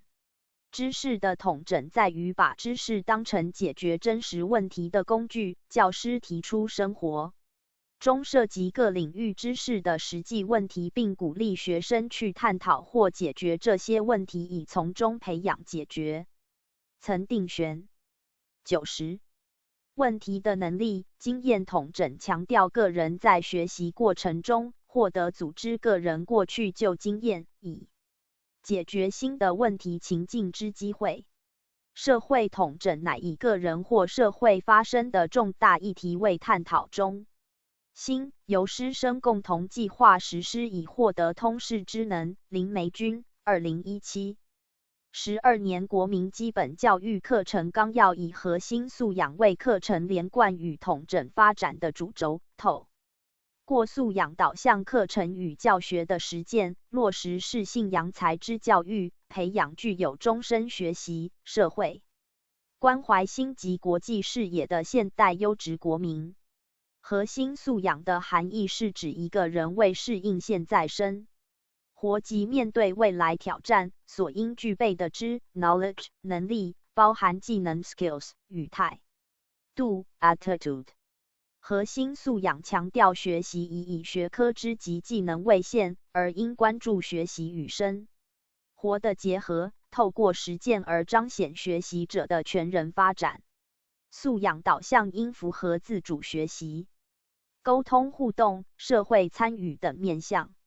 以英语为例，透过提供学生学习方法与策略，让英文作为工具性语言，为因应生活所需且能解决问题，达到终身学习的目标。其便是符合素养导向的教学方式。英语学习或阅读最终必须以社会化交流或沟通为目的，才能持续进步与享受学习。海德利 Hadley 2000在 Teaching Language in Context 提及，要提升学生的阅读理解，除了要使用真实语境的文本素材，还可应用5阶段的阅读指导教学，全方面培养学生的阅读能力。此5阶段包含准备、阅读斜线浏览、解码或细读理解和转化统合技巧。一开始的阅读准备阶段便从脑力激荡出发，从文本提供的视觉线索，如标题、图表等加以预测或统合文本的内容资讯。阅读和浏览则是强调辨识主题句和主旨，进而对于文本的全貌和细节皆有所掌握。解码或细读的阶段则具教学生学习如何阅读，针对文章的字句结构能加以分析判读。而理解的阶段则是统合前面3阶段的资讯，检视是否达成阅读的目的，进而最后转化统整的阶段，展现更有效的阅读技巧。阅读的历程从基础的截取讯息、记忆和简易理解，到统整讯息，再到审思评鉴。教师提问不局限文章表面讯息细节的提问，更要有整体思维的提问，如文章主旨、背后意涵等，以及类推或省思的开放讨论。研究者在阅读策略的课程操作时，将先提供波特女士成长背景知识和英式下午茶相关文章，引导学生进行文本探讨的先辈知识，再透过图文重点归纳，加强对故事的因果关系有更全面、更深入的了解。请学生思考文本与生活经验相关、对故事的想法等问题，有助于训练学生独立思考及表达能力，并从中找出可留下深刻印象的学习内容。创造性戏剧的情境引导可以转化学生阅读波特女士的图画书文本经验，透过戏剧情境贴近高中生的生命经验，进而激发学生学习动机。曾定选91雷洛与罗瑟琳 Lenore Blank Kellner and Rosalind M. Flynn 2006指出，戏剧与阅读理解有诸多相似之处，例如视觉化 visualization 或是心智图像化 mental imaging 就是两者相通的特点。为了要创作故事，演员必须透过阅读进而想象场景的设定与角色对话。读者在阅读的过程如能积极运用心智图像，不仅能提升阅读理解，更能将文字资讯更有效地提炼重点，而不用仰赖记忆背诵。学生如能演出他们所阅读的文本，就越能视觉化与图像化阅读的理解。此点让研究者对于应用创造性戏剧融入英文童书的阅读策略引导更具教学信心，也将在课程设计规划时强化戏剧与阅读的想象与图像连结。2. 毕雅翠丝·波特创作之生命旅程。波特女士曾言：“我的故事会像安徒生的童话一样不朽。”引自林朱启2007。林真美2010认为波特女士的作品巧妙融合真实与虚构，其笔下的动物角色不单纯只是穿上衣装拟人化故事中的动物，一方面展露人性辉芒，一方面又兼具动物写实的样态。波特女士创作每件作品的历程与其真实人生的境遇转折巧妙辉映。林真美2010分析波特女士的作品，曾提及她是少数图画与文字创作并重的创作者，绘图以精准和诙谐著称，不过于滥情，文字不仅优美，更富含音韵与弦外之音的巧思。研究者尝试探讨作者、作品、时空的交互影响与关联，分别整理波特女士的生命旅程，对应其作品与人生境遇的曲折变化。1. 家庭教养与童年玩伴。海伦·毕雅翠丝·波特 （Helen Beatrix Potter） 诞生于1866年7月28日，出生地是位于英国伦敦博尔登花园2号 No. 2 Bolton Gardens 的宅院中。波特的父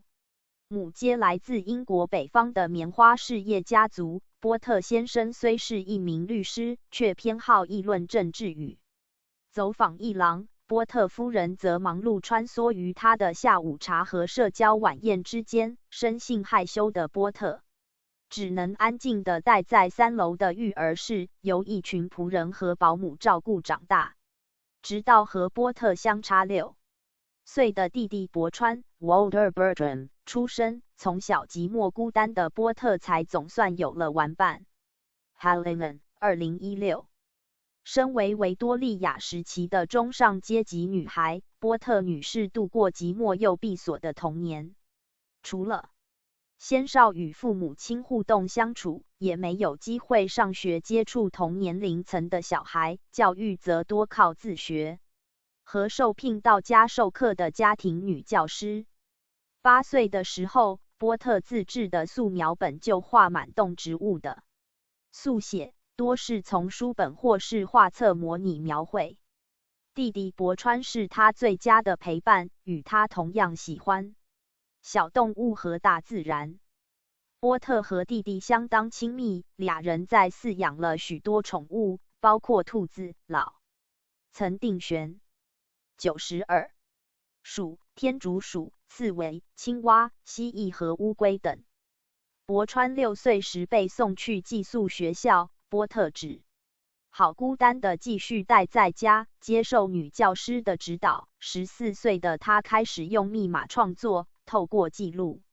自己关照的世界，逐渐累积写作的养分。刘清彦译2007。工业发展开启运输革命，便捷的铁路让维多利亚时代的一般民众也可以开始自由旅行。波特女士的父母热衷于度假，每年夏天约有3到4个月的时间，全家会移到远赴苏格兰的乡间旅行。对波特来说，这是他摆脱伦敦苦闷封闭的绝佳机会，也是童年最快乐的时光。他可以和弟弟整天钓鱼、探险，画他们所观察到的动植物。乡间生活滋养波特对大自然的好奇，也激发出他无限的想象力。波特全家于1882年初次造访英格兰湖区时，便自此和湖区结下不解之缘，留亲厌意。2007 2. 艺术涵养与创作启蒙。波特女士的父母亲帮她安排了绘图课，还帮她在国立艺术训练学校 National Art Training School 注册。波特在这段期间以正统的技法画了不少静物写生和透视法的习作，然而波特对于这种正统的美术训练保持怀疑的态度。波特钻研当时皇家学院画家，也会和父亲一同参观博物馆和画廊 Hallinan。2016，波特成长的时代也是童书的黄金时代。波特研读各种图书，在众多插画家中，他最熟悉且欣赏的是凯迪克 （Randolph Caldecott）、格林威 （Kate Greenaway） 和克兰 （Walter Crane） 的作品，常以他们的作品为蓝本仿作。信佳慧2012。波特一家与湖区雷伊村的牧师劳恩斯利 （Hardwick Ronsley） 成为好友。他在1895年创立了国民信托，以保护当地的景观和生活方式。劳恩斯利不止和波特分享对乡村的热爱，也激发他对保护自然的重视。他鼓励波特在卖出卡片的插画后，尝试创作及出版儿童图画书，对波特日后的创作影响深远。信佳慧2012。3. 追求独立自主的奋斗历程。1905年对波特女士而言，是生命中极具戏剧性的一年，转瞬经历了生命的美丽与哀愁。波特女士期盼借由经济独立获得人身自由，她用版税在湖区买下了丘顶农场 Hilltop， 这里不只让她能远离伦敦与父母，也成为她日后书写更多故事的灵感泉源。同年7月，与他合作无间的编辑诺曼向他求婚，彼时已届39岁的波特欢欣期盼走入婚姻，但他的父母却以社会阶级不相对称而阻挠再三。就在求婚后的1个月，年仅37岁的诺曼突然因病去世。备受打击的波特女士只好隐身至曾定悬。93. 丘顶继续以创作来疗愈心伤。Hallinan 2016。丘顶对波特而言是心灵的桃花源，也是小兔彼得和他的动物朋友们的自然剧场。波特女士的作品中不仅写实地画下湖区的好山好水，也借由故事中小动物们的互动交流，细腻记录了湖区的风土人情。当波特在湖区买下第2座农场，他因此认识了当的律师威廉希里斯 （William Hillis）。47岁的波特再度被父母阻挡他的婚姻，但这次他下定决心要把握属于自己的幸福。1913年成为希里斯太太之后，波特主要投入农场的经营。乡野自然之美深深吸引波特，但农场经营相当辛苦，尤其在2次大战期间，要维持农场的正常运作是一大艰辛的考验。但波特不仅亲力亲为，且乐在其中。4. 说不完的故事。波特女士于1943年12月22日逝世，享年77岁，身后骨灰葬在她挚爱的丘顶。她将超过4000英亩的15处湖区农庄全数捐给国民信托基金会。波特女士要保存的不仅是自然景观的原貌，她更要求当地的农夫继续以传统方式进行耕作。自然生态与生活文化同时维护，才是保存资产的真意。Hallinan 2016。研究者整理波特女士的创作历程，可发现波特女士的创作来源来自生活中的细腻观察，尤其是对自然环境的描绘以及所居社区的人情世故，有揶揄嘲讽，也有对于现实残酷的冷静透析。故事中的对话用餐场景俨然是一部维多利亚的生活简史，而波特作品时常搭配圣诞节时出版，更是绝佳的耶诞礼物首选。透过故事的分享，抚慰人心，也分享温暖的祝福心意。波特女士也总爱在故事中悄然现身，其身影与声音仿佛一位充满智慧又诙谐的说书人，为故事带来意外的惊喜。3. 图画书叙事艺术新世界。波特女士在1902将锁着只小兔彼得的故事出版，被视为相当重要之现代英语图画故事书，其重要性在于确认图画的地位非附庸于文本，零文韵，诗配于意。2009本研究整理图画书的阅读策略和以小兔彼得的故事为例，尝试进行文本分析，以作为课程教学融入和转化创造性戏剧的文本素材参考。1. 图画书的特质与阅读策略。图画书的阅读对象主要以幼儿2至8岁为主，目前也有学者下修至婴儿0岁开始阅读，而图画书的出版形式与内容往往吸引不同年龄层的读者，可说是0岁曾定选。94以上到成人皆爱不释手。另一方面，图画书的内容兼顾文学性与知识性，形式主要由图像和文字共同合作叙事或传达资讯，也有所谓无字书 wordless books， 仅用图像来完成说故事的功能。图像不再只是文字的陪衬，强调图像的连贯性与叙事功能，图文巧妙搭配，发展出独特的艺术形式。林文宝等。2010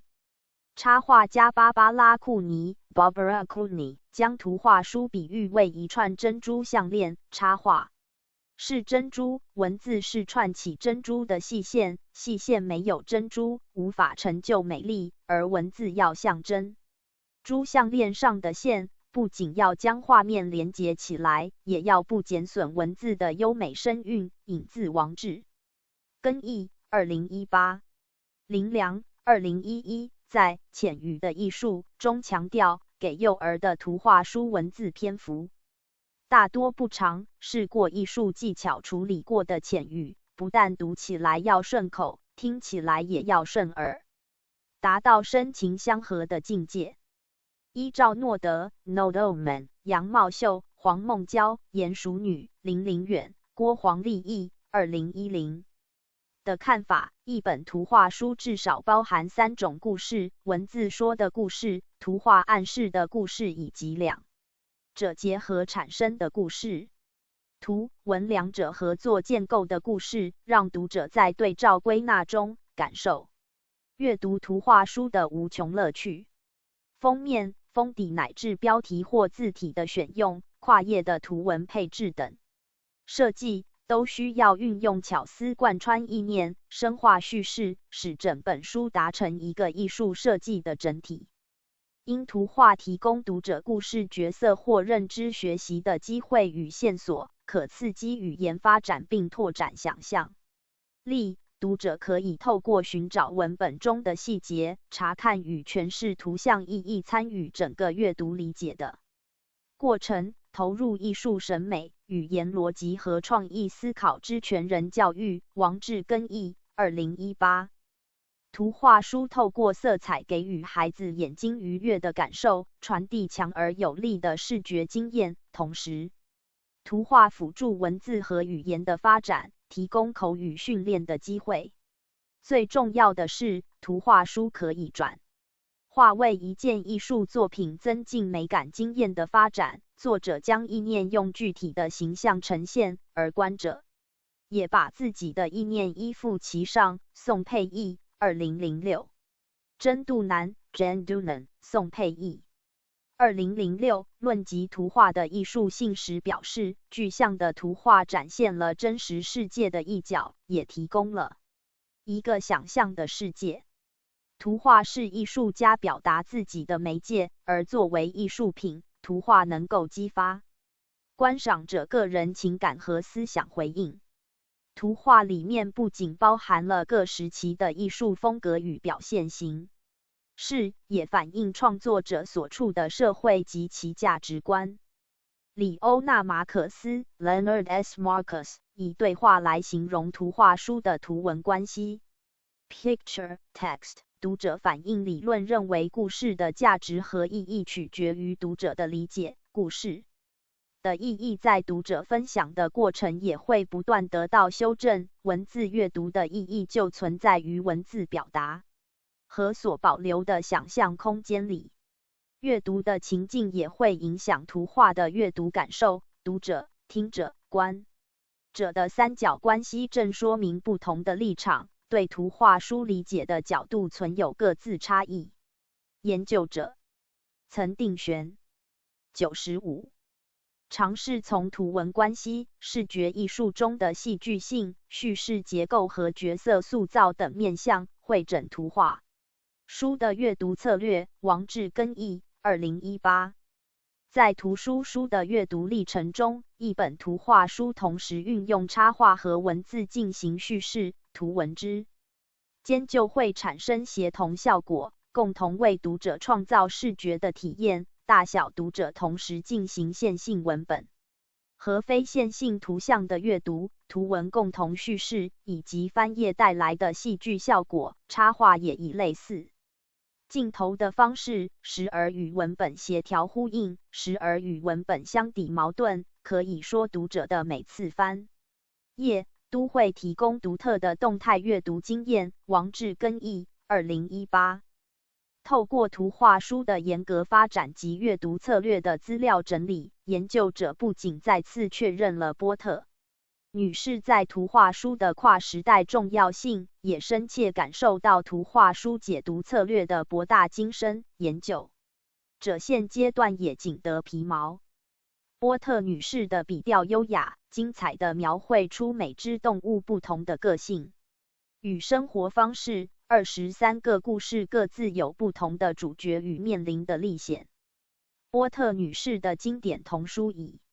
真实的动物为描绘的模特儿，书中的动物神态鲜活生动，有真实的生命力，因为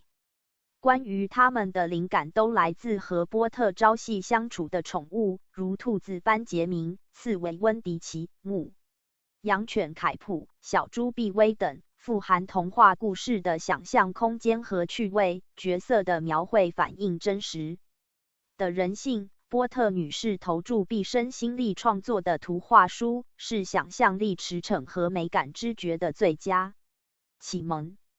波特女士的作品富含儿童的想象力 （imagination） 与游戏扮演 （dramatic play）。故事中的动物角色既颠覆反骨与又爱冒险犯难。故事中不乏维多利亚社交生活与礼仪规范之下午茶场景。波特女士对于虚伪表象的嘲讽与残酷现实的揭露，一如社会喜剧 （social comedy）， 更展现女性的自我觉醒与独立自主的追寻精神。对于她钟爱的湖区自然风光，则是倾力保存。2. 图画书阅读赏析。以小兔彼得的故事为例，研究者透过图画书的阅读策略，重新检视小兔彼得的故事，凸显其经典与创新。波特女士在《小兔彼得的故事》The Tale of Peter Rabbit 的第1章图画中，便以一般动物的角度呈现兔子，它们身上没有衣物，被框在白色边框背景中的彼的兔使观者产生疏离感。然而，在第2章图画中，他将兔子拟人化，穿上衣服，站在白色的背景前，它们不规则的身形成了图画的边界线。我们别无选择，只能更参与这些角色的经历，就像小兔彼得的故事。这本书后面的故事中，波特女士将处于紧急窘境的彼得呈现在白色背景前，是我们也身历其境。Note Omen 2003。图画书中营造气氛或情绪的非文字部分是无法被拆解的元素，它们不是个别图画的一部分，而是一本书的整体基调，就像图画之尺寸或形状，创作者选择曾定选96的媒材与风格、质地的紧密度以及色彩的各项特质等，围绕图画的白色空间可作为边框，制造限制与疏离感。然而，这种做法也可能产生完全相反的效果，反而可以聚集焦点，邀请读者参与。当一张图画以它所描绘的物件的边缘收尾，就会有这样的效果，就像是将角色孤立于空白的背景中，这些角色身体的形状就会迫使我们聚焦在他们身上。Note Omen 2003。在分析波特女士的作品时，林真美2010提及，当她的处理方式是在小巧的画面上给予大量的留白，然后锁定中心点，用块状画面精巧地描绘出丰富的细部时，她的每一幅图、每一本绘本便都散发出如同如宝石般的光芒。玛格略特·麦基 （Margaret Mackey） 1998则认为，波特使用白色空间 （white space） 可以营造一种视觉的空间感 （spaciousness） 和稳定性 （stability）， 而文字总在特定的时刻就结束，下一段的叙事又另外属于另一张图，其效果产生的一种真切的心理效应，让每次的翻页都在适度的控制范畴 Each opening is under control。 波特女士在呈现图画的动作时会透过某些形式的扭曲来加以暗示，例如麦先生发现小兔彼得时，读者可能会先留意到的是彼得与麦先生之间身形大小的差距。接着，当小兔彼得从麦先生的菜园冲出来时，读者会发现小兔彼得的身体呈现不可思议的身体前倾角度，他的头变成像是子弹的形状，而扭曲的身形则显示他急于逃走的速度。杨茂秀等译2010。波特女士画的每一张图，彼得几乎都在中央位置，焦点比较常放在他遭遇危险时做出的反应，而不是他遭遇到什么危险。但是，当他看到猫或每次看到麦先生时，他就偏离图的中央位置。读者随着文本所示，小兔彼得看到什么，读者也就看到什么。Note Omen 2003。针对文句修辞而言，小兔彼得的故事里，波特女士许多页的文字都是完整的句子，并以句点作为结尾，但每都让读者处在一个兴奋、悬疑的故事情境中，而在还不是很清楚故事发展后续，读者便会很想翻页，但又只有在看了图之后才能翻页，一页图一页字，于是产生一种悬疑的强化效果。故事中标点符号的使用也很特别，当小兔彼得陷入困境时，那一页通常会以句点或惊叹号结尾，而当小兔彼得脱困时，那一页通常就以分号或逗号结尾。由于文字印在不同页面上所产生的停顿，以及某些页面的图因为引起注意所产生的停顿，在赋予图画书节奏的同时，也矛盾地赋予它们流畅性。Note Omen 2003。在主题探究方面，小兔彼得的故事是关于童年时期最主要的两难困境：究竟一个人应该顺从基本的动物本性自然的行动，或者应该如父母所愿的行动，并曾定选 97. 学习服从更文明的行为符码。这个困境的重要性可以解释为什么那些角色描绘起来像是动物，而且有时候行为也像动物，却又会说话，并且有时候描述行为像人类的生物的那些图画持续占有重要地位。这些古怪暧昧的生物其实比其他较不暧昧的生物更能表征我们对于童年的了解。Nodelman 2003。参研究方法。1. 研究架构与流程。本前导研究旨在透过创造性戏剧应用于英文童书创意阅读，转化毕雅翠斯波特女士之小兔彼得系列故事，借此作为英文教学实验课程素材，尝试建立阅读理解、语文表达及图画书赏析之课程实验模组，作为未来英语教学之参照运用。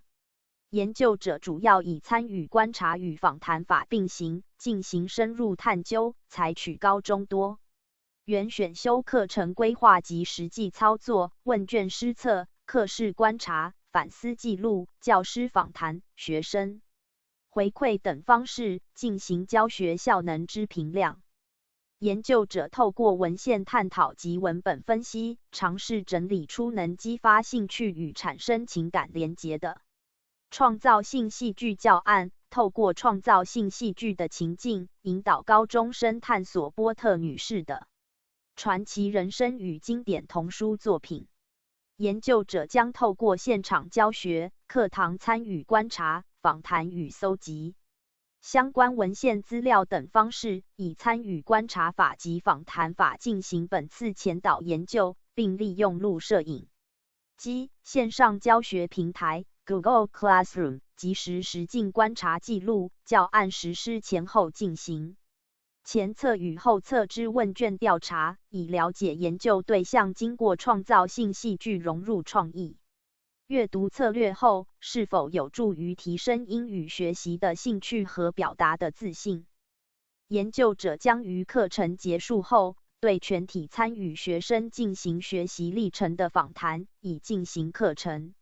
回馈资料搜集，深入了解其在参与课程前后对于波特女士与作品之认识、启发、语言学习及生命典范激励等面向之学习效能的成长。2. 研究场域。1. 研究地点。本次研究场域为台南市中西区某普通型高中，全校合计51个班级，一所兼具普通高中与技术高中，设有餐饮管理科、流行服饰科和艺术才能班、舞蹈班之多元学制高中，然非属综合型高中。研究者因此可与不同领域教师研讨跨领域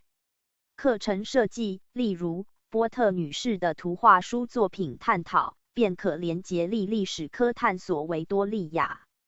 曾定选98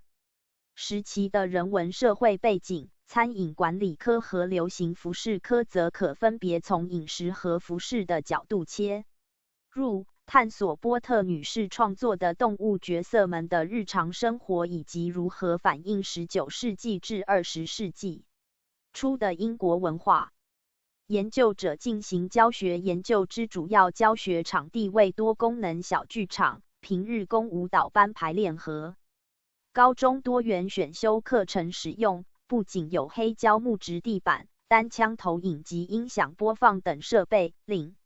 有非洲鼓、电钢琴等乐器，相当适合进行创造性戏剧之教学活动。研究地点照片详如图3/1、图3/2。除了多功能小剧场，研究者也将运用图书馆与美术教室进行波特女士作品探究，以及美术科教师进行协同教学，引导选修课学生进行个人英文童书创作与制作。2. 研究时间。本研究时间为109学年度第一学期之多元选修课程，为每周50时/1200。每次2节课，每节课为50分钟。课程实施透过创意阅读策略，以文本讨论、图画、书赏析和波特女士生命故事引介为主，搭配波特女士之传记电影和彼得兔动画影。因资源创造性戏剧的融入教学主要实施4周，另规划进行个人童书创作、国小端之说故事分享，学期末进行课程回顾与反思回馈，合计12周，实际教学结束，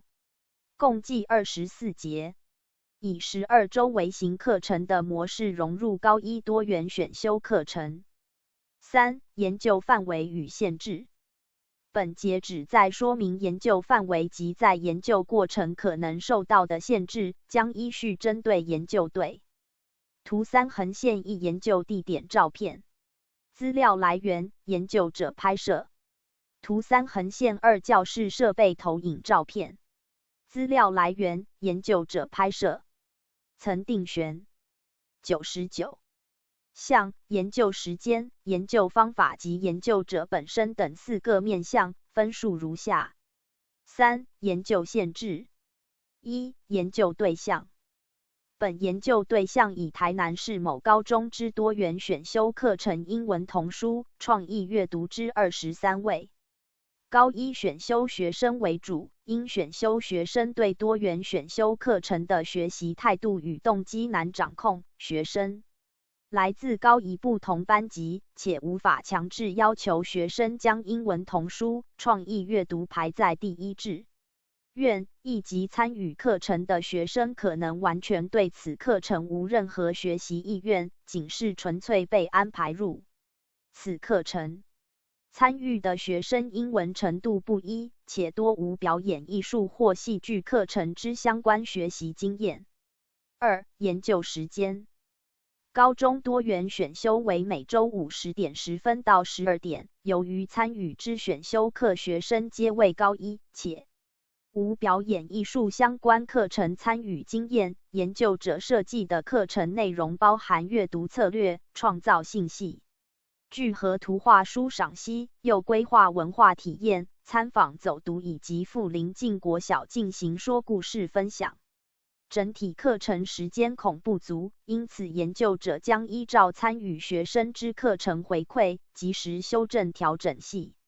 剧教学活动。3、研究方法。本研究一研究特性乃属质性研究，研究者主要以个案研究法进行研究，并应用文献探讨与文本分析、参与观察及访谈作为资料搜集方式，以深入了解研究问题与目的。唯恐因主观认知而导致研究结果的诠释视角受限，因此研究者除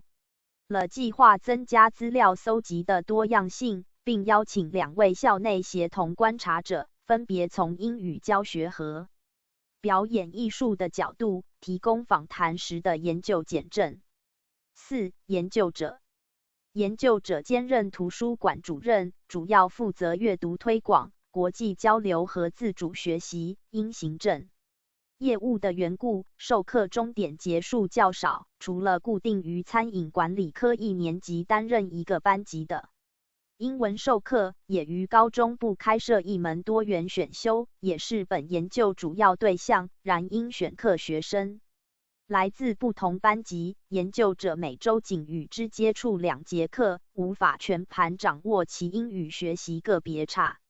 异，故本研究进行前将进行英语学习兴趣及选课动机施测，以大致掌握学生的学习情形，并于课程结束进行后测和访谈，作为研究结果分析的主要资料来源。曾定选。100。4、研究结果。1、课程规划与设计。英文童书创意阅读为研究者服务学校之多元选修英文科课程。本课程透过创造性戏剧营造情境化学习，波特小姐的英文童书文本探究，则结合英国维多利亚的时空背景与英式下午茶社交礼仪规范，进行脉络化学习。创意阅读则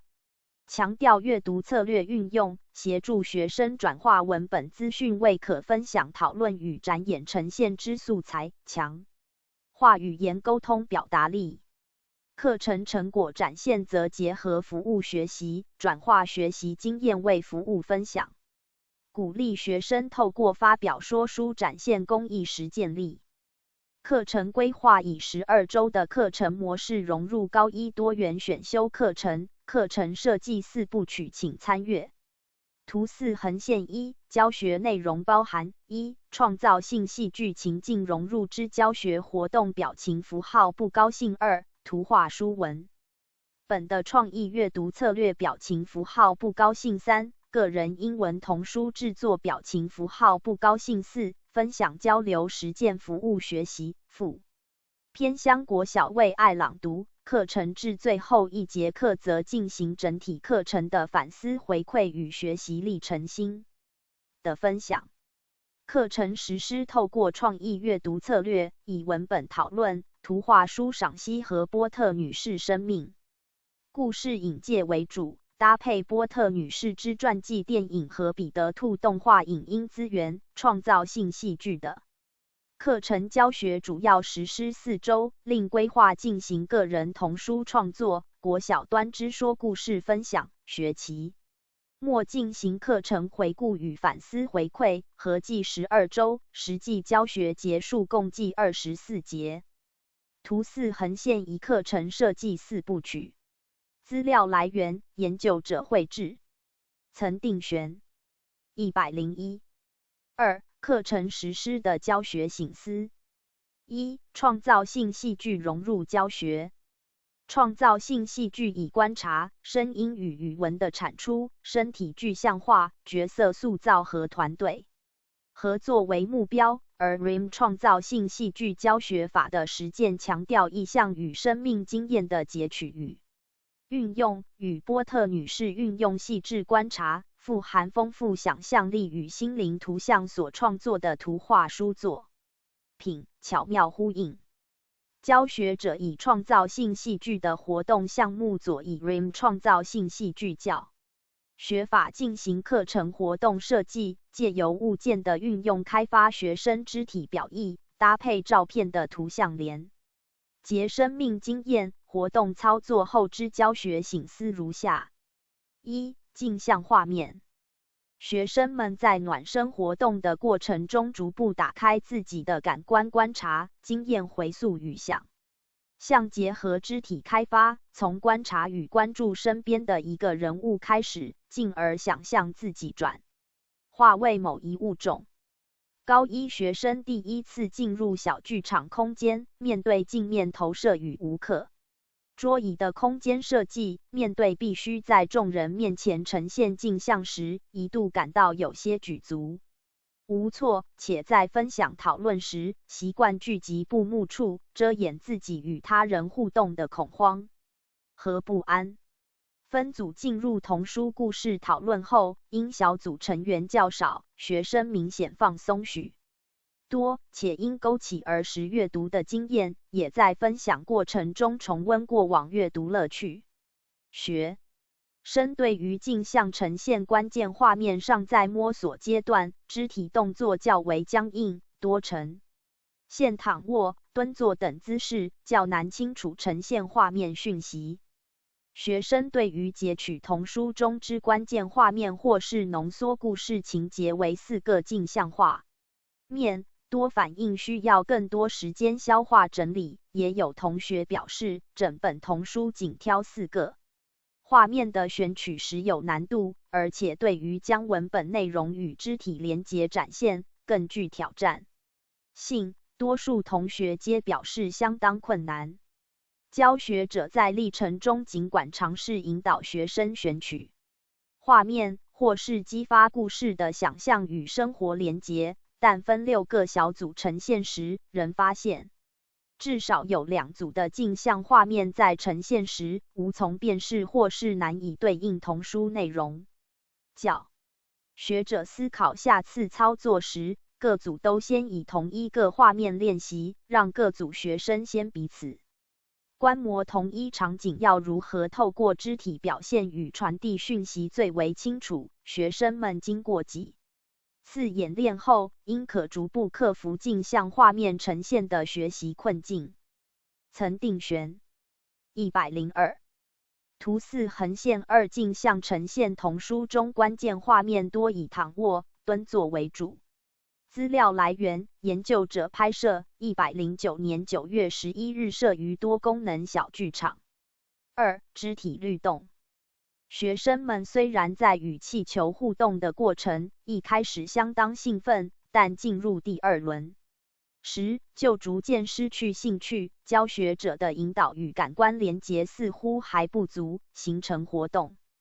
带领的空拍。第2堂课的绘本引介无法串联第1堂课的气球活动，也让整体教学流程不够流畅。此外，吹大的气球尺寸比教学者预期的小很多，以至于学生们在进行活动时较难掌控气球与搭配音乐旋律，现场难免混乱。教学者评估下次再次进行此课程操作时，可先以红气球相关的绘本和影像片段当作引导或是动机引发，让学生能够与自己手上的这颗气球产生情感连结，想象要带着这颗气球一同踏上一段冒险的旅程。借由故事情境的引导与催化，让学生可以投入活动的参与。图4横线3学生随着音乐律动让气球持续空飘。岑定玄103资料来源：研究者拍摄，109年9月18日摄于多功能小剧场。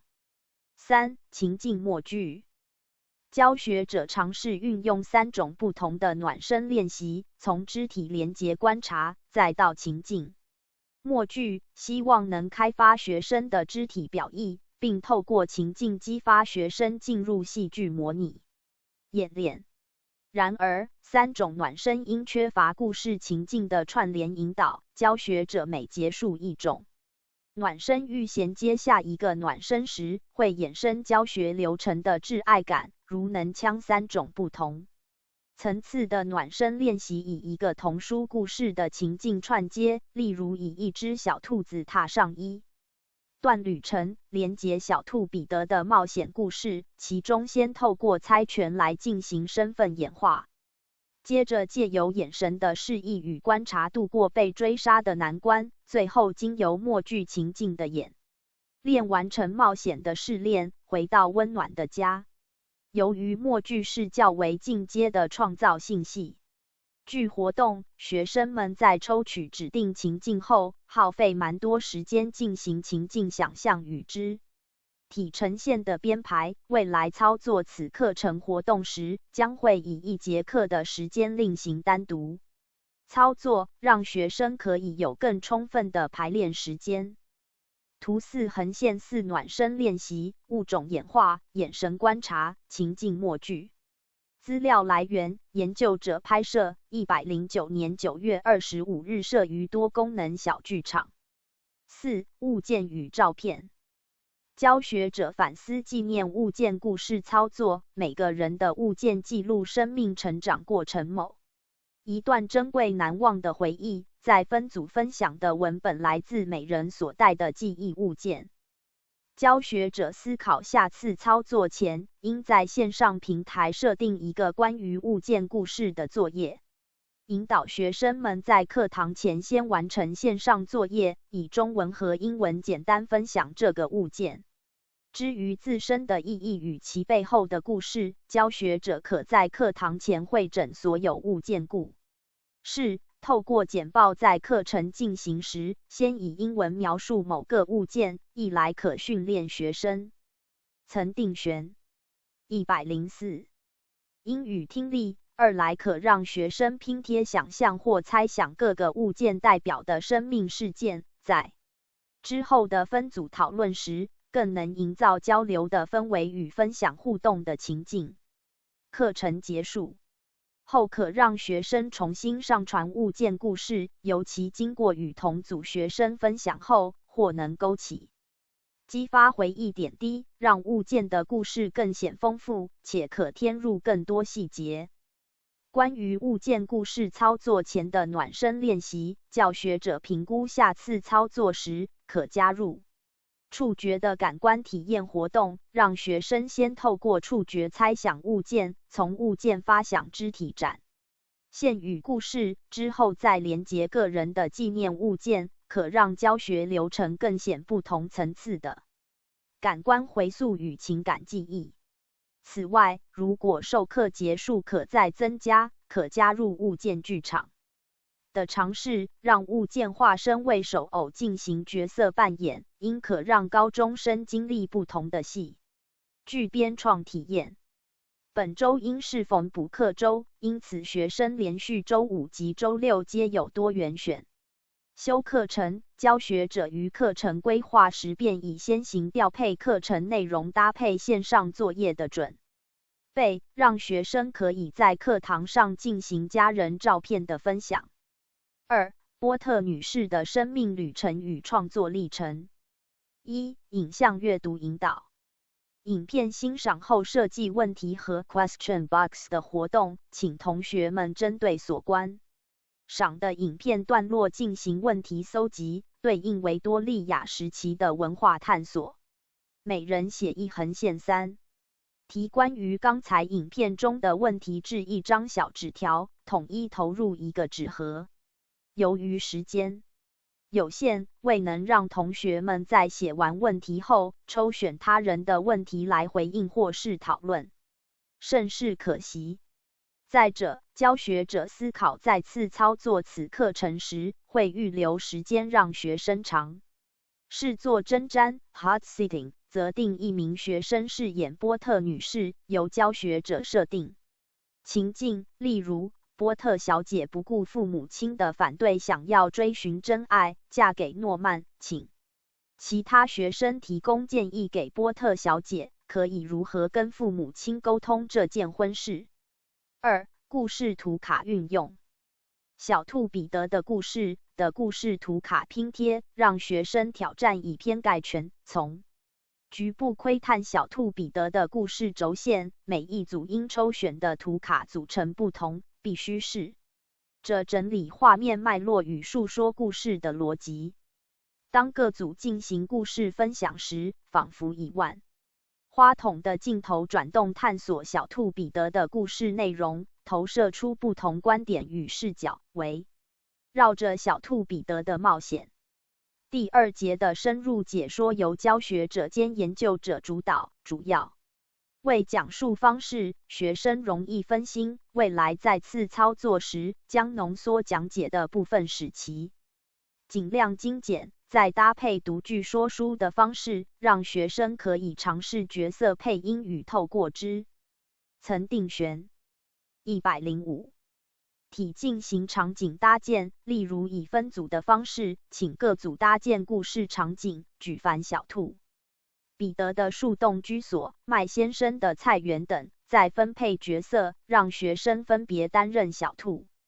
彼得、麦先生以及故事中出现的白猫、老鼠、麻雀等动物，应可让故事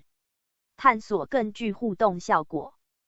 图4横线5学生以各自抽选的图卡尝试拼贴小兔彼得故事。资料来源：研究者拍摄，109年11月6日摄于多功能小剧场。3. 分组讨论与报告。教学者主要由学生分组讨论后自选波特女士作品，以学生角度分享学生的阅读理解与分析，探索波特作品意涵。学生的选读文本多属长篇。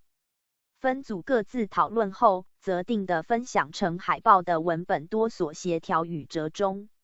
分组练习。上台发表海报内容，由学生提出分组讨论后的看法与理解。从学生各组的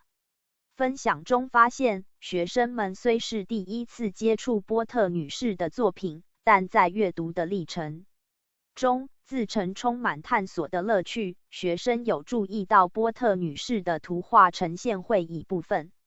黑白、部分彩色来穿插安排，色调的变化让故事的情境与气氛产生不同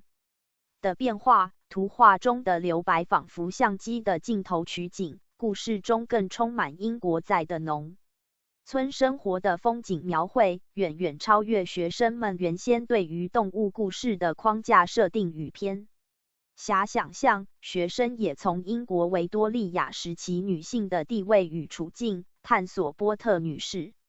所处时空的社交礼仪规范及其家庭生活的互动与情感维系。整体而言，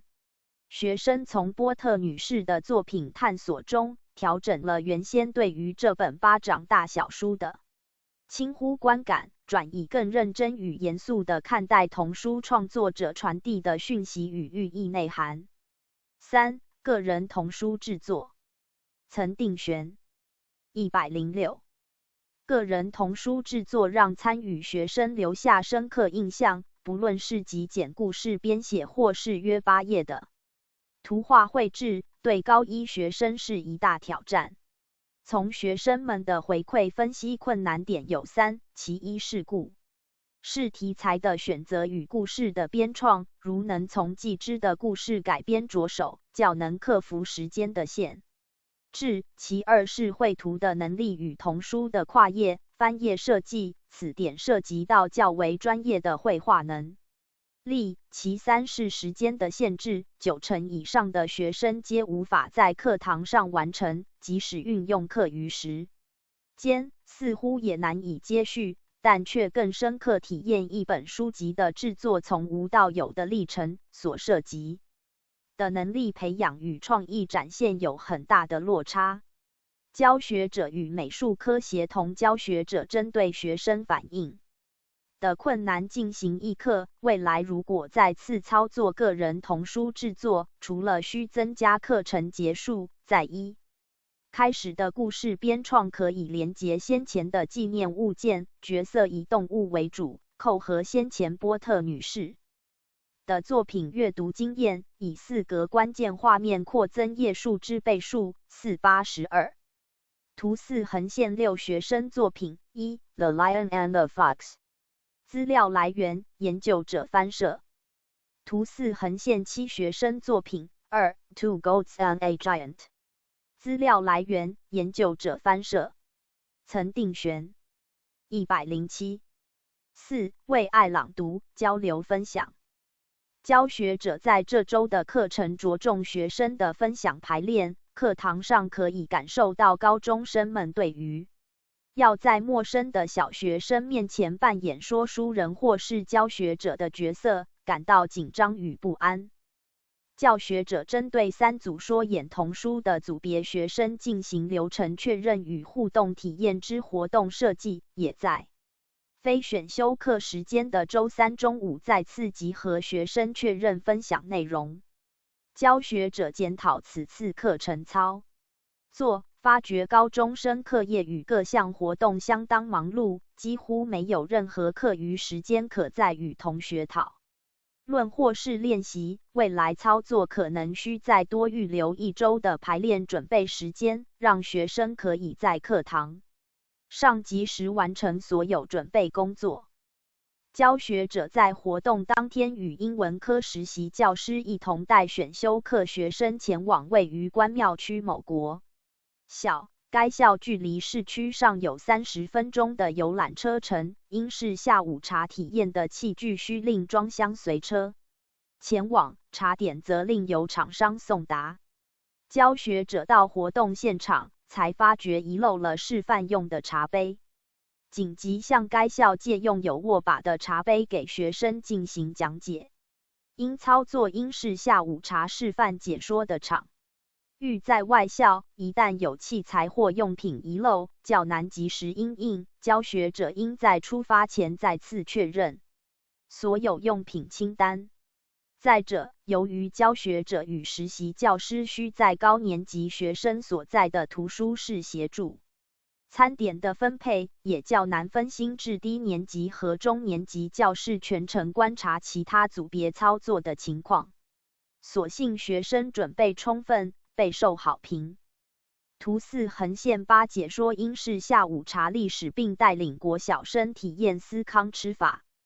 资料来源：研究者拍摄，109年12月25日摄于台南关庙某国小。曾定选。108。5. 研究结论。本前导研究旨在透过创造性戏剧转化波特女士的英文同位语文学习素材，以此提升高中生语文学习动机，增强沟通表达自信。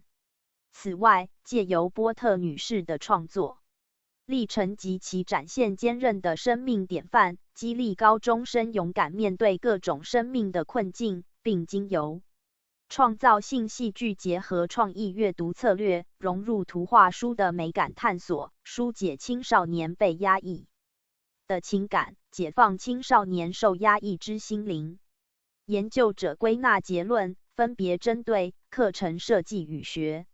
生学习、波特女士的生命历程及其创作、创造性戏剧结合波特女士的图画书作品、教学历程的突破与创新等4个面向，说明研究结论。1. 课程设计与学生学习。研究者借由探讨英文童书创意阅读选修课程之教学历程省思，归纳4个研究结论，并进行课程设计与学生学习层面之探讨，另也归结运用创造性戏剧结合英语学习之教学历程中的突破与创新。本研究之教学历程架构于109学年度第1学期台南某高中英文科高一多元选修课程，于原定学期20周的授课时间中，置入本研究之12周合计24节之微型课程操作。从创造性戏剧情境融入之教学活动为始，进行4周之创造性戏剧课程体验。其次，利用3周的时间，以波特女士的小兔彼得故事系列作品为英语创意阅读之主要文本，将作者创作历程及其所处英国维多利亚时期的英式下午茶礼仪文化转化为语言沟通和跨文化体验学习的学习情境素材，并结合波特女士的图画书文本进行创意阅读策略、童书文本探究后，与美术科教师进行3周的协同教学，引导学生进行故事编创与英文童书制作，最后则赴台南关庙区某国小为爱朗读，透过交流分享展现学生学习成果，期末最终则进行整体课程的反思回馈与学习历程心得分享。创造性戏剧以观察、声音、身体具象化、角色塑造和团队合作为目标。而 RIM 创造性戏剧教学法的操作实践强调意象的经验、截取与运用，与波特运用细致观察、富含丰富想象力与心灵图像所创作的图画书作品呼应相连。研究者在教学历程以波特女士的图画书作品为媒介，运用创造性戏剧的活动项目，结合意象与想象，引导学生欣赏图画书作品，搭建文字与图像对话的互动机制，将阅读的文本资讯透过创造性戏剧肢体意象化，浓缩关键画面的镜像练习，让学生除了更能掌握整部作品的意涵和讯息，更挑战性将态书页转化为动态展演，增进自我身体的觉察与情绪感知。教学历程中，研究者反复引导学生进行讨曾定选109论分享发表，从小组到团体，学生在反复演练中提升了口语沟通与表达的自信，尤其要在国小学生面前说演英文童书，更让高一学生化身为教学者，将课堂汲取的戏剧与图画书学习经验，借由与同学团队合作，设计互动游戏，成为站在台前说书分享的表演者。此学习历程不但符合新课纲素养导向精神，更是绝佳学习迁移范例。创造性戏剧具备统整跨领域的多元特质，适合用来结合各种课程与教学主题。因此，本研究将之融入英文科多元选修课程作为教学媒介，目的便是希望透过戏剧情境的建构，引导高中生在轻松和缓的课室氛围中彼此交流学习，也运用小剧场的空间，打破惯于听讲的被动学习模式，更主动地参与表达与分享讨论。不论是在分组讨论，或是副国小的说书交流，都大大提升了学生表达的自信，从其初的怯懦生涩，逐步跨出舒适圈，挑战自我，在国小学生面前进行交流分享。参与选修课的高中生在期末回馈皆表示，自我改变最大之处便是表达自信的提升，也反映在创造性戏剧的情境引导下，高中生得以突破沟通的心防，让自己在众人面前更坦然展现自我，并练习以更具组织和条理的方式呈现资讯与说书分享。学生透过创造性戏剧的引导与体验，启动肢体表达的潜能，也因戏剧体验多需与人互动讨论，促使学生觉察自己的沟通表达之不足，进而改变课堂听讲习惯，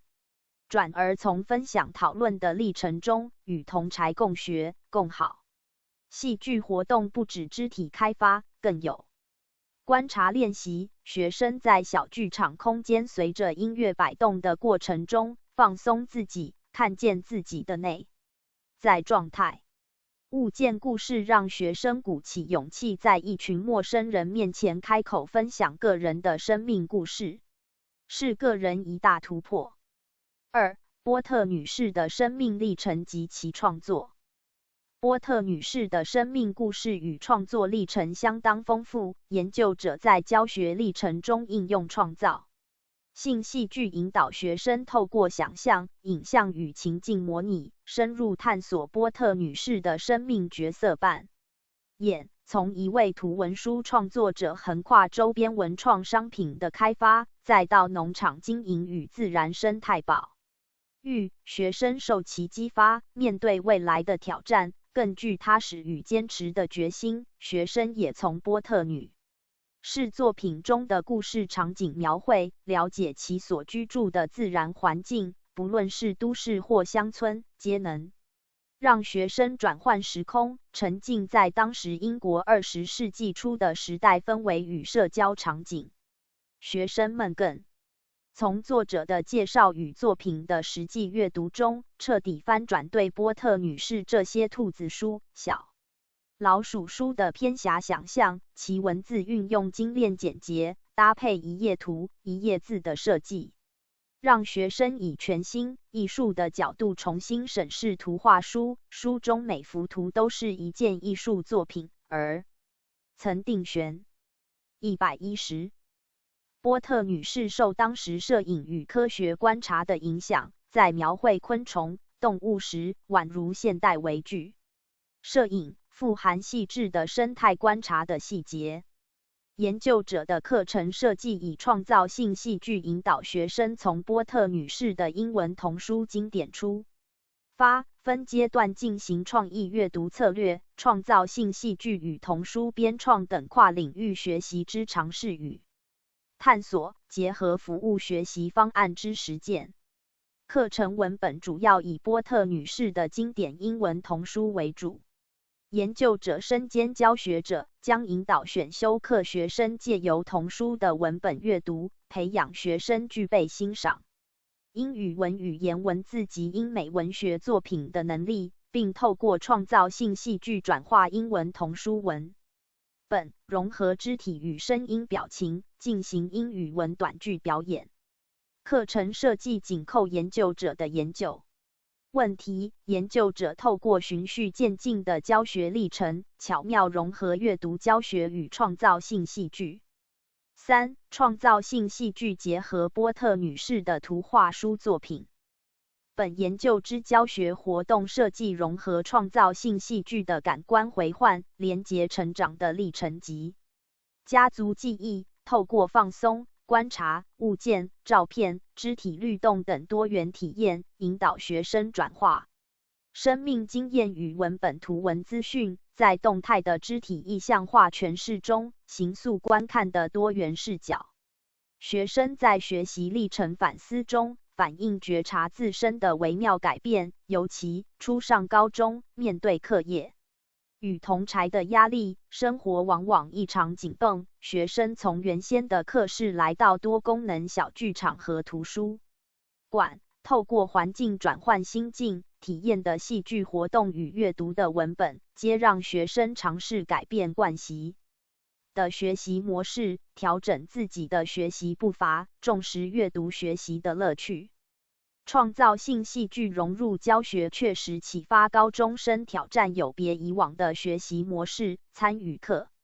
程的学生回馈提及，个人提升了自我沟通表达的自信与能力。此外，学生对于图画书的阅读也更具探索的动机，进而增进英语阅读的乐趣。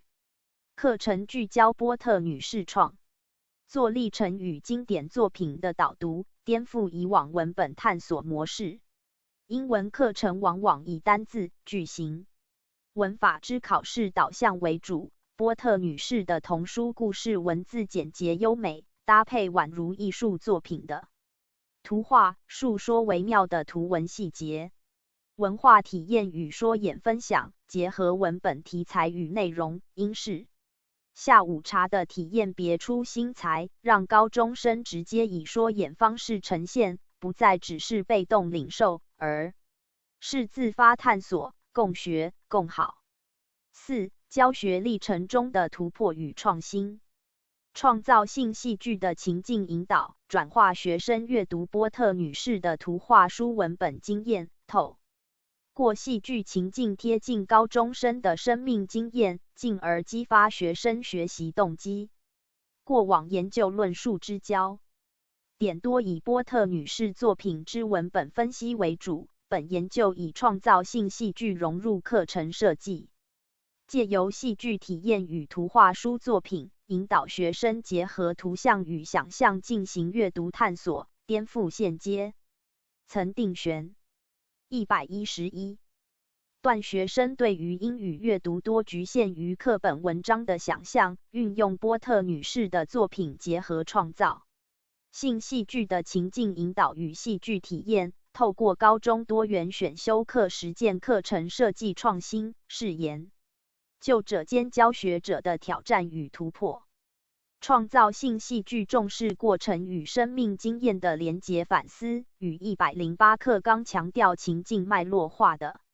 学习及教学原则不谋而合。英语教学融入戏剧体验虽非创建，但以创造性戏剧的理念融入教学设计是本研究的重心。除了角色扮演，也引导学生在放松、观察、肢体具象化等练习，结合图画书文本，转化传统静态的阅读理解，成为动态分享与展演。研究者规划4个阶段的课程设计，主要引导学生从读者、观察者、活动体验者，逐步转化成为创作者与说书展演者，借由学习角色的转换，引导学生进行兴趣探索和未来想象，以福音多元选修课程目标。实作图画书的过程中包含英文故事编写与说书叙事的跨页设计，学生从波特女士的作品阅读赏析的读者过渡到创作者，极具学习动能的挑战，但也因此激发学生探索创作的未来想象。选修课程的教学目的即是引导学生进行个人学习兴趣探索，课程规划加入与美术科跨科协同教学，促进学生透过不同的专业角度，转化阅读理解为个人作品创作的养分。学生透过本课程在英语能力的展现，多经由互动的分享历程，量化部分则从前侧的兴趣动机探索与后侧之学习反馈中，可获得数据验证。对于未来研究，将建议设计更精细的规准量表，以更精准检视学生的英语学习量化成果。综整上述，研究者归纳研究结论。首先，就课程设计与学生学习而言，创造性戏剧启发高中生运用英文童书进行讨论与分享，提升英语学习动机、沟通表达自信，增添英文阅读乐趣。学生透过创造性戏剧的感官回换，翻转传统课堂听讲之学习模式，结合五感体验转化肢体意象，提升口说表达自信，并与同儕在分享讨论的过程中共学共好。其次，波特女士的创作历程与图画书作品，不仅激发高中生面对生命困境的勇气，也在赏析及创作图画书作品的历程，在图文对话中丰富美感经验，同时抒发情绪与内在压力。就教师专业发展而言，创造性戏剧融入英文童书阅读之教学创新模式，增进教师跨域教学之动能。尤其波特女士的图画书作品充满对生物的细腻描绘与生态环境观察，足以串联语文、艺术、自然甚至是社会领域之教案跨域设计，是教学设计取之不尽的宝山。曾定选112。参考文献1、中文文献，王志根译，2018。图画书大解密，原作者 Denise I. Matulka， 台北，天卫文化，宋佩译，2006。观赏图画书中的图画，原作者 Jen Dunan， 台北，雄狮美术，信佳慧，2012。掉进兔子洞，信佳慧带路，跟着经典童书游英国。台北，亲子天下。林文韵、施佩瑜译，2009。儿童文学理论与应用，原作者 Carol Lynch Brown and Carl M. Tomlinson。台北，新理。林文宝、陈正志、林德恒、王宇清、孙义觉、陈希如，2010。幼儿文学，台北，五南。林朱启，2007。爱孩子、爱动物、爱自然，创作小兔彼得的波特女士，全国图书资讯月刊99 7横线9。林良，2011。林良谈儿童文学，浅语的艺术。台北，国语日报。林梅君，2017。儿童戏剧教育之理论与实务。台北，新理。林海英、林良、何凡、夏祖立译，2016。走入小兔彼得的世界，波特经典童话故事集，原作者毕雅翠丝波特 Beatrix Potter。台北，青林国际。林真美，2010。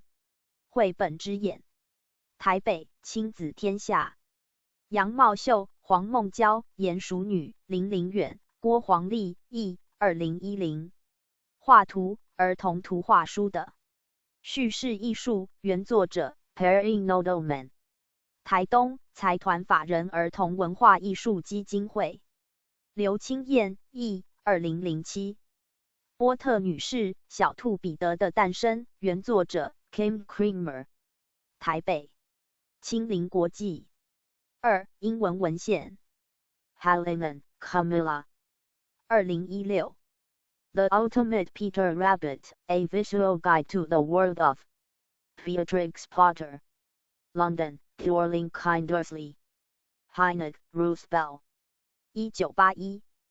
Creative Drama for the Classroom Teacher, Englewood Cliffs. N.J. Prentice, Hull. Hadley, Alice C. O'Magill. 2000 Teaching Language in Context University of 曾定璇113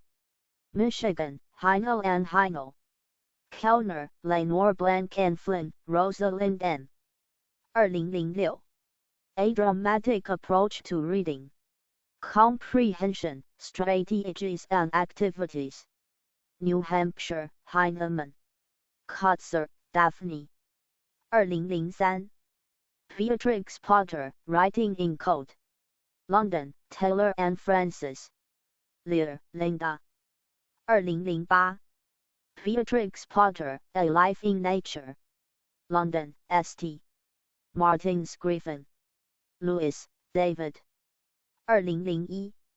Reading Contemporary Picture Books, Picturing Texts London, Taylor and Francis Mackey, Margaret 1998 The Case of Peter Rabbit, Changing Conditions of Literature for Children New York, Routledge Mackey, Margaret ed. 2002 Beatrix Potter's Peter Rabbit, A Children's Classic at 100 New York, Scarecrow McCaslin, Nellie 1990 Creative Drama in the Classroom New York, USA Longman McCaslin, Nellie 2006 Creative Drama in the Classroom and Beyond New York, USA Pearson Nikolajeva, Maria and Carol Scott 2006 How Picture Books Work New York, Taylor and Francis Nodelman, Perry and Reimer Mavis 2003 The Pleasures of Children as Literature Boston, Pearson Education Potter, Beatrix 2002 Beatrix Potter, The Complete Tales London, The Penguin Group Rosenberg, Helen S. 1987 Creative Drama and Imagination, Transforming Ideas into Action New York, Reinhardt and Winston 刘仲伦114麦田收割的季节，即我们一同走走看的共行经验。刘仲伦，逢甲大学人文社会学院副教授。摘要：姚义伟在1980年第一届实验剧展时大声疾呼该展的奋斗目标为剧本创作演出的创造性，我们需要一座实验剧场呼应这三项目标。这篇文章也分成3个部分。第一部分着眼在姚义伟举办的5届实验剧展1980横线84，后续不仅发掘至今影响台湾现代剧场盛剧的创作者与教育家，为尊重表演艺术建立广纳百川的典范，其精神也影响之后的全国大专杯话剧比赛。当现代戏剧的版图由北向南扩张的过程中，透过人才的流动、剧团的成立、出版的传播、表演空间剧院的兴建等，如同江河扩散之下，于中部这个出海口汇聚成一片生态盎然的沙洲，其上创生了不少地方剧团和表艺人才的有机的生态圈。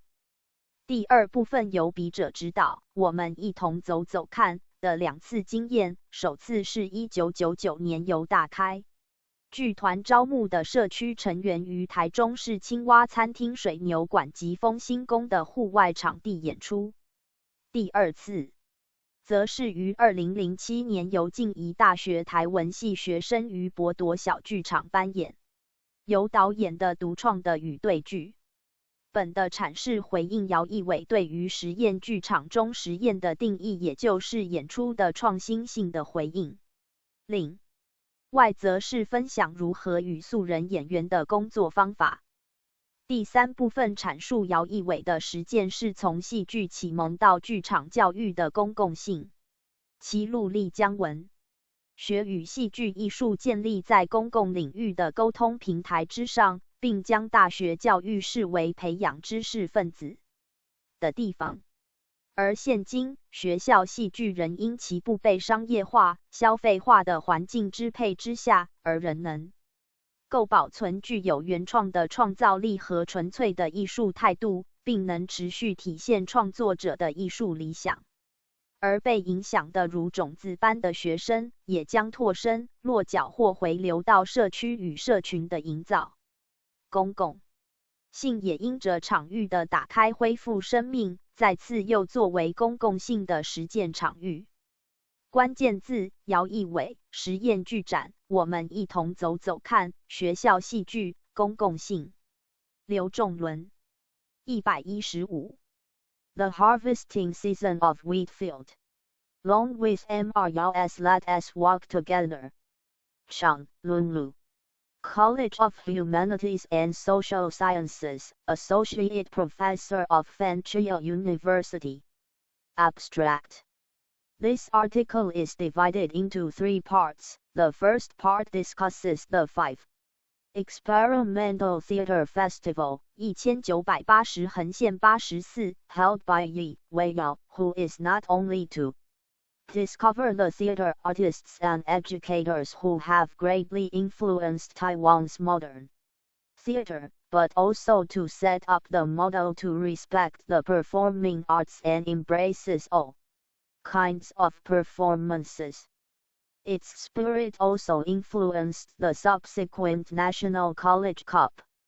drama competition. When the territory of modern drama is expanding from north to south, through the flow of talents, the establishment of theater troupes, the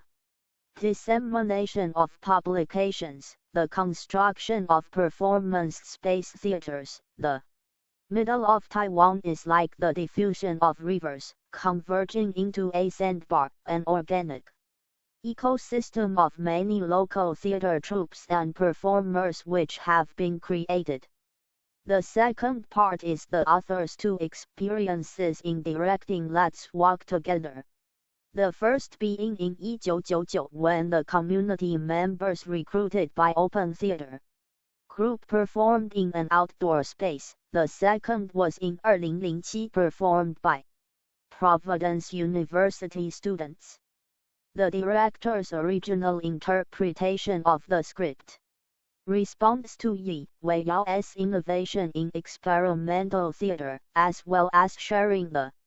experience of working with amateur actors. The third part expounds Yi Weiyao's practice, which includes the drama enlightenment and the theatrical education as the responsibility of intellectuals. He still strived to build literature and dramatic art on the communication field in the public domain and regards university education as a place to cultivate intellectuals. Today, school dramas are still able to preserve original creativity and pure artistic attitude, because they are not under the domination of commercialization and consumerization, and can continue to reflect the artistic ideals of their creators. The author believes that the theater could rely on the school drama today for the revival of publicness. The 刘仲伦116 Participants and students like the creation of wheat seeds, settled in the local field, open all kinds of possibilities when restored to the public realm. Keywords: Yi Weiyao, Experimental Theater Festival, Let Us Walk Together, School Drama, Publicness. 刘仲伦117在上个世纪的60、70年代的台湾剧场，不论是戏曲或是现代戏剧，阶级受政治监控与压制而处于荒芜，然现代戏剧的种苗却从学校教育的土壤滋养蔓生。1963年于大冈受中国文化学院创办人张其云之托设立戏剧系，由李曼圭担任创系主任，后姚义伟也加入共同主持，由艺术学门改组成为艺术研究所戏剧组。其三人共构了中西以及现代与传统的戏剧教学与创作构筑。于大纲专精中国戏曲研究与中国古典文学，并且改编新创现代京剧，直接影响了雅音小集。李曼圭则是多次赴美及欧洲学习与交换研究，致力推动现代戏剧，也就是话剧，其作为包括争取政府经费，企图解决大环境硬体，促生剧场演出空间与解决团队的人才荒、剧本荒等问题，故透过举办新世界剧运1956横线57小剧场运动1960横线61青年剧展与世界剧展1967来增加创作者与观众。姚义伟则是从西方的哲学与美学着手，由亚里斯多德开始的古典主义及至他亲自参与的台湾60年代的现代主义文学运动，并以现代主义迷自称。另外，其主张与维护文学戏剧是一种艺术创作，且完成14本剧作、7部专题论著，在理论与创作中来回印证与辩证。1975年李曼圭逝世，1978年姚义伟接任由其创立的隶属于教育部的中国话剧欣赏演出委员会之主任委员，并和经验丰富的委员会总干事赵其斌曾任新世界剧运、青年剧展与世界剧展总干事，合作以1年仅有4万有限经费的状况下举办由1980至84年的甲南海陆国立艺术馆汇演的实验剧展。姚义伟的登高一呼，原本在戏剧院校与艺文圈蓄积的人脉与能量涌流喷发，系所的同事与学生、艺文界的交好、戏剧界的晚辈纷纷加入这5年6出戏的汇演，对于台湾剧运产生突破性的影响。比照陈玲玲落实的梦幻骑士1997，我们曾经一同走走看。暨实验剧展1987与王友辉2000的台湾实验剧展研究1980到1984 3篇论文及笔者观点，其后续的影响有5。第一个影响是在姚义伟的号召之下，实验剧展成为在实验创作的所在，也是戏剧、影视创作与教育界的活跃的戏剧人才的展现绽放平台。当时参演的团队按王友辉分法共有3种，第一种是业余剧团，由金世杰、卓明、黄成晃、刘敬敏、马丁尼等人参演的兰陵剧坊，陈玲玲及彭雅玲所组成的方圆剧团，王友辉及蔡明亮组成的小物剧场。第二种是戏剧科系学校组成的学校团队，如由赖声川主创的国立艺术学院戏剧系的工作剧团，李光弼编导为主的文化大学戏剧系影剧组成的华冈剧团，国立艺术专科学校影剧科组成的大观剧团，中国文化大学艺研所戏剧组成的人世间剧团等。第三种是以编导为号召的临时团体，如在剧展2届中分别编剧与指导凡人与早餐的文化学院艺研所毕业的黄建业，辅自美归国戏剧相关的学者黄美旭、黄琼华与司徒之平等人。这3刘仲伦118种邀演团队的综合共同点都是受过戏剧专业训练，因此该展的意义是戏剧专业训练的创新剧展。许多观众也是因为观赏和认同这些创新性、突破性及有代表性的剧场内容与形式转而加入剧场工作行列。第二个影响是以媒体传播的首善之都台北市为中心，借由报章杂志的刊登，例如幼师文艺、文讯，当时重要的杂志以座谈会或是专题方式报道，以及以文人士观赏后的撰文所造成的口碑行销，如蒋勋在《时报》杂志第1期1980传文，在创剧运的高潮，为何朱兴沛演出成功致贺，写道：这的确是第一次在台湾看到一个这样热烈有生命力的剧场，无论如何，沉闷了30年的剧运，终于让人又呼吸到了新鲜的空气。李元珍在《文讯》第3期撰文，评第4届时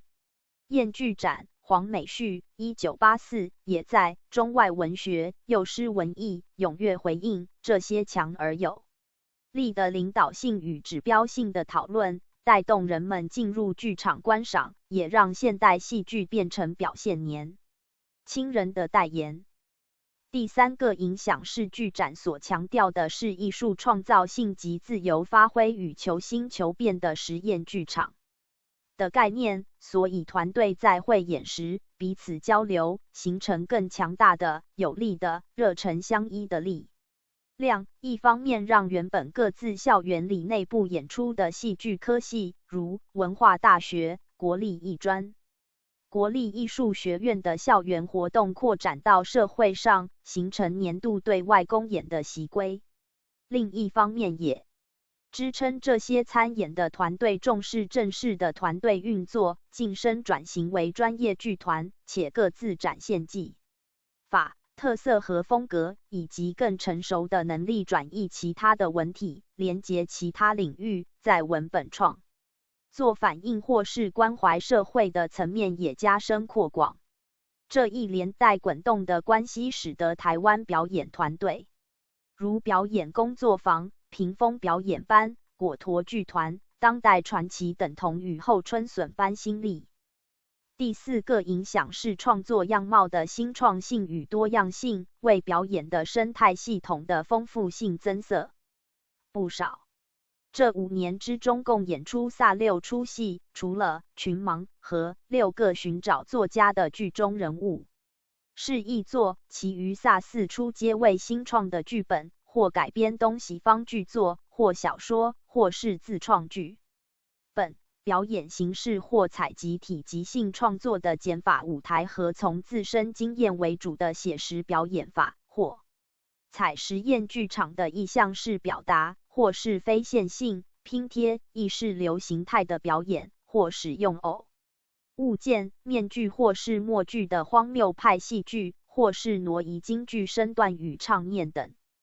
第5个影响并非从实验剧展本身长出，而是依附在展演行为之后产生的。刊登报章杂志、期刊的剧评或是现代戏剧相关的对谈，有些原用文学批评的角度，或是从观演角度来进行评析，为当时评论增加新的视角，且数量篇幅与实验剧展之前的其他剧展相较之下亦有增多，也成为后来极为重要的研究资产。此影响也是笔者扩增王友辉的意见之处。王友辉认为实验剧展演出期间少有刘仲伦119真正的剧评出现，因为此时其先少具有剧场专业知识、审美能力，执笔未闻。不怕得罪人的剧评家的出现，然笔者认为当时由于剧场演出限定在特定的时间和空间，又缺乏影像记录的转播，故能否参与观赏是剧评是否会发生的第一个门槛。若是没有办法到场观赏，亦无法评论。再者，当时剧场剧本皆需审核通过之后才能演出，所以剧评家能讨论的范围已被缩限到框架中。另外，黄美绪1984在综观今年的实验剧展一文提及，当时剧展筹办时间实在仓促，加上剧场制式缺乏，因此无法在精熟与精进的练习与演出修正。当时现代戏剧的剧场分工仍未成熟，在表、编、导、设计、制作、执行和经费资源等方方面面到位之作尚未出现，故虽然当时的评论不比今日的质与量的蓬勃成熟，然此乃对于剧场记录开始重视和讨论的萌芽。宜实验剧展之后，实验剧展在办理到第4年时，姚义伟于1984年向教育部建议扩大办理，并且增额至300万，以推广剧运。但因与教育部官员的理念不合被拒，遂辞去主任委员一职。原本隶属于教育部的中国话剧欣赏演出委员会不久便遭到裁撤，实验剧展也因此戛然停止。第5届实验剧展的同一年，由教育部主办与救国团合办全国大专杯话剧比赛，以下简称大专话剧杯。据周一彤2018在打开南海剧场的一口箱子一文指出，该赛事是依行政院长孙运璇指示订定，加强推行艺术教育与活动实施要点，以符合社会欣欣向荣、具有教育意义之原则，年经费200万办理，每年于北、中、南3区举办为期12日的大专话剧杯。1988年与文建会合办，并增加社会组主责工作，除了赛事，还包含剧本创作、奖甄选比赛、话剧编导人员研习班，积极辅导大专院校成立话剧社团等活动。演出内容囊括古典世界剧作、传统戏曲新编或是实验型演出。教育部虽然未采纳姚义伟的建言，然大专话剧杯里引渡与延续推动其所提倡的实验剧展精神是显而易见的。先由姚义伟定义实验剧场即可看出。第一，实验剧场是年轻人的剧场，他们把对戏剧的热忱与构想转化在舞台上。第二，实验剧场应该是一个前卫的剧场，把所有呈现戏剧演出的可能性都实验于舞台上。第三，实验剧场是艺术的剧场，戏剧有商业和艺术2种身份。艺术剧场的实验演出可以不顾观众多寡，只要大胆尝试，全力达成艺术的目标即可。黄美旭1980-107，刘仲伦120。此3大定义也被大专话剧杯原此沿用，受众对象即是年轻人，内容可以是前卫的与实验的。在台中中山堂这样的专业剧场演出，又加上教育部的经费支援及提供师资进行研习训练，俨然就是实验剧展的全国扩大版。对于当时没有设立戏剧系所和先少有现代戏剧活动的中南部而言，如此全国性赛事造就众多戏剧人才和扩大观众的培养池。大专话剧杯当时被延揽担任赛事的教师、评审委员、观摩表演团队等人才多半曾蒙姚义伟亲制或承受戏剧相关系所的训练，故不论是在系统上或是技术上有一定程度的脉联。彼时的笔者即是其中一员，从1987年赴极北上就读国立艺术学院戏剧系，并协助东海大学带面话剧社参赛。1997年自美归国后起至该赛停赛，共担任3年评审，见证到中部现代剧场界如何经由剧展和比赛会接住北部现代剧场的大江大河，在中部这个出海口堆积成沙洲，运生与形，成了现今中部的戏剧生态圈。中部现代戏剧圈在人才的脉程上，首推当时担任东海大学美术系主任蒋勋，其是姚义伟在文化大学艺术研究所兼任时期的学生，并担任第1届实验剧展。问：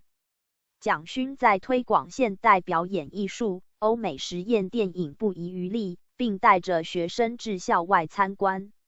视觉艺术的展览和观赏国内外表演艺术团队的演出，如云门舞集、兰陵剧坊国立艺术学院的音乐、美术、戏剧、舞蹈系展，自身更投入绘画、文学的创作和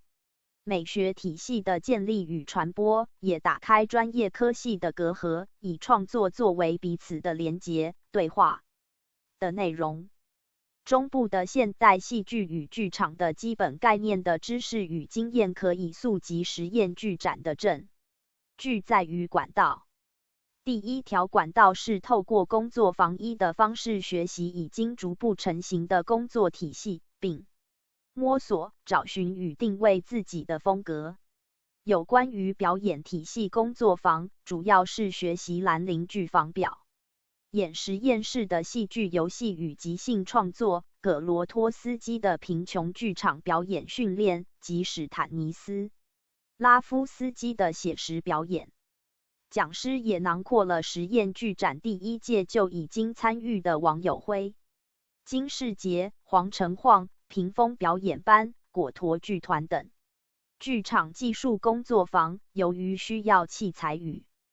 工具同步作业，牵动资源较多，故主要依靠周凯基金会培育及文建会小剧场人才培育计划完成。剧场行政与组织的部分则仰赖台中艾米尔幼教机构的旅顺分校作为屏风表演班和鞋子儿童实验剧团分团使用，其设置的100人小剧场更是中部开放，支持实验剧团售票演出的非官方表演场所。以上这些来到台中的讲师或是团体几乎都参与或是经历过实验剧展洗礼，或是亲自摇一尾，在南下分伙分株。一工作坊是指有目标、系统性的、密集的，从几小时到长达个把月的学习与实作，最终包含片段的或是完整的呈现。刘仲伦121。第二条管道是模仿剧团的足迹。当时表演工作坊1984，屏风表演班1986，果陀剧团1988，相继成立，于1997年连续参加3届的中兴大学话剧社的参赛者 L 君化名后为大开剧团团员，就曾提及，我们当时只有看过表房、屏风、果陀的戏，就以为这是一出戏一开始就要长成这样，这也直接影响到比赛的引性。规格逐年提高，有些演出甚至已具有专业剧团的水准。而表演工作坊或屏风表演班亦可以寻机回溯到实验剧展时期及以头角峥嵘的赖声川和李国修。果陀剧团的主创者梁志明亦受教姚一伟，并且演出过《碾玉观音》。第三条管道是透过从剧本中学习。姚一伟在《大家来实验》一文中提及，实验戏剧中的编剧重点是要能注入自己的思想观念和哲学，并非一定要独创剧本。可以在创作经过改编或新编赋予新意义、新生命或现代化。1995-107回溯他对于创作剧本的重视始于就读厦门大学时，即自学英文、日文，阅读大量西方剧作。1951年白色恐怖入狱7个月被释放后，与外界鲜少往来。当时王梦鸥邀请其为正中书局翻译《汤姆历险记》，并为其取笔名姚一伟。之后，他积极投入办理与编辑的文学杂志，将剧本纳入刊载的范围。另外，姚一伟在大学授课名剧分析、剧本导读或戏剧原理时，也常以外国剧本作为台湾现代戏剧创作的学习模仿和典范依据。彼时的剧本是经3种管道的引介。第一种是出版社，如曾经出版罗家伦的《近代英文独幕名剧选》，林语堂的《卖花女》和存录李曼归与胡适的剧本的台湾商务印书馆。志文出版社成立于1967年的大学新潮丛书翻译欧美语系剧作如《梦幻剧》《浮士德》等。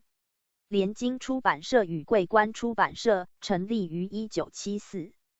的世界经典文学一丛，亦推出由台湾翻译者的欧美重要剧作。书林出版社1978年企图顺着西洋剧场发展历史脉络翻译希腊悲剧，之后又特别开设台湾剧作佳作品系列，如姚义伟剧作5种。第2种是学校出版品。1960年代的复兴，刚翻译丛书与70年代淡江大学今生文物出版淡江西洋现代戏剧一丛系列翻译国外剧本，1967年成立，1970年开始发表剧作翻译，后者则由严元书教授主导国内学者翻译，故用字遣词符合时代用语，选句也以现代戏剧颇具代表性文本为主，因此使用度在90年代时仍常年居冠。第3种是独立出版的剧场杂志，于1965至68年3年以季刊方式出版，提供前卫艺术资讯与视角，也是翻译和原创文本发表的所在，并将刊物的设计也视为发表和宣示一部分，至今影响台湾电影与剧场艺术。第4条要道是透过在剧场空间的实际扮演来印证创作与理论。姚义伟为黄美旭执导的《一口箱子》的演出特刊中写道，所谓实验，绝不是一时的心之所至，而是在一定的学术基础上，经过缜密的策划、思索，集中许多专业人员的智。刘仲伦122会和能力和融汇许多不同的意见，而后建立蓝图，再按照蓝图逐步施工。黄美旭1980剧场空间对之于展演，如实验室对之研究，这就姚义伟在举办实验剧展时选择国立艺术馆作为剧运发展的基地，里程碑之界，也是汇演之处。同时，70至80年代正值12项建设时期，地方设置隶属于中央教育部或地方县市政府的表演馆舍，如教育部推广学校艺术教育的台中市中心堂1972，台北国立艺术教育馆于1984年更名。地方县市政府的文化中心建设的演艺厅，如高雄文化中心志德堂1981年，台南文化中心演艺厅1984，台中市中山堂1989。这些公部门经费建设和经营的剧场空间，从外在建筑风貌到内在专业剧场技术的配备与设施，皆按着西方尤其是美国的标准建设，并提供大专话剧杯使用。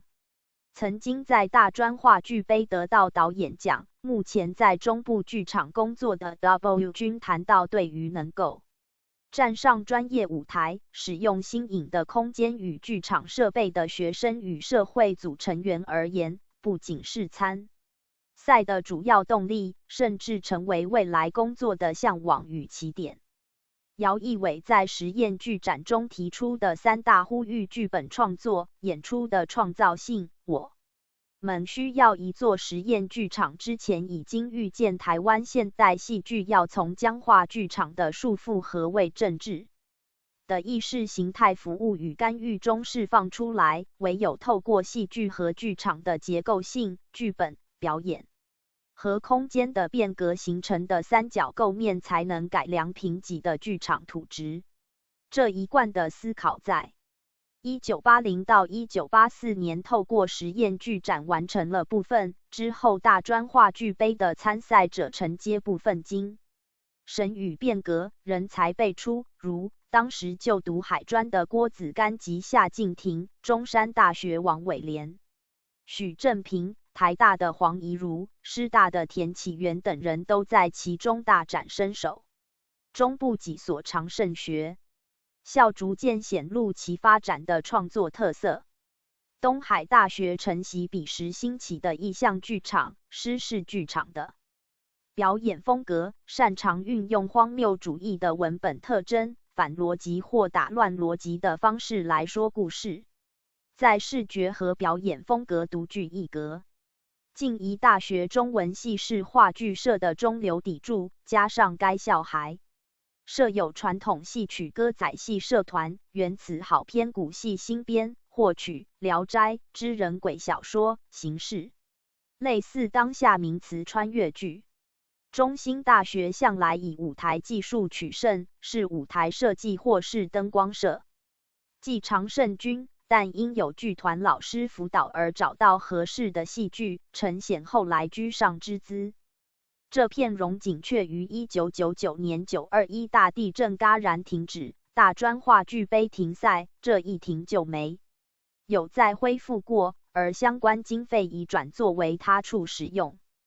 待重建过后，教育部的全国性社团赛事虽然恢复，但取而代之的是强调记忆型的热音和热舞相关活动。尔后虽然文建会接替以戏剧列车、以演讲和工作坊的方式邀请大专院校生参与，或由民间自行举办艺术汇演等，但是皆因规模缩减且无法维稳持续，加上大学生的课余时间渐渐被工读填满，参与社团投入程度及集体聚集工作不易，影视产业兴起与后来的自媒体的窜起，冲击剧场这种需要人与人相磨合相感的耗时的手工业。有集刘仲伦123体性、共识性和现场性的创作趋向个体化或小群化的影像化与平面化进行。过往可以提供学子沉浸的相濡以沫的剧团，也逐渐迈入产业化、分工化和品牌化的门槛与模式。虽然实验剧展和后来发生的戏剧赛事皆停运，但是其所累积能量、技术和知识已经沉积压缩为后生成长的土壤，在各地各处也埋下如同麦子的学习者和参赛者。他们在影视业、出版业、传播业、教育界及地方剧团等的落脚，拓生成一片麦田。台中早期的现代剧团、观点剧团到分株的顽石剧团、童颜剧团，以东海大学为创作主干及会型剧团像剧团，笔者所创的大开剧团、曾晓光所带领的13月剧坊也在这股脉流中承袭涓涓，而得以开花结果，千树成林。2. 麦子落地的一方麦田。该剧不仅可以让大开剧团的团员展现个人表演质感和特性，亦可以跨年龄的群体和跨背景的多元组合发挥综效。另外，剧本不论在时空、场景和人物的设定开放，留白许多，完全可以自由表现。舞台亦可采用简单的、抽象的、象征的装置完成，甚至在室内户外皆可灵活调度场面和形塑氛围，使得导演有独创发挥的空间选择。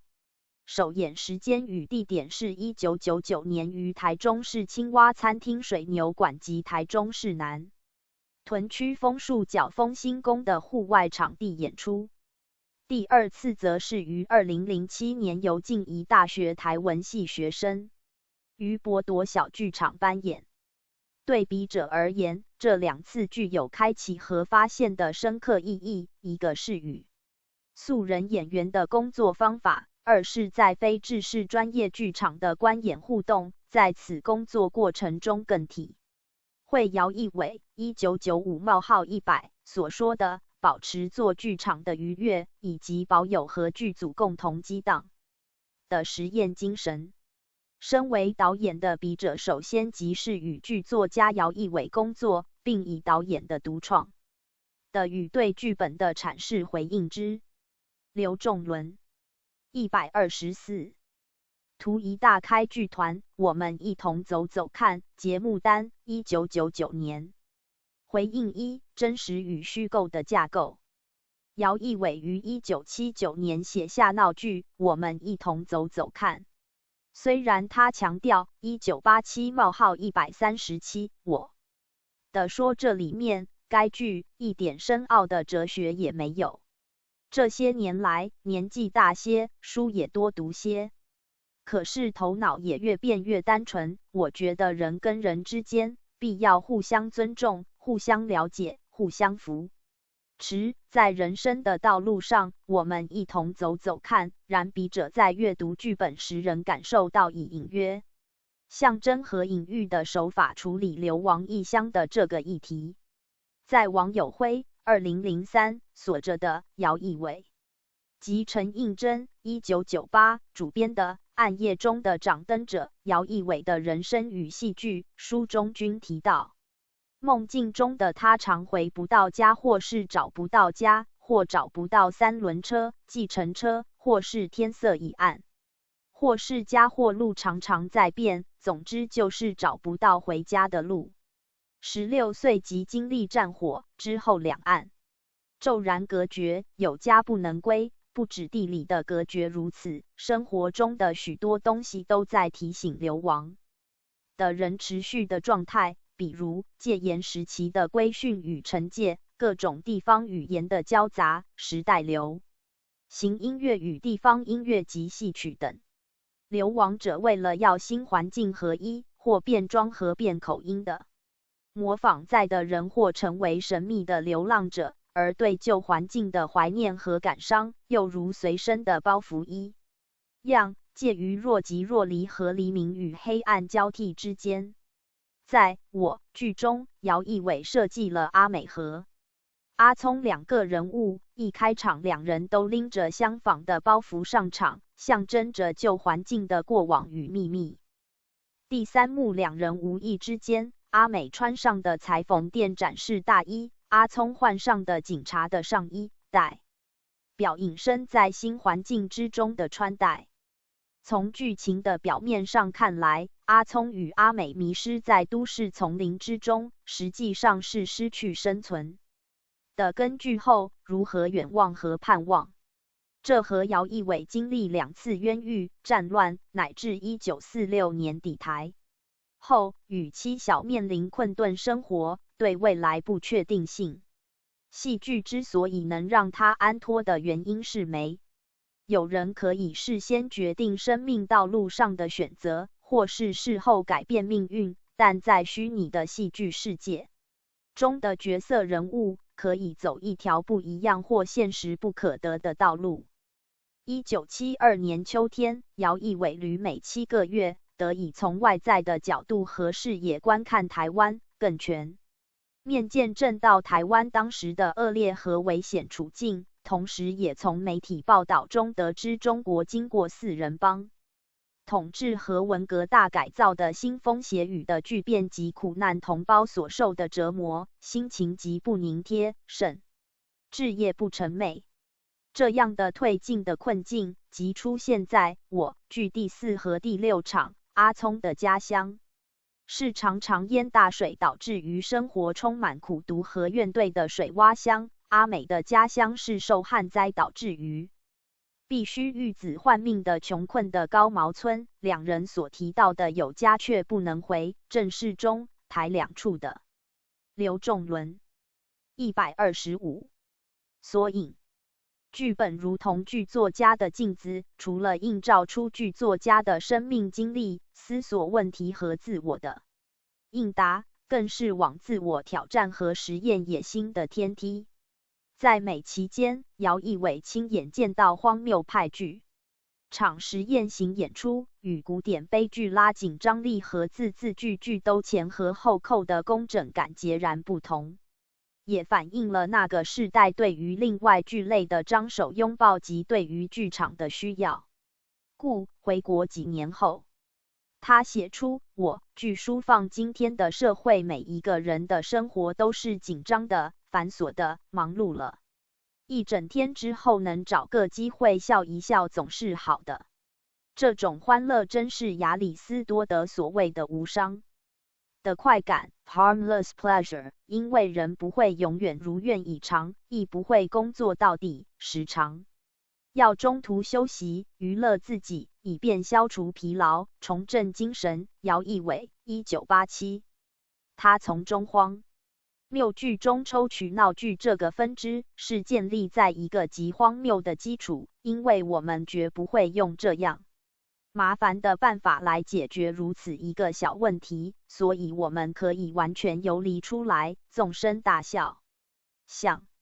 这类的戏剧，便可以造成最大的超然幻觉。姚义伟2004。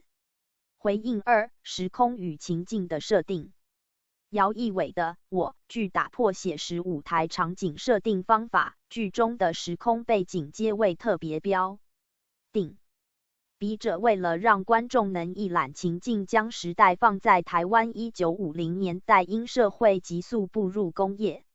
化，许多年轻男女进入都市，舍农村进入工厂劳动。剧中人都对于城市的想象是进步的、文明的，靠工厂生产存活的，对比乡村是贫瘠的、落后的，靠天吃饭。其在我剧中并不强调工业化都市化之后的资本家和劳动者对立，或是管理者与生产者阶层的关系，但是其注意到这些到城市里的寄居者或是追寻者，而非传统戏剧中的王公贵族、达官显要或是怀才不遇的知识分子。乡村也在文明科技的进程中被推往消逝的路程，亦或是被容整成为城市外缘的一部分，所以这些人就是城市与乡村边界的外缘人。回应3：滑稽剧和丑角的设定。姚义伟定义我剧是滑稽剧，是质朴而粗俗的道地丑角剧，让人发笑娱乐观众的戏剧。马丁·艾斯林 Mark Esslin 定义滑稽剧是一种包含了舞蹈、歌唱和杂耍的景观，但主要基于以半即兴的自发丑角表演的方式对于类型人物进行广泛的现实主义的表现。华明义2003。为了让滑稽可以被体现出来，笔者的导演工作采取3种策略。第一种，让喜感如同漫画或是无声电影中的机械化、重复感或是定格的视觉。刘仲伦126。画伯格森解释笑是镶嵌在活的东西上面的机械的东西的一种反应，正好适用于笔者与导演时在形式、动作、语言大量使用机械性、重复性的忽然出现和消失造成的发笑，也反映进入工业社会之后机械化和分工化导致于人的异化，就如同卓别林摩登时代中对科技机械高度的依赖及现代化的嘲讽。人类如同一个模子所铸出相同的产品，是工业制作和生产的过程，因此生活变成机械生产的一部分的荒谬性自然引人发笑，尤其是在我剧前3场的重要人物上场时，取用无声电影中的哑剧塑形一套属于个人的肢体和行动语言，辅以机械性、重复性，来强化观众对于此人物的辨识度。另外，笔者又沿用传统戏中的亮相，让每个角色的身体重心、质感和外在特色都像各产品一样被打上探照灯，被观众一眼看见，留下专属该角色的姿势。第二种，形塑出人物光谱式的摇摆与流动关系，在伯格森的笑中提滑稽是摇摆于生活与艺术之间的。又谈到一个滑稽人物的滑稽程度正好与他忘掉了自己的程度相等。徐继曾译2005。故笔者想象我剧的每个人物都有一个光谱表，其上有好几层放射出去的光谱。第一道是外显的肢体，比如水平速度、方向与形状乃至于姿势与姿态等。第二道是情绪与心智互动下产生的反应，如心不在焉、坚持己见、装聋作哑。第三道是人与人关系的紧张与弹力。举例剧中人的阿美、阿聪、黑狗、牛屎常分别或是两人一组处于心不在焉的回想或空想，与现实世界的步调不合，而导致自作自受或是倒霉的遭遇，再由这个结果再摇摆回到正常的、符合常规的或社会要求。刘仲伦127图二大开剧团版本，左一为牛屎，左二为阿美，右二为阿聪，右为黑狗。第三种，无痛化的笑感。舞台上的打斗或是追赶使用嬉闹剧 slapsticks 二式的循环暴力，加上模拟动物或是布袋戏戏偶而产生非人类的物件感，借此强调其行动不具有自发性意图，而是被动的执行者。再利用改变速度、加速或慢速，如同 VHS 影片播放时将动作往前或往后的倒转，或是影像剪辑时隔放的机械感或重复感。舞台上的打斗最重要是不会让观众因舞台上演员的打斗太过逼真而担心受怕，也无需因为放声大笑还要负担缺乏道德感的压力。嬉闹剧的特色就是至少有两者以上才能完成，也就一个是释放体，另外一个是接受体。当然也可以由双人延伸到群体，此时利用集体声音的与场面调度造成彼此的强弱消长、速度流动。对比反差就可以增强观众集体观看共同画面时面光移转的兴致。回应4，喜剧节奏。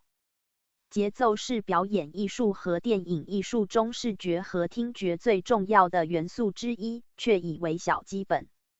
单位出现。戏剧的节奏必须经过扮演才会跳跃和标示出来，就如同音符必须被演奏。姚义伟擅长处理语言节奏，不论是悲剧、声声、喜剧、孙飞虎抢亲，或是闹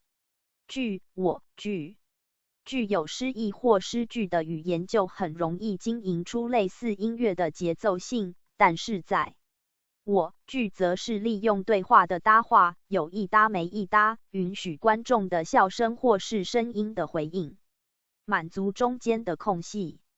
而笔者的工作则是透过与素人演员排练的过程中共同寻找除了剧本上给予的语言节奏的线索，还有哪些节奏可以发展的可能性。1. 荒谬剧的语言与行动节奏。该剧的语言策略利用重复的、无意义的、废言废语或胡言乱语的台词，呈现现代人生活的疏离感与荒谬感和真实的日常生活中的弱情节为静态样态。例如，第一场阿美阿聪的相见，剧中人的动机常被隐藏，改以反讽、辩论或是反冲突作为行动推进的节奏。2. 该字源自于16世纪意大利即兴喜剧中使用2块薄木条做成的拍击棒 slapstick， 用在演员在营造笑梗时互相拍打对方所产生笑点，只要很小的拍击就可以发出大声声响。后来延伸成为循环暴力式幽默风格，利用有意图的或意外的暴力造成演员身体夸张反应和联动的影响。比如连环的砸奶油派，众人踩到香蕉皮之后一连串滑倒，或椅子被搬移，导致就坐者摔倒，然后互相报复。刘仲伦128图3大开剧团版本第一场。2. 人物性格与对应态度的节奏。姚义伟在我剧几乎皆采双人物的设计，阿聪阿美、黑狗牛屎、裁缝师赵天龙。除了让人物关系可以产生更多搭配组合和刺激，也利用性别、性格、身材、语言、行动动能或是能量的差异与对比，如温吞的、急躁的、精明的、驽钝的、乐观的、悲观的、主动的、被动的、攻击的、防卫的、自私的、利他的。姚义伟从罗马时期的错误喜剧、民间马戏团的小丑搭档，对口相声的捧哏与逗哏，电影喜剧或闹剧，如劳莱与哈台 Laurel and Hardy， 台湾的王哥和柳哥，萃取出该剧双人搭档组合。图4大开剧团版本，右边2人为裁缝师和赵天龙，中后方为巡官和书记，左方为阿美与阿聪。刘仲伦129。图5静宜大学版本的中间为阿聪、阿美，左右分别为黑狗、牛屎。3. 视觉节奏。舞台上的景观，不论是场景转换、舞台、含道具、制作、灯光变化、服装和妆法等，或是人物上下场、走位、演员肢体动作，或是舞蹈乃至于转场等综合性的场面调度，都会造成视觉上的节奏。剧场导演利用对比、衬托、连结或是对应等方法安排空间中形与色、动与静、明与暗，层次性的视觉刺激，如同在音乐中演奏，感受音符与乐器之间的律动。图6静宜大学版本的群戏造成的视觉节奏。4. 听觉节奏。刘仲伦130。听是耳朵所听到的，觉是脑海中想到的。人类耳朵受到声音物理特性，也就是声学的3要素：音色、音高、响度，而可以听到声音。声音之间的关系不仅可以构筑情感要素，也有感知的认识，同时刺激听者的生理和心理反应。因此，导演要处理听觉工作，不只有在语言这部分，还要协助剧情讯息完整化和氛围的创造，并且帮助演员入戏和观众专心沉浸在情境之外，还有引发更丰富的和细节的探索和艺术的诠释性。譬如第1场公园里的声音，每个导演的想象各有千秋。比如可能选择是与心理担心害怕相反，或是顺着心理的祥和自在而有和谐的鸟叫虫鸣声，或是利用信号式的声音，如平交道栅栏放下或升起的声音、警笛声、脚踏车或摩托车等交通工具的声音。亦可以安排弦外之音，引导观众认识剧中人脑中世界运作的声音，比如回音、残响、声音的扭曲变形、被压缩加快或是拉长变慢等。5. 舞台上的演出和舞台下的观众共构的整体节奏。演出之于观众的关系就如同球之于拍球者。当一粒灌足气的球拍打者，代表全体观众的反应，施力的越重，就弹跳的越高。当它碰撞到的不同质地的地面，代表个别观众的接收，而产生不同的反弹。故笔者在开场前增写一个模拟广播电台广播剧全盛时期的片段，比如卖药广告、锣鼓及生你的绿豆盆的现场音效都用上了。再使用叶俊麟所写的2首歌曲《田庄兄歌》与孤女的愿望，前者是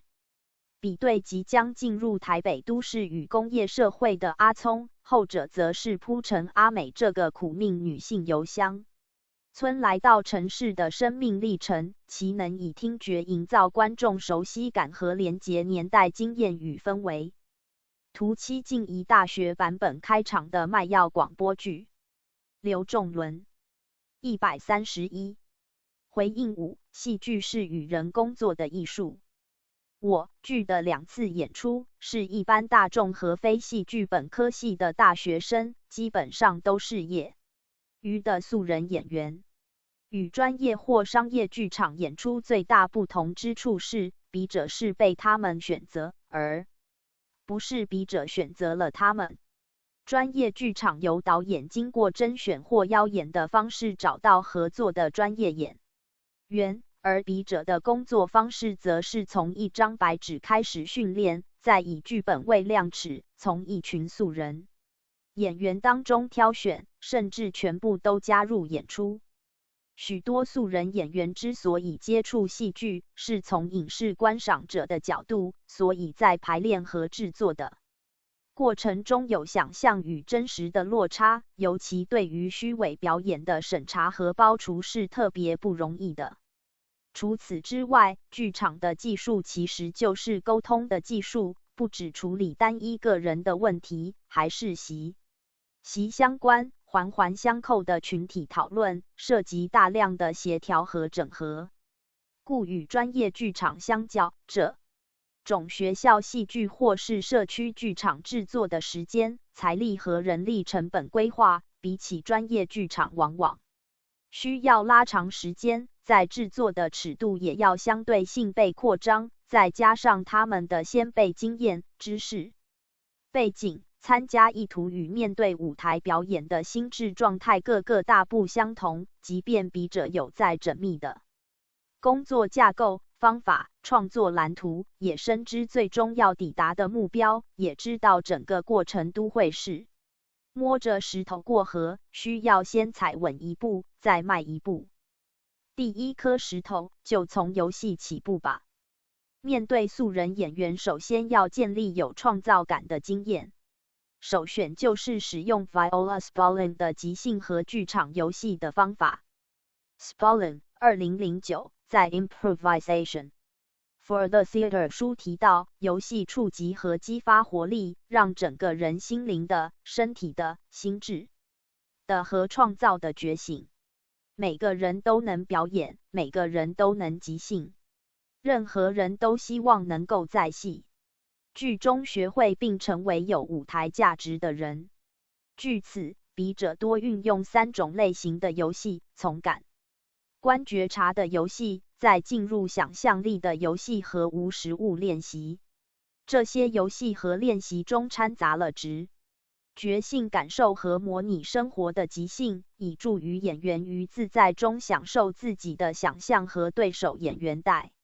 来的刺激共荡，也协助演员能够进一步认同角色与其所处的情境。第二颗石头，摸着活生生的人物。透过日常生活的观察，将形形色色的人对事物的反应和态度放入创造角色的记忆库中。再者，也可以借由乐听和资料搜集、纪录片、报道文学、虚构小说、影像资料和被定位所属年代的歌曲和电影，使得时代、社会及大众文化的背景与氛围更清晰立体，也更可体会个人的、族群的、职业的、处境的节奏。比如陈芬兰的《孤女的愿望》，以人文摄影的张兆堂、阮义忠、关晓蓉和《人间》报道杂志摄影蔡明德、林伯良等的群像作品，显现出时代氛围、环境背景、人物的形样、姿势、动作及情绪等，帮助演员找到其角色。刘仲伦132脸谱还可以供为舞台与走位构图的参考。最后，演员也可回到自身的察觉和体悟，想想自己面对不同人与事所显现的不同的与流动的样态。当演员吸收消化这些有关于角色的相关资料之后，以个人的角色自传作为据点，演员经由撰写角色自传将事实注入，形成角色真实化的形貌，也有助于把剧情事件的内在动力彼此关系收束统整，成为全剧的动能与推进力。第三颗石头，转化的艺术。阳光剧团的莫须金曾用画中的苹果和真实的苹果的相较，借此比喻戏剧的转化工作，被画的苹果是要让苹果显现 apparitor， 创造一种显象 apparition。舞台就是幻觉的空间，这不仅要处理画者的诠释问题，还有要从观者的视角来思考。转化是需要情绪记忆和感官记忆的运作，单人说演表演和非常时刻即属于这两者糅杂运作的交汇表演作业。单人说演表演员必须详细、非常细节的描述，加上身体无实物的动作，将个人的或特殊的经验呈现出来。其中外在的感官和内在的心理动机的变化是要被边做边说演出来。整个呈现出来的效果不仅有高度的临场感，还有种疏离的效果。单人表演者可以自由地过去和现在的时空中游走，也可以以第一人称陈述，或是第三人称跳出整个情境之外，如同旁观者来看待整个事件。第二种是非常时刻事迹，由演员提供一个在真实生活中事件在发生前后造成情绪、心绪冲突的反应，与行动有所差异的转折点，仿佛回到当时的现场，然后据实把这个转折点扮演出来。第四颗石头，排练。彼得·布鲁克 Peter Brook 说，排练是可见的大深思考。耿毅伟译2008。剧的排练如同建造房屋时的鹰架建构，一是建立角色，二是建立团队，三是建立全剧。建立角色之前，为建立演员的表达信心，以及诱发、刺激其能向内心和过往经验探挖的能力，把舞台的虚构与生活的现实桥接起来，这就是演员思考的训练。演员能思考，就能够自行建立角色的鹰架。在排练短数个月当中，一起酝酿，一起发生火花，而不是按表操课，自顾自的。每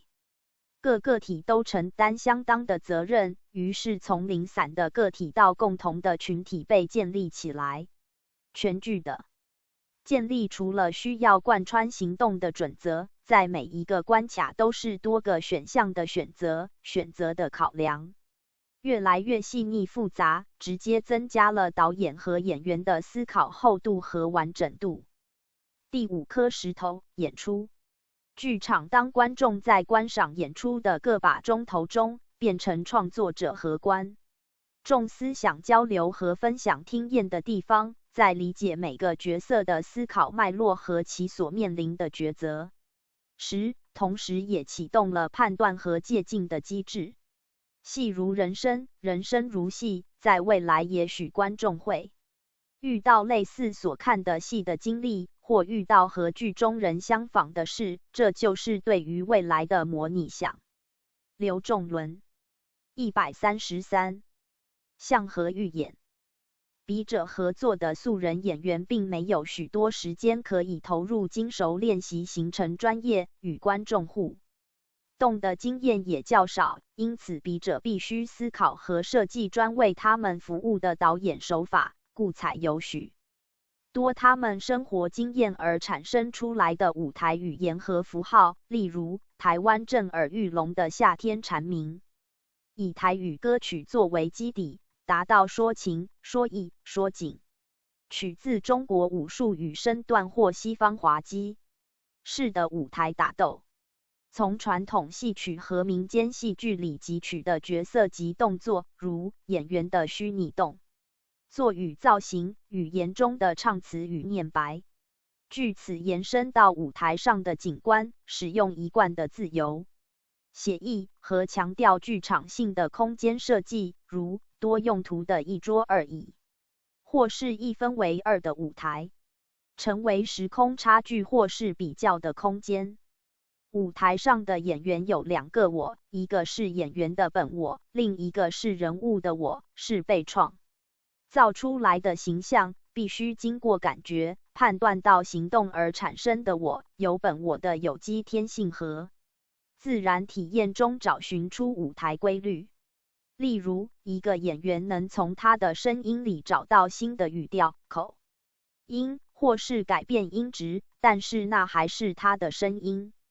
同样的运用在身体，演员还是要从自身上找到可以培养发展感的形象的种子，种在思想和逻辑的土壤上，长出人的有机行为。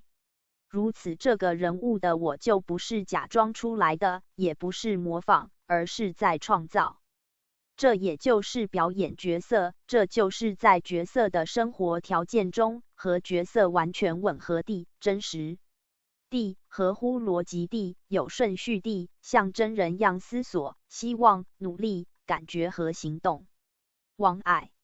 明等译1983，在这样的塑造过程，这个我是经过贯穿行动的准则之下，从演员的个性和创造力里出发选择出来的结果，而且结果是可以被掌控的、被分析的。演员还可以以旁观者的姿态梳理出来观看的我的形象，从认识自己、探觉自己个性的多面性，并且能找出隐藏暗处的创造泉源。在这个探寻的过程中，每一个关卡都是一个或多个选项，答案也从最简单2个答案中择一的是非题到需要小心作答的复选题，选择的考量越来越细腻复杂，也增加了导演和演员的思考厚度和完整度。在剧场的工作时间里，在导演的思考中与演员的排练行动之时，风格随之诞生。等到一出戏诞生后，在剧场与观众相会时，他们接受到所有的讯息反应，又与整出戏的体旨、情境、氛围呼应，就形成具有创作和观赏对象的美学。3. 从戏剧启蒙到剧场教育的公共性。古希腊时期的剧场不仅作为社会活动的群众场所，亦透过戏剧的扮演、关切日常生活的事，表达公民自己的政治意见，锻炼思想肌肉和教育公民的场所。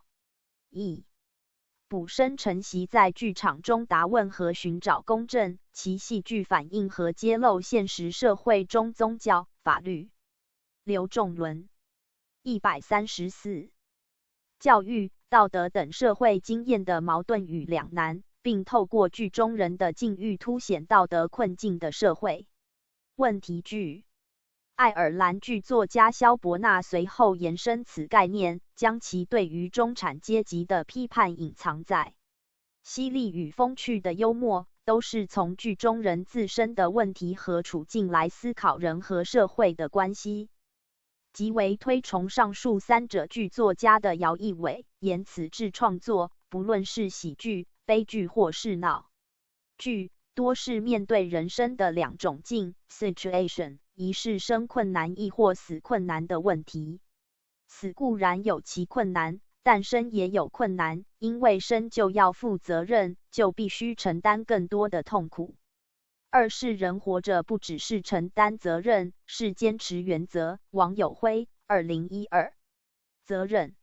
和原则是人被拯救的原因，这点与姚义伟自数小时即开始思考如何贡献一己之心，历来救助人类有关，以至于他写的剧作和鼓励的创作都不是为了满足自己，而是对人生多一些体验，对生活多一点感受，对生存的多某种认知。姚义伟1995如同莫须金最爱的摘句，剧场呈现的是整个世界。他谈论着责任、游戏、金钱、和平、笑容、战斗、爱以及死亡。他让无责任心的人学习到负责，让渴望爱的人得到爱。他会惩罚坏人，让有纪律的人得到能力，让懦弱的人得到勇气，让英雄得到力量，让平庸者得到才智，让智者得到智慧。马兆其义2001重敬鲁迅的姚义伟，以横眉冷瞪千夫指，俯首甘为孺子牛自诩，立身为文学与戏剧艺术的公共领域的公共性传播与教育实践陆历。来到台湾的他，先为杂志、笔会、三写稿，参与文学杂志《现代文学》的主持与编写工作，后又办了文学季刊，揽括了刘大任、戚等生、王贞和、黄春明、陈应真、施淑清等后辈，以开放、包容、鼓励的态度与支持的行动，让更多年轻的不同类型的文学家参与发表，也让越来越多的人借由亲近这些文化产物，解禁言论和思考的境地，松动为威权时代政治服务的坚硬土壤。借着对文学与艺术的批评，围绕在姚义伟身边被呵护、备至的文艺青年的批判精神逐渐养成，讨论的公共领域也逐渐扩大对于政治、经济、人文的关怀与论述。戏剧成为启蒙和引发讨论的媒介，观众得以从中分享。人三革新号笔会改为月刊发行，创刊于1959年5月4日。笔会走出反共战斗的泥淖，成为1960年代传扬现代主义文学的阵地之一。革新号的编辑方式也值得一提。革新号总共出版了23期，第2卷第11、12期合刊。从作者群来看，有文艺评论家如王梦鸥、何欣、叶妮、魏天聪、姚义伟、吴新柳、刘树先、许长惠等；有小说家如王文兴、白先勇、刘大任、陈应真等；有诗人如郭峰、雅贤、叶迪、季贤、辛玉、周梦蝶、大荒、郑愁予、叶山、商秦、谭子豪、余光中等；有画家如刘国松、庄哲、顾宪良、陈景荣等。这份名单显现了台湾现代主义的文艺社群及其阵容，并且有别于半月刊阶段的反共文艺社群，成为相当鲜明的对照。该刊每期均以西洋画家名作为封面，西洋文学翻译作品亦多，如纪德、德秀斯、奥尼尔、琼斯皇帝、波特莱尔、巴黎的忧郁、辛格、海苑等，再加上自第1卷第10期推出纪德纪念特辑之后，陆续推出奥尼尔特辑、波特莱尔特辑、独幕剧特辑、诗特辑、绘画特辑、电影特辑、批评特辑、小说特辑、绘画运动特辑等。https://mb.mtl.gov.tw/site4/4/journal.info:号JNO.号0934/020/2/2/3。刘仲伦135物的经验和交流思想，甚至让其渗溢到生活与价值观中。在姚义伟推动实验剧展的1980-84年的5年间，又担任国立艺术学院戏剧学系4筹备主任。立校后，担任首届学务长兼戏剧学系主任。1982年府成立的国立艺术学院戏剧学系的课程结构具有高度弹性，在教学上避免意识形态主宰的工具理性与专业技术的僵化，以解放兴趣为优先，以真理、正当、真诚、可理解的言谈与行动在创作上对话、教学相长互为主体的沟通。在阅读国内外的剧作与理论时，姚义伟特别喜欢问问题，因为唯有问好问题，才可得出好的思考者。他的教学打开了思考的辩证模式，批判了当时被意识形态的支配和系统扭曲的沟通的教育和表演。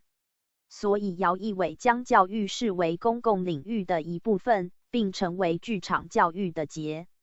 构转型者。姚义伟的办学理念，第一是人才，第二是设备，第三是房子、剧场。不论戏剧学系或是实验剧展中，他对于创作的议题具有开放性，即便是以人、以神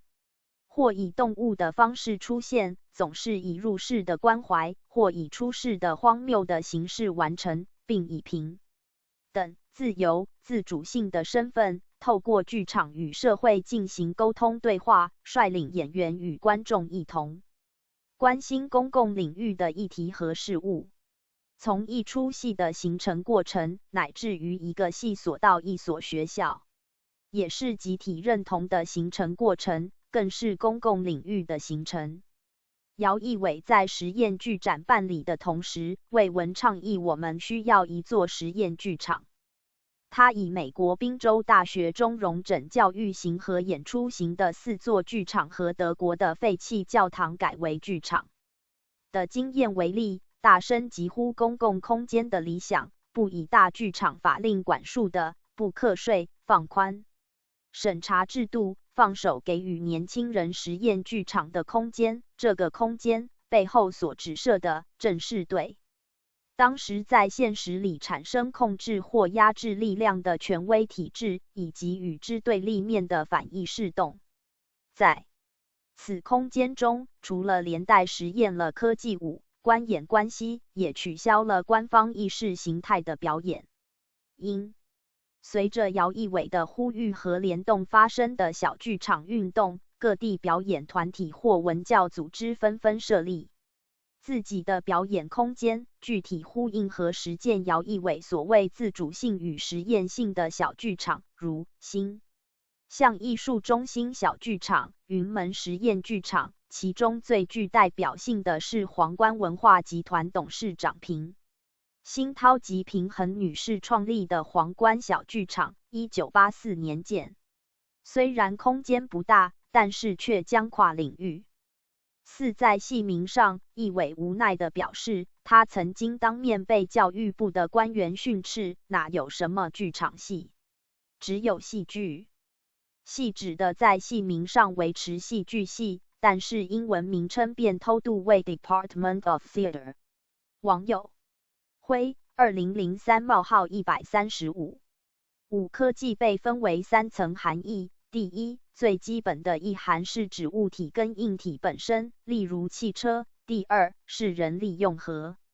使用物体和硬体的活动，例如人开汽车。第三，是知识的传播和传承，是使用、设计、维护物体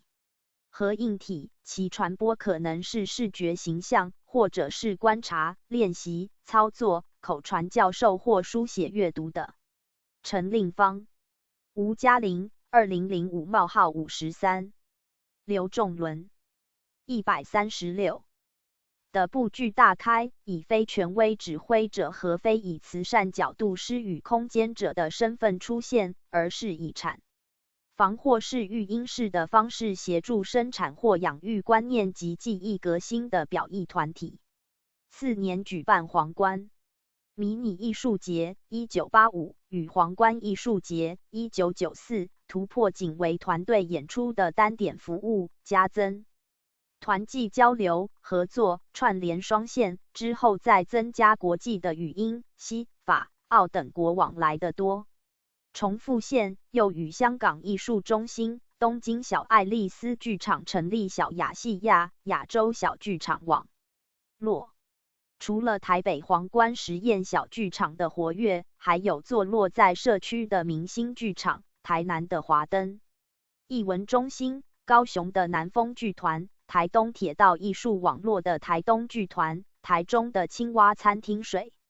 牛馆、艾米尔幼教机构附属小剧场、道和实验学校中的小剧场、文建会铁道艺术网络台中20号仓库，以及坐落在大开剧团的戏剧场等的表演空间纷纷成立，构筑成90年代以点、线、面建构的表演艺术的立体地图，成为戏剧启蒙的媒介与将剧场公共性的完善化。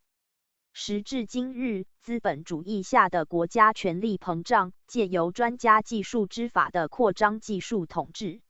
压制公共领域的自由讨论，导致公共议论日益萎缩，加以各种管理官僚机制、政党代表意见及财团利益凌驾于公众之上，取代公众的协调机制，对于社会、经济、教育、政治的干预增强。最明显的即是在国家与社会相互渗透下，在各地兴建艺文场馆，例如由国家行政法人掌管的国立表演艺术中心下辖管的台北两厅院、台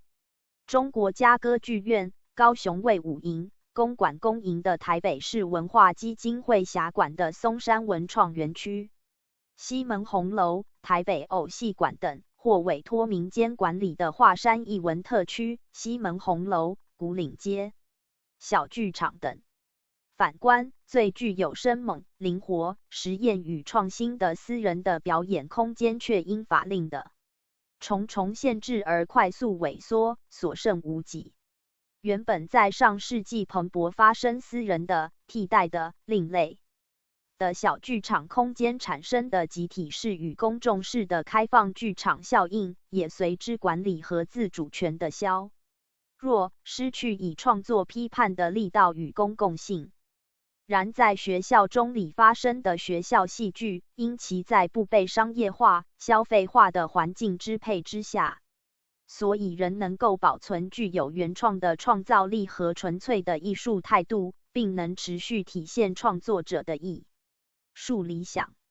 在尚未进入社会之前，大学可以做培养知识分子的地方，在喜好和兴趣之下，挣脱系所专业的束缚，拥抱远大的景象，与权力利益保持距离，质疑和挑战视为理所当然体制，跨过界限与障碍，并且在短时间之内产生集社，连结社群，承载思想，继续使命。如同笔者一再论及的，一粒麦子之死将会造成一片麦田之生。大学中的剧场教育也随着如种子般的学生拓生、落脚或回流到社区与社群的营造，公共性也因着场域的打开，公共领域由此恢复生命，再次又作为公共性的实践场域。刘仲伦137。笔者在创作指导我剧与书写本文时，参考姚义伟所留下来的文字、文件和文物，以及阅览前辈先进所书写，这些资料仿如拥有矿脉丰富的富者，还能继续享受挖矿寻宝的乐趣，就是做戏。写戏和做戏可以囊括笔者人生中的满足与不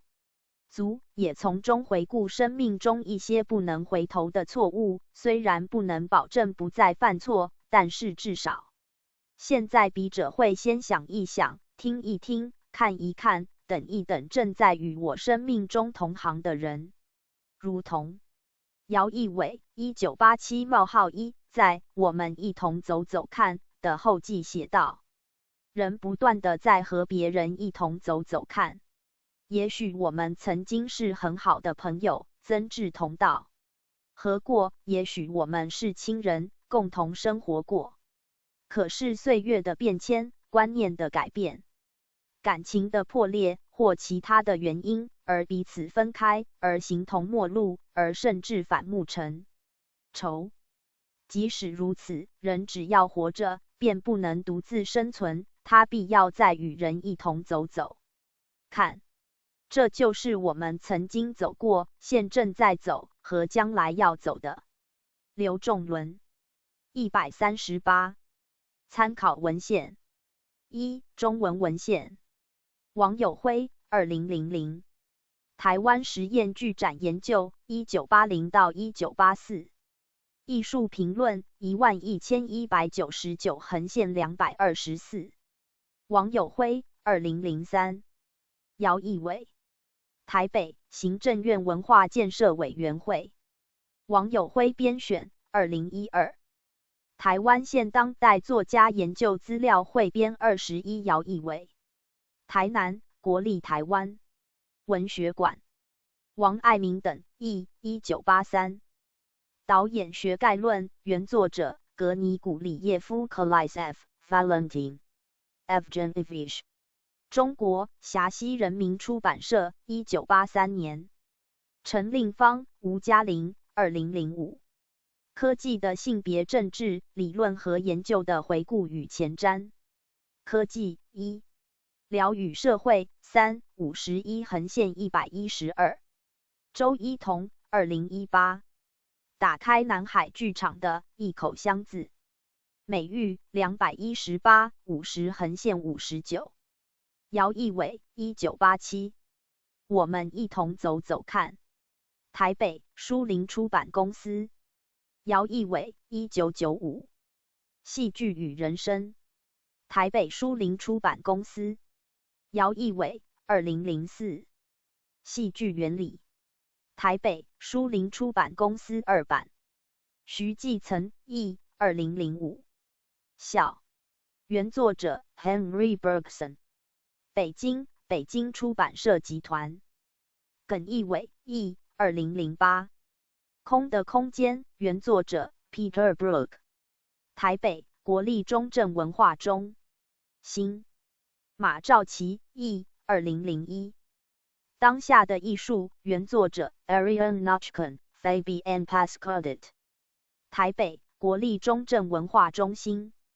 陈映真主编，李应强、王友辉编辑1998。暗夜中的掌灯者，姚义伟的人生与戏剧。台北书林出版公司。陈玲玲1987。我们曾经一同走走看暨实验剧展。文讯月刊31 98-109。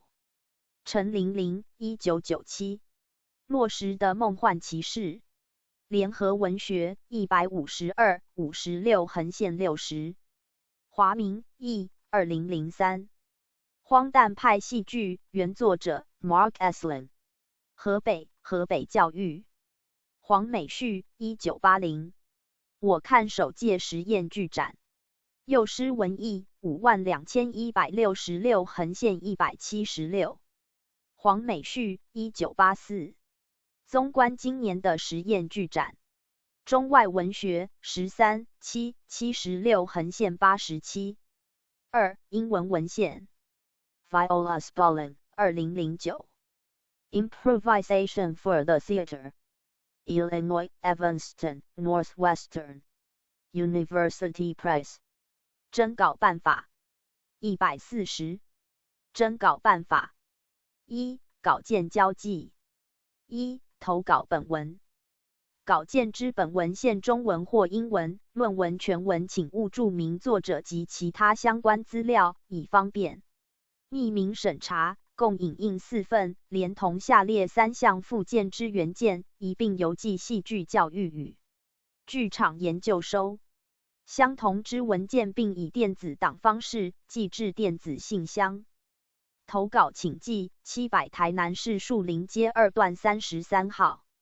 国立台南大学戏剧创作与应用学系。邮递封面请注明戏剧教育与剧场研究稿件。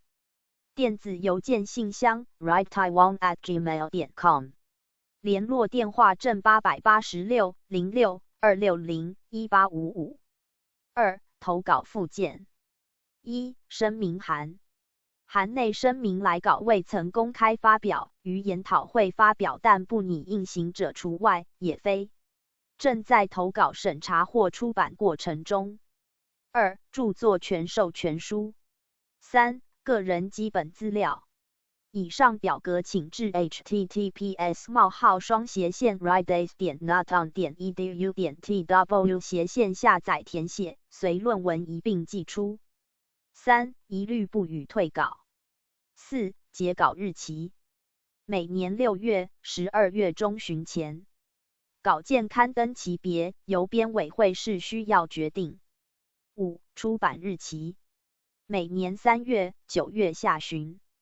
戏剧教育与剧场研究 RIDE-NTS 141。6. 稿件格式。除本刊特殊规定之外，请参考连结网页，以网页中之 APA 格式拟定论文网。页连结 https://rideace.naton.edu.tw/。1. 字体。来稿请打字，中文稿件字型采新细明体12号字，英文稿件字型采 Times New Roman 12号字，并以 Word 文字存档。2. 字数。来稿每篇中文以18000字为原则，英文以8000字为原则。3. 基本来稿内容。1. 论文题目。2. 作者姓名，请以中英文真实姓名发表。3. 任职机构 Institutional Affiliation 含中英文机构名称、单位名称及职称。4. 论文摘要 Abstract 中英文摘要及关键字各以1页为原则，中文约300字，英文约200字，摘要之后列明关键字 Keyword， 以不超过5个为原则。5. 内容。论文内容至少含 1. 摘要 2. 主文 3. 引用文献3部分，各另其1页。若是实证研究，参照以下架构。1. 序论，包括研究问题与背景、研究变项的定义、研究目的与假设。2. 文献探讨。3. 研究方法，包括研究对象、研究工具、实施程序。4. 研究结果。5. 结论与建议。6. 参考文献。7. 本刊为申请 SSCI 收录起见，部分格式需要配合其规定，目前先待外审完成后，再由主编联络通过者修订之。征稿办法。142。2. 审查。1. 文则。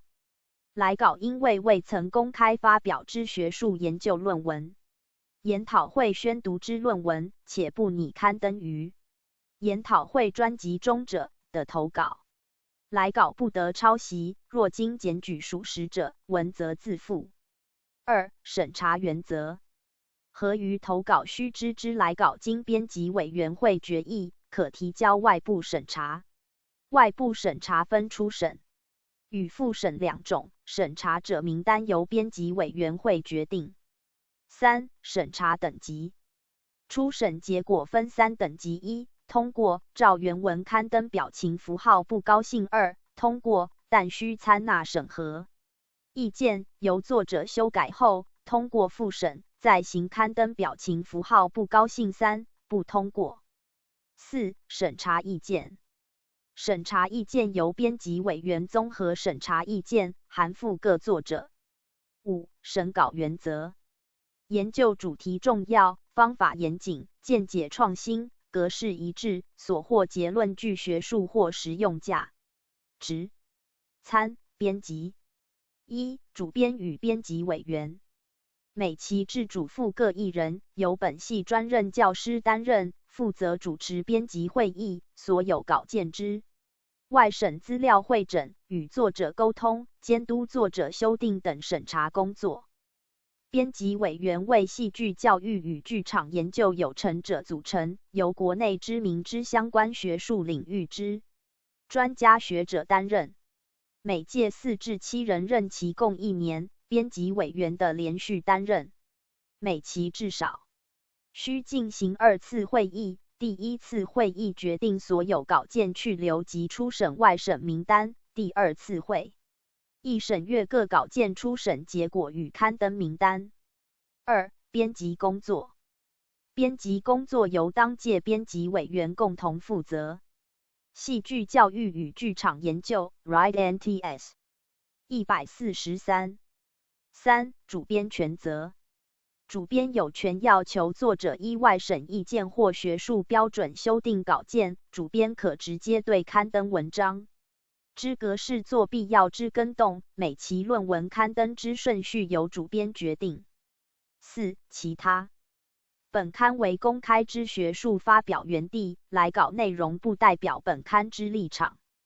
编辑委员、顾问委员及所有工作人员皆为义务职，行政、编辑与印刷准备工作亦以节约为原则，由本刊负担印刷与发行之经费。对刊出论文之作者，本刊不付稿酬，若经采用者，即致赠该期刊。版权页144。Research in Drama Education and Theatre Studies。戏剧教育与剧场研究。编辑者戏剧教育与剧场研究编辑委员会。发行者国立台南大学。出版者国立台南大学戏剧创作与应用学系。本期主编陈希如。编辑委员林梅君、徐雅香、荣淑华、赵慧玲、谭宝芝、Joe Winston。顾问委员王友辉台东大学儿童文学研究所。徐良凤台南应用科技大学应用英语系。舒志毅香港公开大学教育及语文学院。郑代琼经国管理暨健康学院通识教育中心。蔡其张东海大学外国语文学系。蓝建宏台东大学儿童文学研究所。英文校刊 Andrew Philip Barrington Strack。戏剧教育与剧场研究 RIDE-NTS。145。编辑助理黄瑜佳。行政助理吕计划。封面设计范世月。初刊日期每年12月。创刊年月2012年3月。定价新台币250元。的址台南市树林街2段33号。电话06-260-1855。网址 http://www.drama.naton.edu.tw/。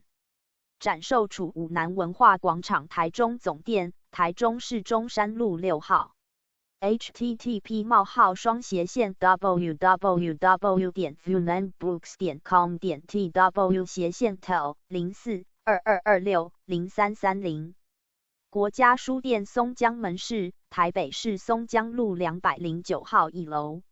http://www.golfbooks.com.tw/tel02-2518-0207。JPN 20101001100354 ISSN 22229795。版权所有，翻印必究。